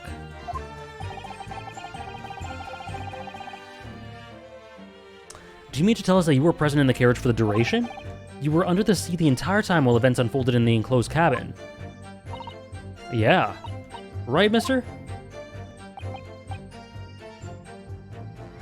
I'm not most proud of any of them, really, Andres. There's just like a collection of 5 or 6 that I think are the ones I'm most proud of. Like Poof video, Harry Potter video, Final Fantasy VII Remake, the recent Gone video, and maybe what was I thinking? Oh, the Haikyuu, the lessons Haikyuu taught me one. I'm pretty proud of that one. I have a best videos playlist that's roughly ordered, so it might be, Andres. It might be. The Poof video? To be sure, I was as shocked as anyone. You don't expect to lift the cushion you've been sat on to find a child now, do you? So this Miss Lestrade couldn't possibly be the culprit then. Okay. Hold it! Can't see a thing. I don't think I've seen them, MK. So you couldn't see out of the cabin at all? Not a jot. Most days I push the cushion up with me and head out, with me. Most days I push the cushion up with me, Ed, and look out the crack. It's interesting keeping up with this. Then I can have a butcher's at who I'm gonna fiddle. I thought you were a pickpocket, not a butcher. Thank you, Sarah. I mean, I can have a look. The seat I get under ain't as plush as the other one, see? So most of the time the passengers plant themselves opposite. Thank you, Sarah. But for some reason, that night, this here Irishman spent the whole journey right over me head. And for that reason you weren't able to push the cushion up to peek out, I see. A butcher's hook is Cockney rhyming slang for look. Thank you for translating, Gansey. Truth is, I ain't too happy in small dark places. Feels too much like being thrown in the clink. But it's the only place to hide in them carriages, so it's Obson's choice. God, the localization here.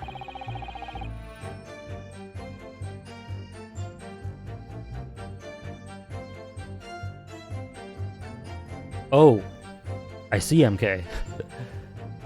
Wow. Why doesn't she just stick to picking people's pockets in the open then?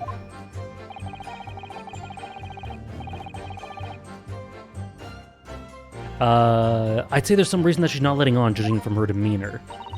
So anyways, I was a bit scared, but I had to stick it out under there. Nothing else for it. Okay. 2 more? Hold it!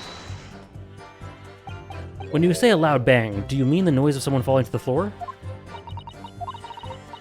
Could have been. I don't remember so well. Point is, it made me jump. And you let out a scream involuntarily. That's right. Then I felt the cushion over me, over my head, get lighter all of a sudden. The defendant got up in order to help the victim. Or not. It could equally have been the moment the accused stood in order to stab his victim, could it not? Well, girl, did you see what happened at that crucial moment? Yeah, I saw it. I pushed up the cushion and had a quick butcher's while I had the chance, didn't I? The Irishman was sitting up the bloke what had fallen on the floor of the seat opposite. That matches Mr. McGilda's account, of course. But then, the fellow suddenly turns around and looks right at me. I sunk back down again, but it was too late by then. I should never have risked looking. Let's finish it up. Hold it! And when Mr. McGilda discovered you, he pulled you out from your hiding place. I was scared stiff, I was. He dragged me out and sat me down on the seat and all. Next to the victim, Mr. Mason? Yeah, the bloke had a knife in his guts. He was still bleeding. Then the carriage lurched a bit, and he ended up falling onto me. The miracle never happened. How awful. Both me hands got covered in blood. It made me feel sick as a dog. Both their hands were covered in blood. That must be what the rooftop passengers saw. Yep. I believe you talked with Mr. McGilda for a while, is that correct? He asked some stuff. Wanted to know my name and what I was up to and all that. Then I heard something from up above. Someone screamed. Yes, Mr. First on the roof deck, one would presume. Well, I didn't want anyone seeing my face, so I didn't look up. Then the horses were drawn up smartish, and this Irishman says to me, "Get back under the seats. I'll see that you can get away later." All 6 members of the jury had decided the defendant was innocent. This is a good replay, eh? For one brief shining moment, yes. It's clear they're all still very unsure. If we could just find some conclusive piece of evidence among this new testimony, I'm sure we would clinch the verdict we want. Yes, I think you're right, and I have this niggling feeling. Something's bothering me, but I just can't put my finger on it. Something's been bothering him for a while.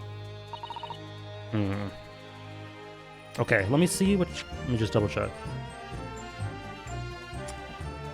Find one piece of evidence among the testimony. Okay.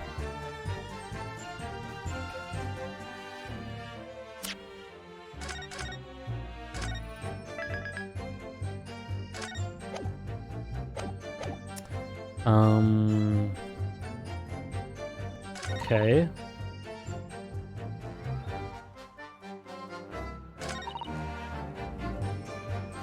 That's the thing that struck me the most. She can't see a thing. It was pitch black.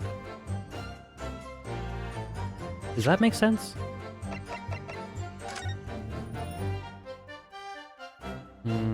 Wasn't there a lamp? There might have been a lamp.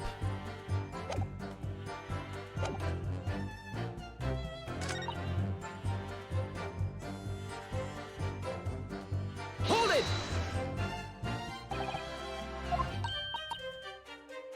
Excuse me.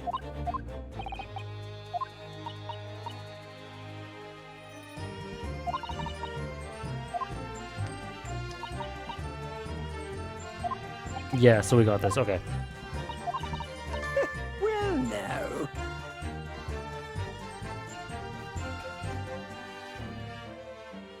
Sir? Excuse me. Is something wrong, Mr. McGilded? Oh, I do apologize. Was there something the matter, Counsel? Very subtle, yeah. I'm just wondering if Miss Lestrade's last comment made something occur to you, perhaps. You seem to be thinking something to yourself. Oh, no, 'twas nothing important. I was feeling bad for the poor lass is all. I remember feeling desperate for myself as a young lad shut up in the dark. 'Twas terrifying, so it was. I see. Yes, I'm sure we can all sympathize. I'm still scared of the dark now. Need this guy to say top of the morning? Top of the morning? We need it. Please, McGilded. Aye, and I don't know about yourself, but I find that the darkness seems to make everything you hear that much louder as well.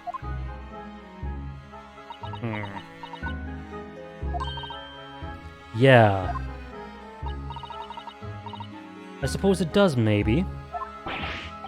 Miss Lestrade. Did you hear something that night? Anything? An unusual noise, perhaps?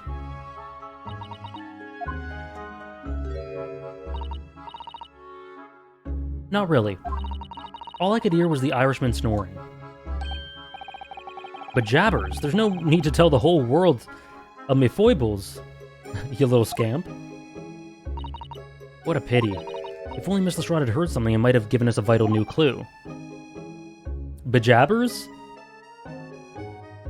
Gansey, is that what you mean?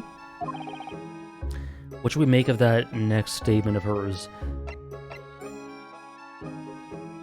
Usually... He's very fun. I agree, Afi. Usually they tend to be important. Oh, top of the morning, yeah. That's what that's what people from the outside looking in assume. My lord. I believe the statement just made by the witness is profoundly important. Profoundly important, but all she said was that she heard nothing. Yes, which is profoundly important. I'm almost sure of it. I'm almost sure that you don't understand the inner workings of your Eastern Mind Council. That's the third racist thing. Nonetheless, Ms. Gina Lestrade, you will supplement your formal testimony by repeating the last statement, please. What? Supplement? What are you on about? Don't give me all your fancy talk. I know what you're trying to do. Well, it won't work on me. That's right, insult the judge. Always a good move. I was straining my ears to work out what was going on, but all I could hear was snoring. Okay. Hold it! So you were straining to hear what was happening the entire time, since the moment you hid yourself? Not exactly, no. Sorry? Well, there was no one in the cabin to start with. I could just push the cushion up and have a butcher's to see what was what. But then I saw the swell getting on. I got me head down so he didn't notice me. He sat on the sea, which we were hiding. Okay, we got this part. Would you have an Eve, eh? What a mug. So all I could do was listen. I was waiting to jump out there as soon as I'd heard him leave, see? But would he? Not likely. Even though we stopped here and there, I never heard the door open. So I just had to stay put and listen to him driving his pigs to market, snoring like an old dog. This is this localization, holy crap. Are there any conclusions we can draw from that?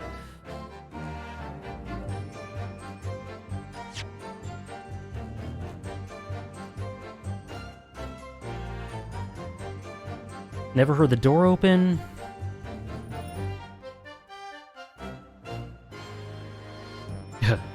Maybe Esper.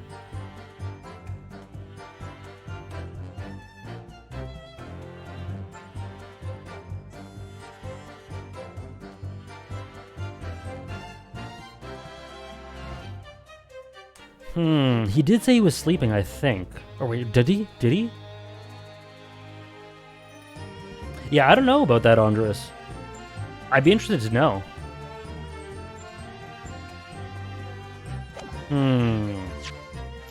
I'm not doing anything. Oh, crap. Well, let's do a new save anyway.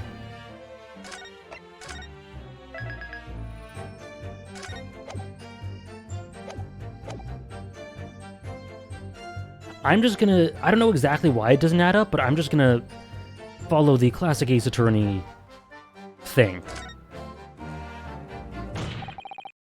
Miss Lestrade, what you have just told the court is clearly at odds with the facts.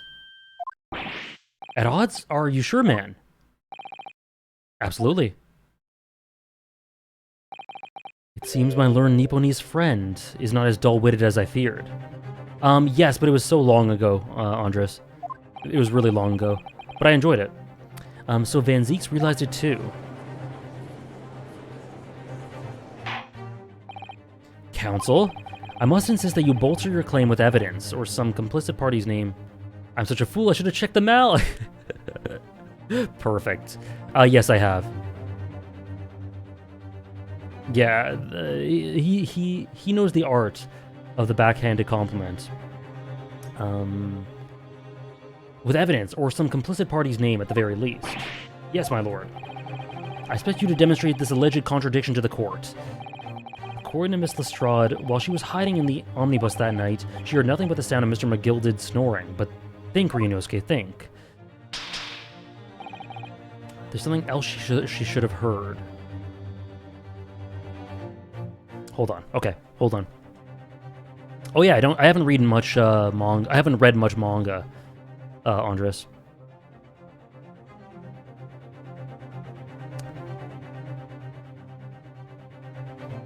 Yeah, I heard that. I heard that, Offie. I will for sure. I think maybe once I finish the game. Okay. Let's see. We haven't used. We've used a person once.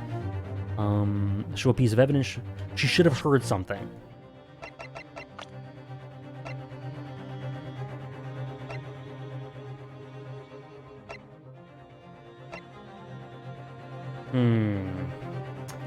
Did he not scream?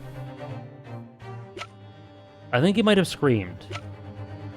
I think Lady first might have screamed. Also, I just realized the pun. Thank you, Kingslayer. Thank you, Soul Samurai.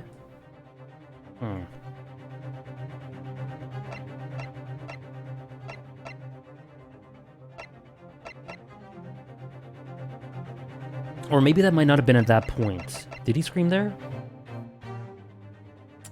I missed it, Ramuki.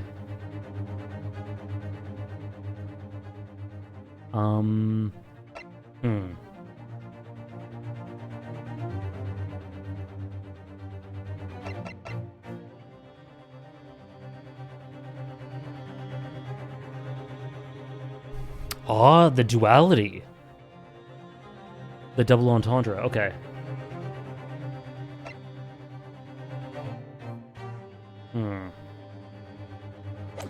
I think the answer has to be a person, but I don't know for sure who it is yet. Oh, we just saved. Very well, my lord. Allow me to elaborate. On a particular sound that Miss Lestrade could not have failed to hear on the night in question. Big brain AJ time? Oh dear. The sound very clearly explained. Oh no. By the source of the following person. Okay. Hold on. Oh crap, I can't even check evidence. So, it's not Susato, it's not Strongheart, it's not Magnus, it is not Van Zeeks. That's good. Oh, I miss Kazuma so much too. It's not her, so it's one of these four. I think I did remember him saying he screamed.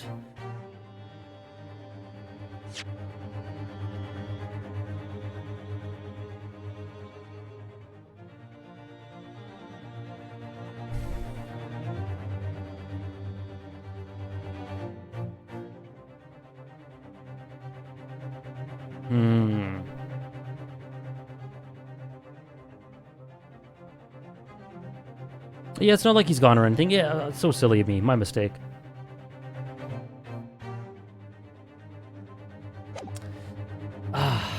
Was there any noises? Beppo?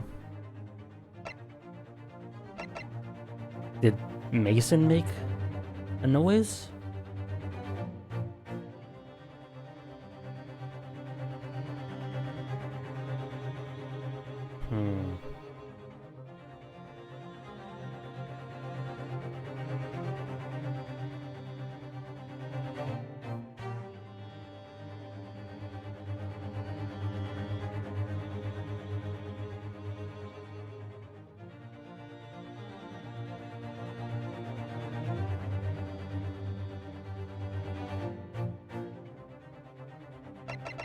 I'm gonna try this, I'm not confident.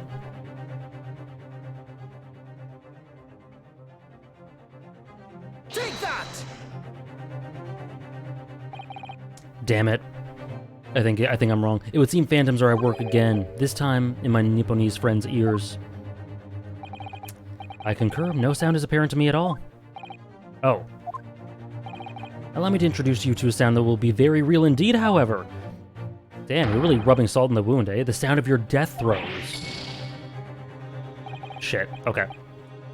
That was loud.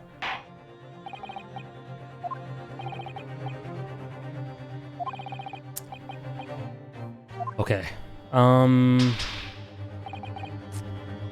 else you should have heard. I think it's a person, but hold on, let me take a look at this again. It's court record.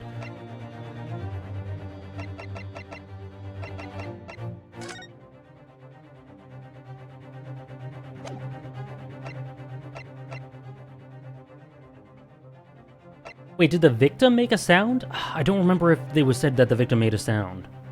When he was stabbed?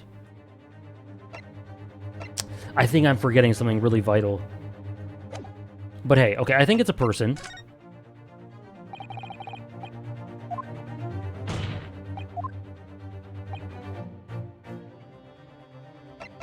And it has to be either Mason, Beppo, or Bruce. It's not Lady First.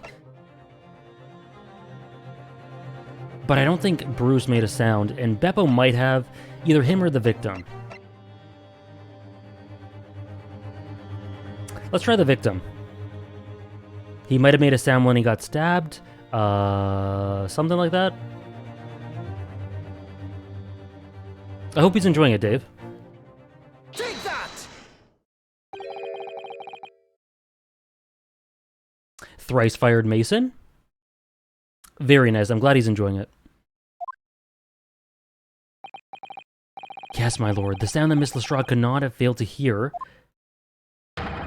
is that of the victim, Mr. May, boarding the omnibus. Okay, I was wrong. I was wrong. But we got there in the end. That's the classic Ace Attorney thing, right? Wrong logic, correct outcome.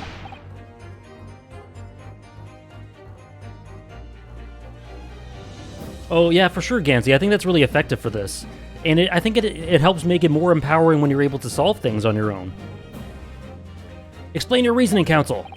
Miss Lestrade, allow me to confirm something. You claimed earlier that you were the first person on board the omnibus, is that correct?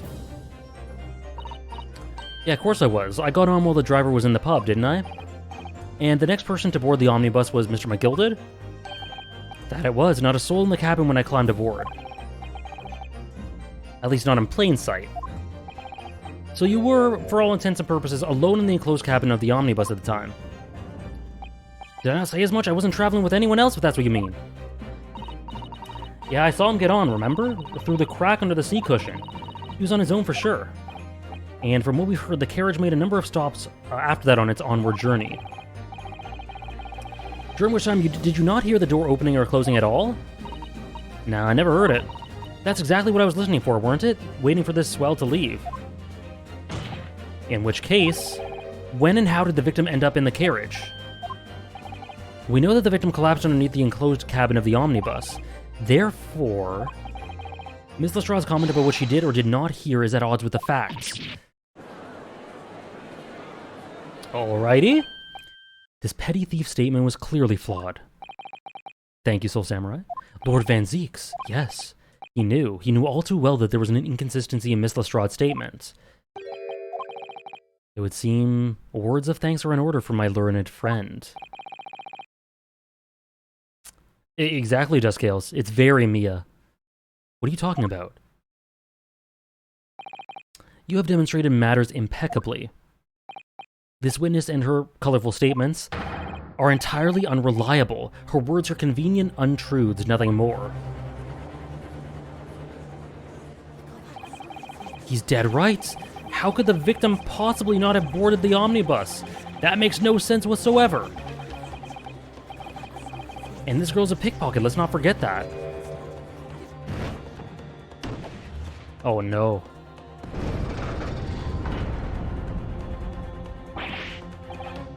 She didn't even say anything.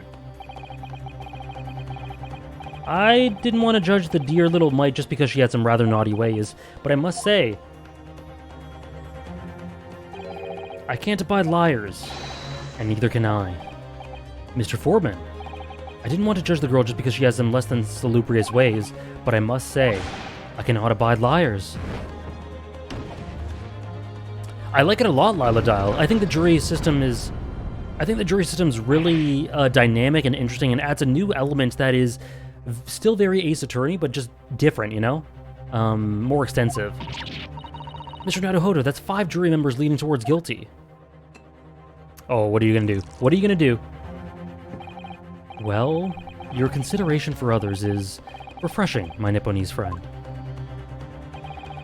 To the considerable troubles you have spared me. God damn it.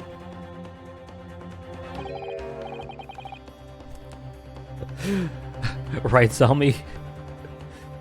He is such a bitch. Yes, very refreshing. Ah! What are you playing at? Oh yeah, I would agree with that too, Offie. I think Cosmo's death has more of an impact than Mia's.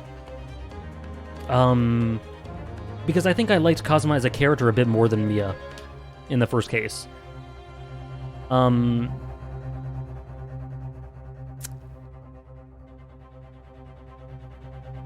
Yeah, case 1 being a lot longer helps with that as well. Yeah, I agree.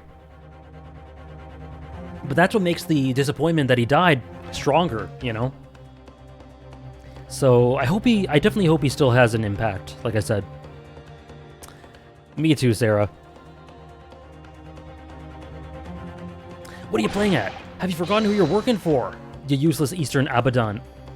What? I don't know what Abaddon... Yo. Some of you guys wanted to see this again? This is Carnage. It's perfect. And we only learn about Mia after the fact, plus Cosmo's death being merely an unfortunate accident where you can't even blame the culprit just makes it hit even harder. Yep. Oh, an idiot. So he called us an Eastern idiot. I see. Okay, let's arrest him, yeah. Anyways, this has been on screen long enough. Juror number 3 is such a blessing. I would agree with that as well, Ramuki. Juror number 2 is the only one left. Mr. Naruhodo, the way this is going... I know, if we can't find some new way to convince everyone that Mr. McGilded is of his innocence, the judge will rule and will have lost. It hasn't been on screen long enough. I very much wanted to believe the words of one of London's most respected gentlemen, but those of us in service know we must accept hard truths. Hold it!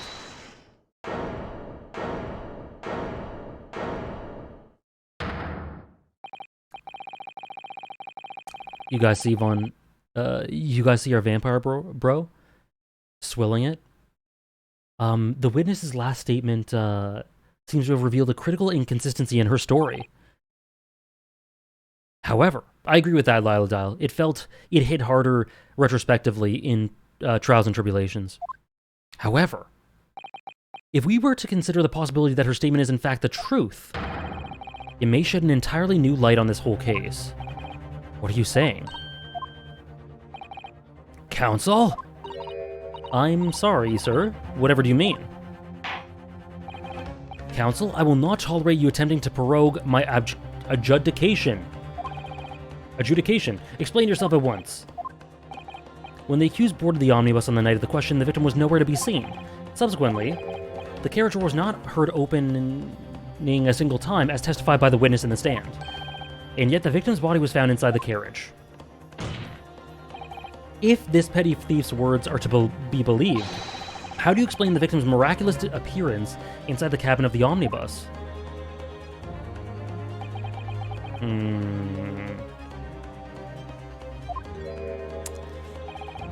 There's only one way to explain how the victim came to be inside the carriage.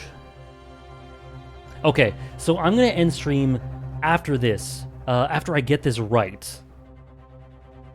And if there's a bit of dialogue, we'll run through that really quickly, but I just want to get this right so I can end it with a flourish. How the victim came to be inside the carriage. I don't think he was in there already works. He was put there after he died. There's another entrance.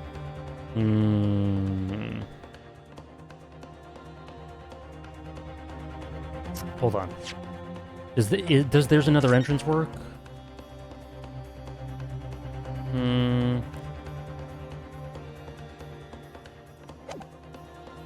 It doesn't feel right. Let's try the second one. No saving, we're doing it.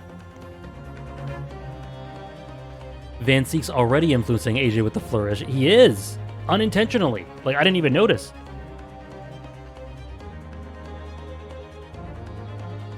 There's another entrance. If the door wasn't open even once, the only explanation is that the victim entered the enclosed cabin some other way. Objection! I do, MK. I need to buy a hallowed chalice. I wondered what new fantasy you've come up with in your blind panic. But behold, the omnibus is here for all to see! Only one side of the enclosed cabin is furnished with a door. The other only has windows. Fixed windows, which cannot possibly open. In short, there is no entrance to the cabin other than the door. That's not true! That's not true, though. We've been talking about it this whole case. But there could be. There's one possibility you haven't considered. Me and Naruhodo. Me and Ryu. Oh, really? Yes, one other way inside that isn't the door.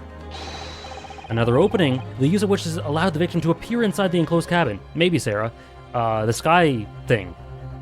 Look, called the sky window, whatever it's called. Thank you. Oh, wait, no, I already did that. Thank you for the Hydrate Soul Samurai. I'm going to take another one.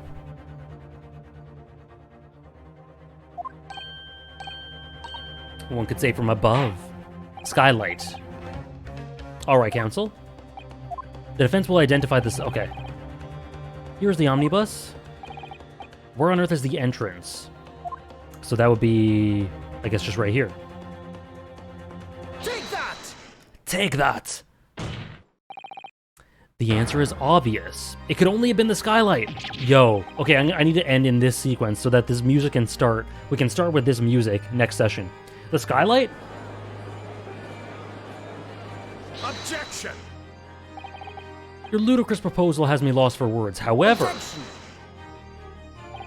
the skylight may well be large enough for someone to pass through. Objection! So you claim.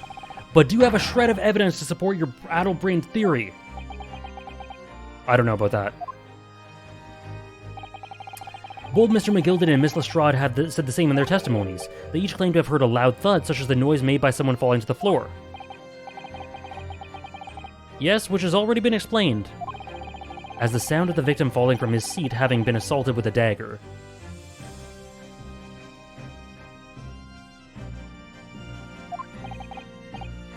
Yes, it has, but... would a man slipping from the seat onto the floor would have made such a loud noise as the witnesses describe?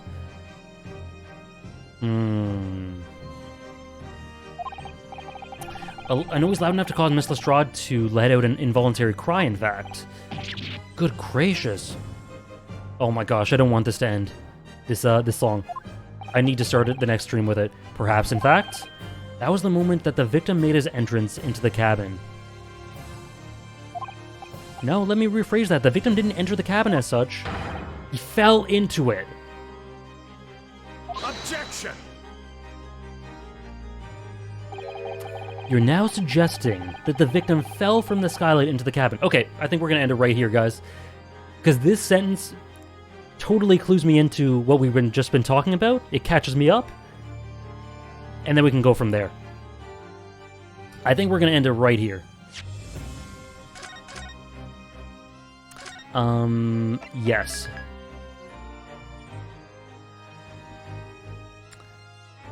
Finally I can go for a run. Enjoy your run. Thank you guys so much. Thank you guys so much for joining me today. I always love Ace Attorney Mondays. They're always so much fun, and this game continues to be a joy. I can't wait to start it, or to continue the case next week and finish it. And yeah, I'll see some of you guys on Wednesday, where we'll be doing Xenoblade 3. Friday we'll be doing Hunter x Hunter and One Piece. Sunday, watching One Piece and some anime. And Final Fantasy XIV somewhere in there. Thank you guys. Pico Blade. Hope you guys have a great day and a great start to your week and everything. And I will see you guys next stream. Many thanks, guys.